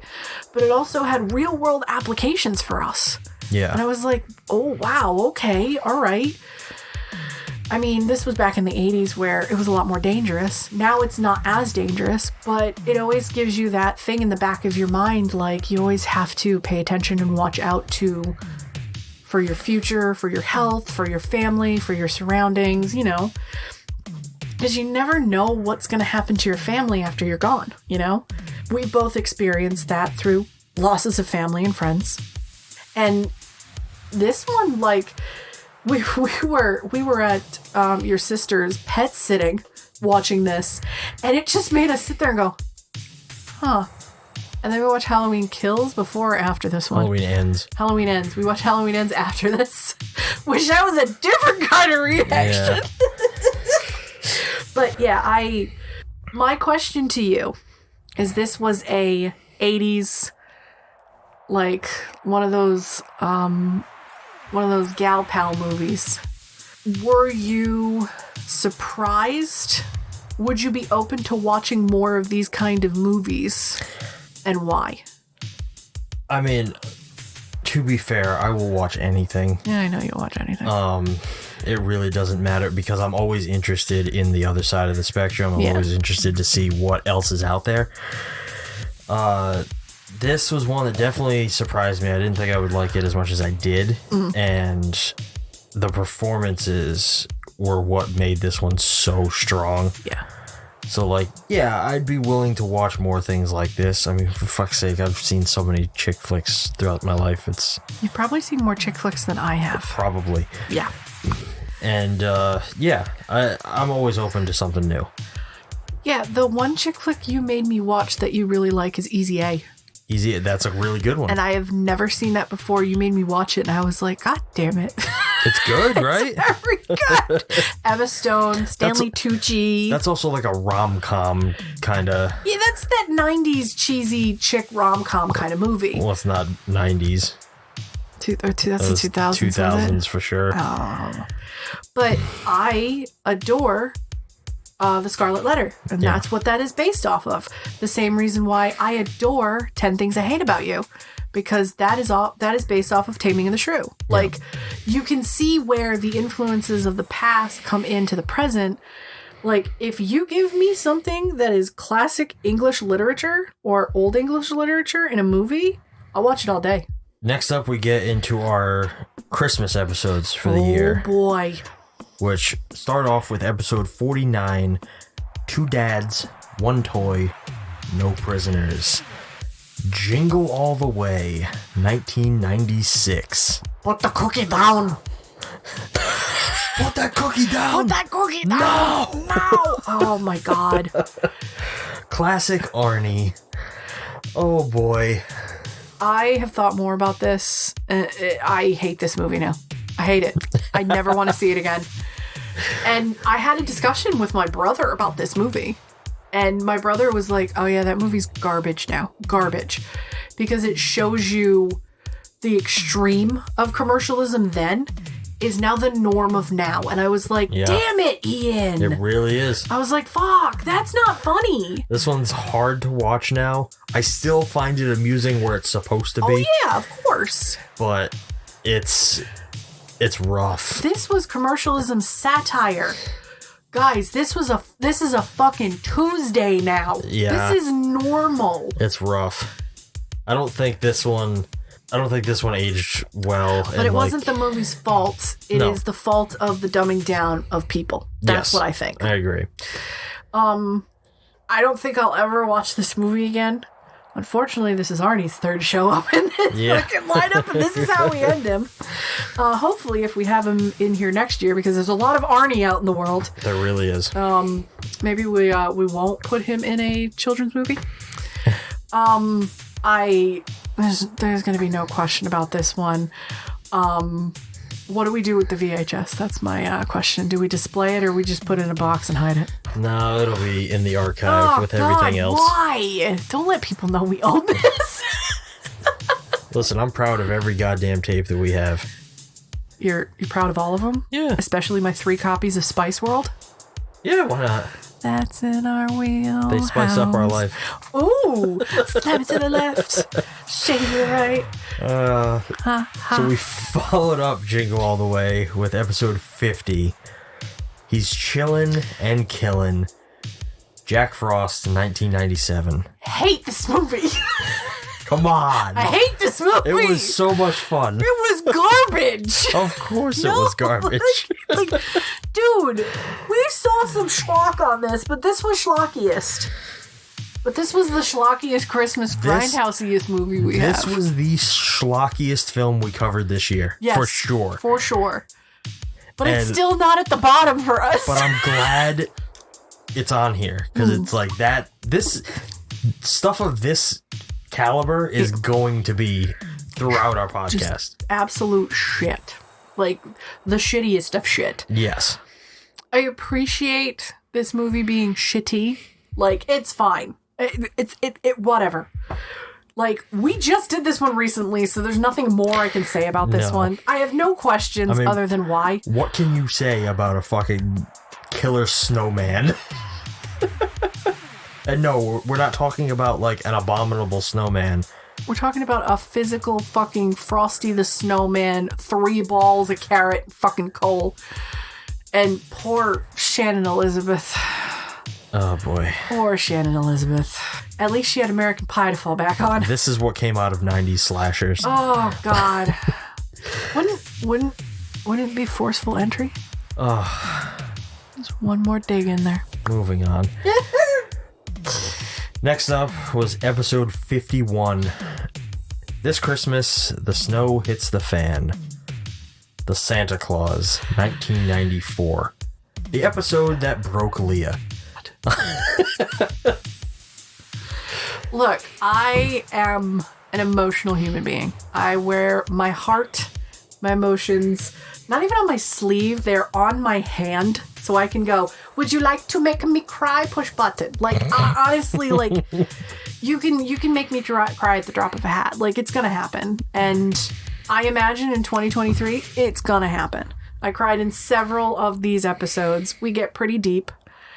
But, Christmas has always been a little bit of a trigger button for me. Because Christmas is not my favorite holiday. Everybody's got the holiday they love and the holiday they hate.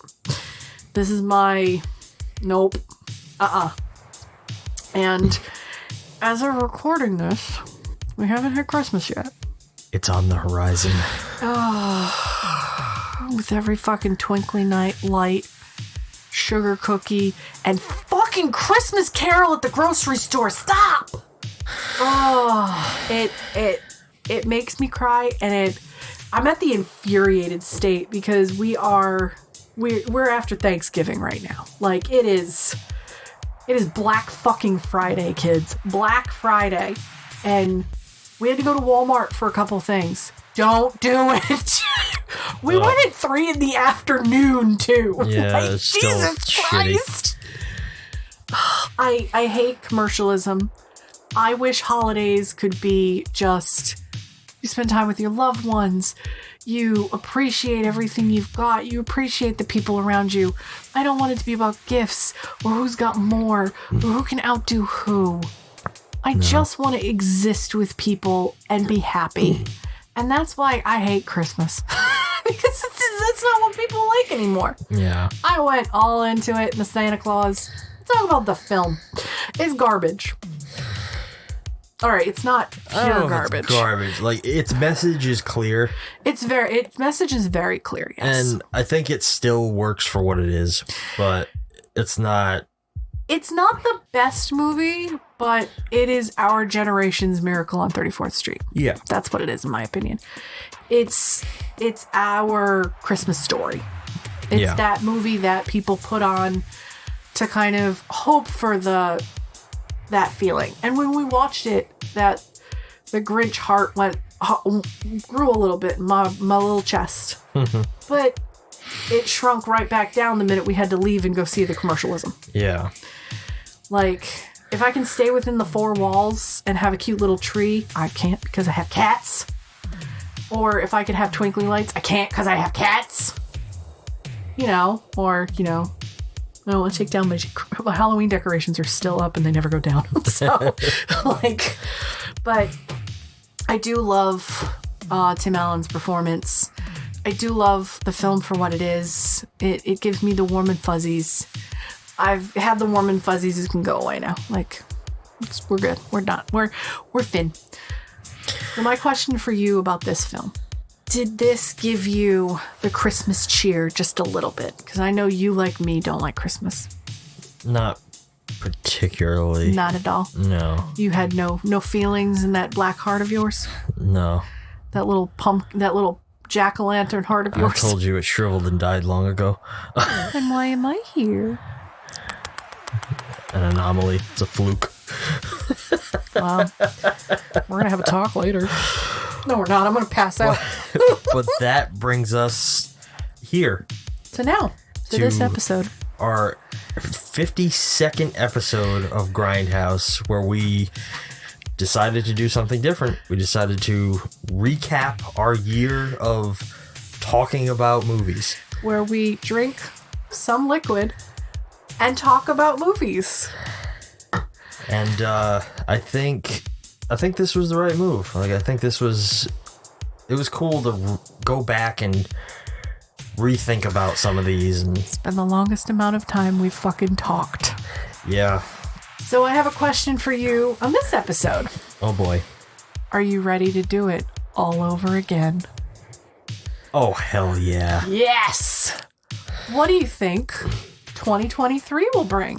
2023, I think, as we have said, I think we're refocusing. I think we are going to try and aim for some of the more obscure, some of the more exploitation-oriented films that we want this podcast to be focused on. And I think that we're going to dumb down. We're not going to do as many big hit popular movies that we did this year. We're going to try and change gears a little bit. As of recording this, we have already picked the 52 movies for next year. We have. We sat here. It took us an hour, guys. What the hell? And I think only 6 films we don't own out of the 52. Yeah. So we've been definitely pumping up our library. A lot of the picks are stuff that we did pick up this year. And we definitely took into account what we've learned over this last year in 2022. Because we know what movies didn't work. And that leads me into my first major question. What are the 3 movies you kind of either regretted doing or you absolutely hated doing this year? The 3? Yep. I would say, in no particular order. No particular order, yeah. to some degree, Black Sabbath. Okay. Minus that last story. Like, that was my favorite part of that one. The Aristocats. And Meet Me in St. Louis. Okay. I didn't particularly enjoy any, like, those episodes in general. I think my list is almost the same. I did not enjoy doing the Aristocrats at all. Meet Me in St. Louis, I did not enjoy only because it just wasn't the direction that I wanted it to go in. Third movie, I'm scrolling through the list. I think I know what it is. What do you think it is? Well, I have 3 that I'm pretty sure are on your bottom. I mean, Black Sabbath, I think I liked a little more than you did. Yeah. I liked the kind of the story that though they were, but it's a hard target. Hard target? It's hard target. Okay. It's not that it's an action film. It has no pull for me. Maybe it's Van Damme. Maybe it was the subject. It did not grab me at all. But that just shows that we do have very different tastes for some movie. And you knew some of the action stuff I was probably going to hate. Yeah, so, for sure. Now, we talked about the bottoms. What are your top 3? Top 3. That's tough. I wrote down 6. Okay. That I was like, these are some of my favorites. Yeah. That we did. I don't know if I can narrow it to 3. I think I probably could, actually. So I think the 3 that were the most fun for me in terms of episodes were Pieces, Hack-O-Lantern, and Blood Rage. Yeah, okay, so Hack-O-Lantern, Blood Rage, and I was like, Pieces. But I don't think Pieces would be my top 3. It would be one of my tops. I think those 3 movies were just a lot of fun to discuss. I'm gonna go with House. Yeah? House was, honestly, I want that cat tattooed on my body. That's how much I loved that movie. But I just loved the fact that the two of us were like, what the fuck is this? But yeah, I fucking Hack-O-Lantern and Blood Rage. Like today, we were driving around doing errands and Blood Rage came in as a recommendation for movies on my Facebook and I was like, what the fuck is this? What is this? This is amazing. If you could go back and redo any of the episodes, any of them, which episode would you want to redo besides Sleepy Hollow? Which we already redid. Yeah. That's tough. Maybe like redo the same movie, you mean? Like rewatch and redo. Like just go back and start over. I don't know. I don't know if there's any that I'd want to full on redo. Not that I can think of. No. Because I was pretty happy with most of the ones that we did. Maybe something like one of the earlier ones, like maybe The Fog or something, like I think probably could have been just better. Like, not the movie, but the episode, our recording. Yeah. Oh, no. You know what? I have an answer. Death Wish. Really? Yes, because that was the only episode where we had a complete audio malfunction, and I had to use... This is when we were doing video as well. Oh, you had to use the video from the camera. I had to use the audio from the onboard mic on the camera because our fucking mics corrupted or something. Like, something happened. Oh, yeah. I forgot about that part. Yeah, so... Yeah, that would be the one. I would go back and redo Lady Hawk and Heartbeat. Well, yeah, like you said, you weren't really into it. I wasn't into it, but, I mean, life happened. Yeah. Like, that... I'm always going to attribute that movie. Like, I was so excited for years to watch that movie, and now that movie is just attributed with grief, which sucks. Yeah. But at the same time, if I could give that movie and that review a redo, I would put my whole heart in it. So, let's see. This is a bit spoilery for next year, but which movie are you looking most forward to watching and talking about? We got a hell of a list. Oh, God. I don't know. Really? I don't know if there's any one over any other, because I think we picked some really good stuff for next year, and that list isn't finalized yet, so that may change. No, it's not. I do have one that I'm really, really looking forward to talking about. I Spit on Your Grave. That could be pretty cool. You had me watch that prior to any of this podcast stuff, and you were like, no, this is going to be pretty rough. This is going to be disturbing. Huh? You haven't seen that. Yeah, we watched. Didn't we watch that? I swear to God, didn't we? No. What was the movie that we watched? It was in the Last House on the Left. That was Last House on the Left? Oh shit. Backtracking. It's I Spit on Your Grave. I'm looking very, very much to seeing that one. Because I see the box over there. And it's in your, like, it's in the slot of movies that are like those underground movies. Yeah, it doesn't really belong in there. It doesn't, but it's the one, because when I look over there, I see August Underground and Dog Dick. Those are the movies I can see from here. So these are not, we're not recommending these movies at all. Do not watch them. Like, some of the shit he's got I might recommend. Yeah, you might. I'm not. But, like, I Spit on Your Grave, like, people are like, that movie's fucking rough. And I cannot wait to be disturbed. I like being disturbed. But that, unfortunately, that one's like really late in the year, so it's whatever. But I think that's basically going to bring our recap episode to an end. Which might be good, because God only knows how long this episode is. Yeah. But that's okay. Don't go anywhere just yet. Please stay tuned for the coming attractions and get an idea of where we're kicking off 2023. Yeah!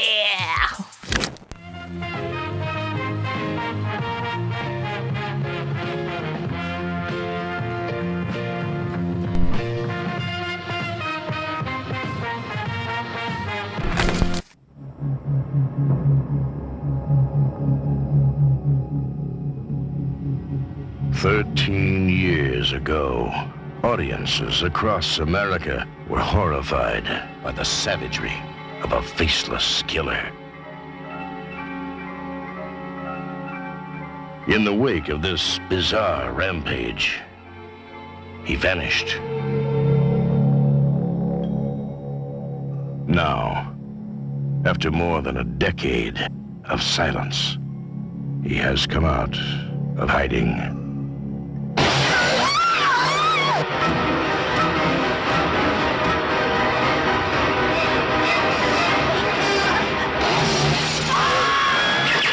Texas Chainsaw Massacre 2. The Buzz is back. Directed by Tobe Hooper. What better place to start our second year of Grindhouse than with the follow-up to the first movie that we ever talked about in episode 1.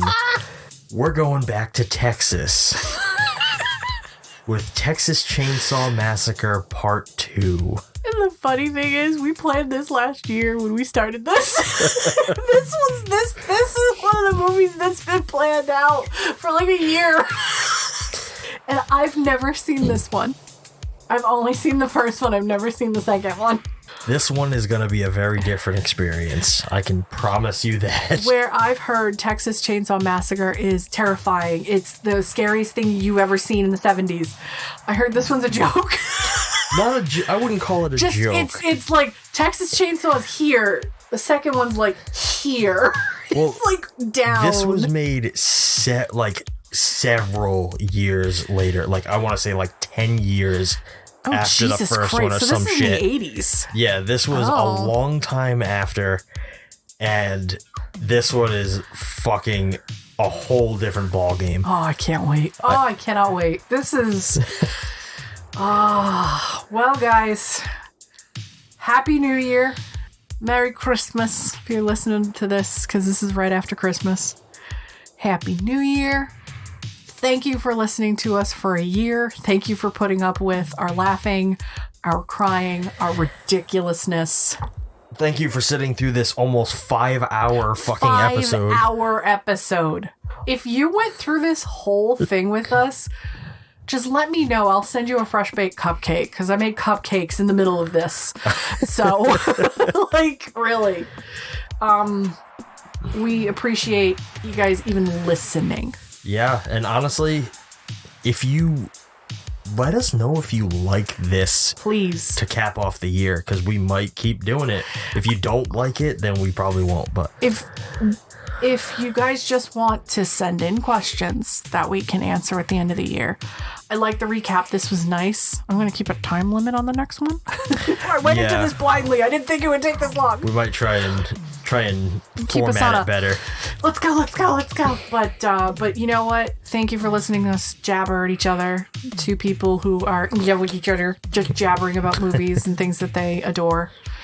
It gives us a chance to experience something along with you guys, because some of you may have seen these, some of you may have not, and been like, oh, I'm just going to check it out. Some of you may have hated some of these movies, or fell in love with new movies, new genres, new anything, you know? And hopefully next year we're raunchier, we're more honest, and, you know, we try not to piss people off. Nah, fuck them. All right, guys. That is going to bring our first year to a close. Shawn, you want to take it away one last time for this year? If you want to keep up with everything that we're doing, follow us on Facebook and Instagram at Grindhouse Podcast. We're on Twitter at Grindhouse Cast. You can find us on Discord, where you can chat with Leah about any of the films we talked about today, any of the films we've talked about ever, or if you want to suggest us some movies. All the links for everything are going to be down in the show notes. Listen to us first thing every Monday morning and give us a rating on Spotify, Apple Podcasts, Google Podcasts, Stitcher, or wherever you get your morning fix. If you like what we're doing and you want to show us some support, as we said before, you can subscribe to us on Patreon or directly through Acast, where you can get yourself access to ad-free listening or unlock some fun, exclusive bonus content that will hopefully be uploading a shitload more of in 2023. That's only going to be available for our supporters. Yep. Until next year, I'm Shawn. And I'm Leah. Thanks for listening, and keep watching. He hates me.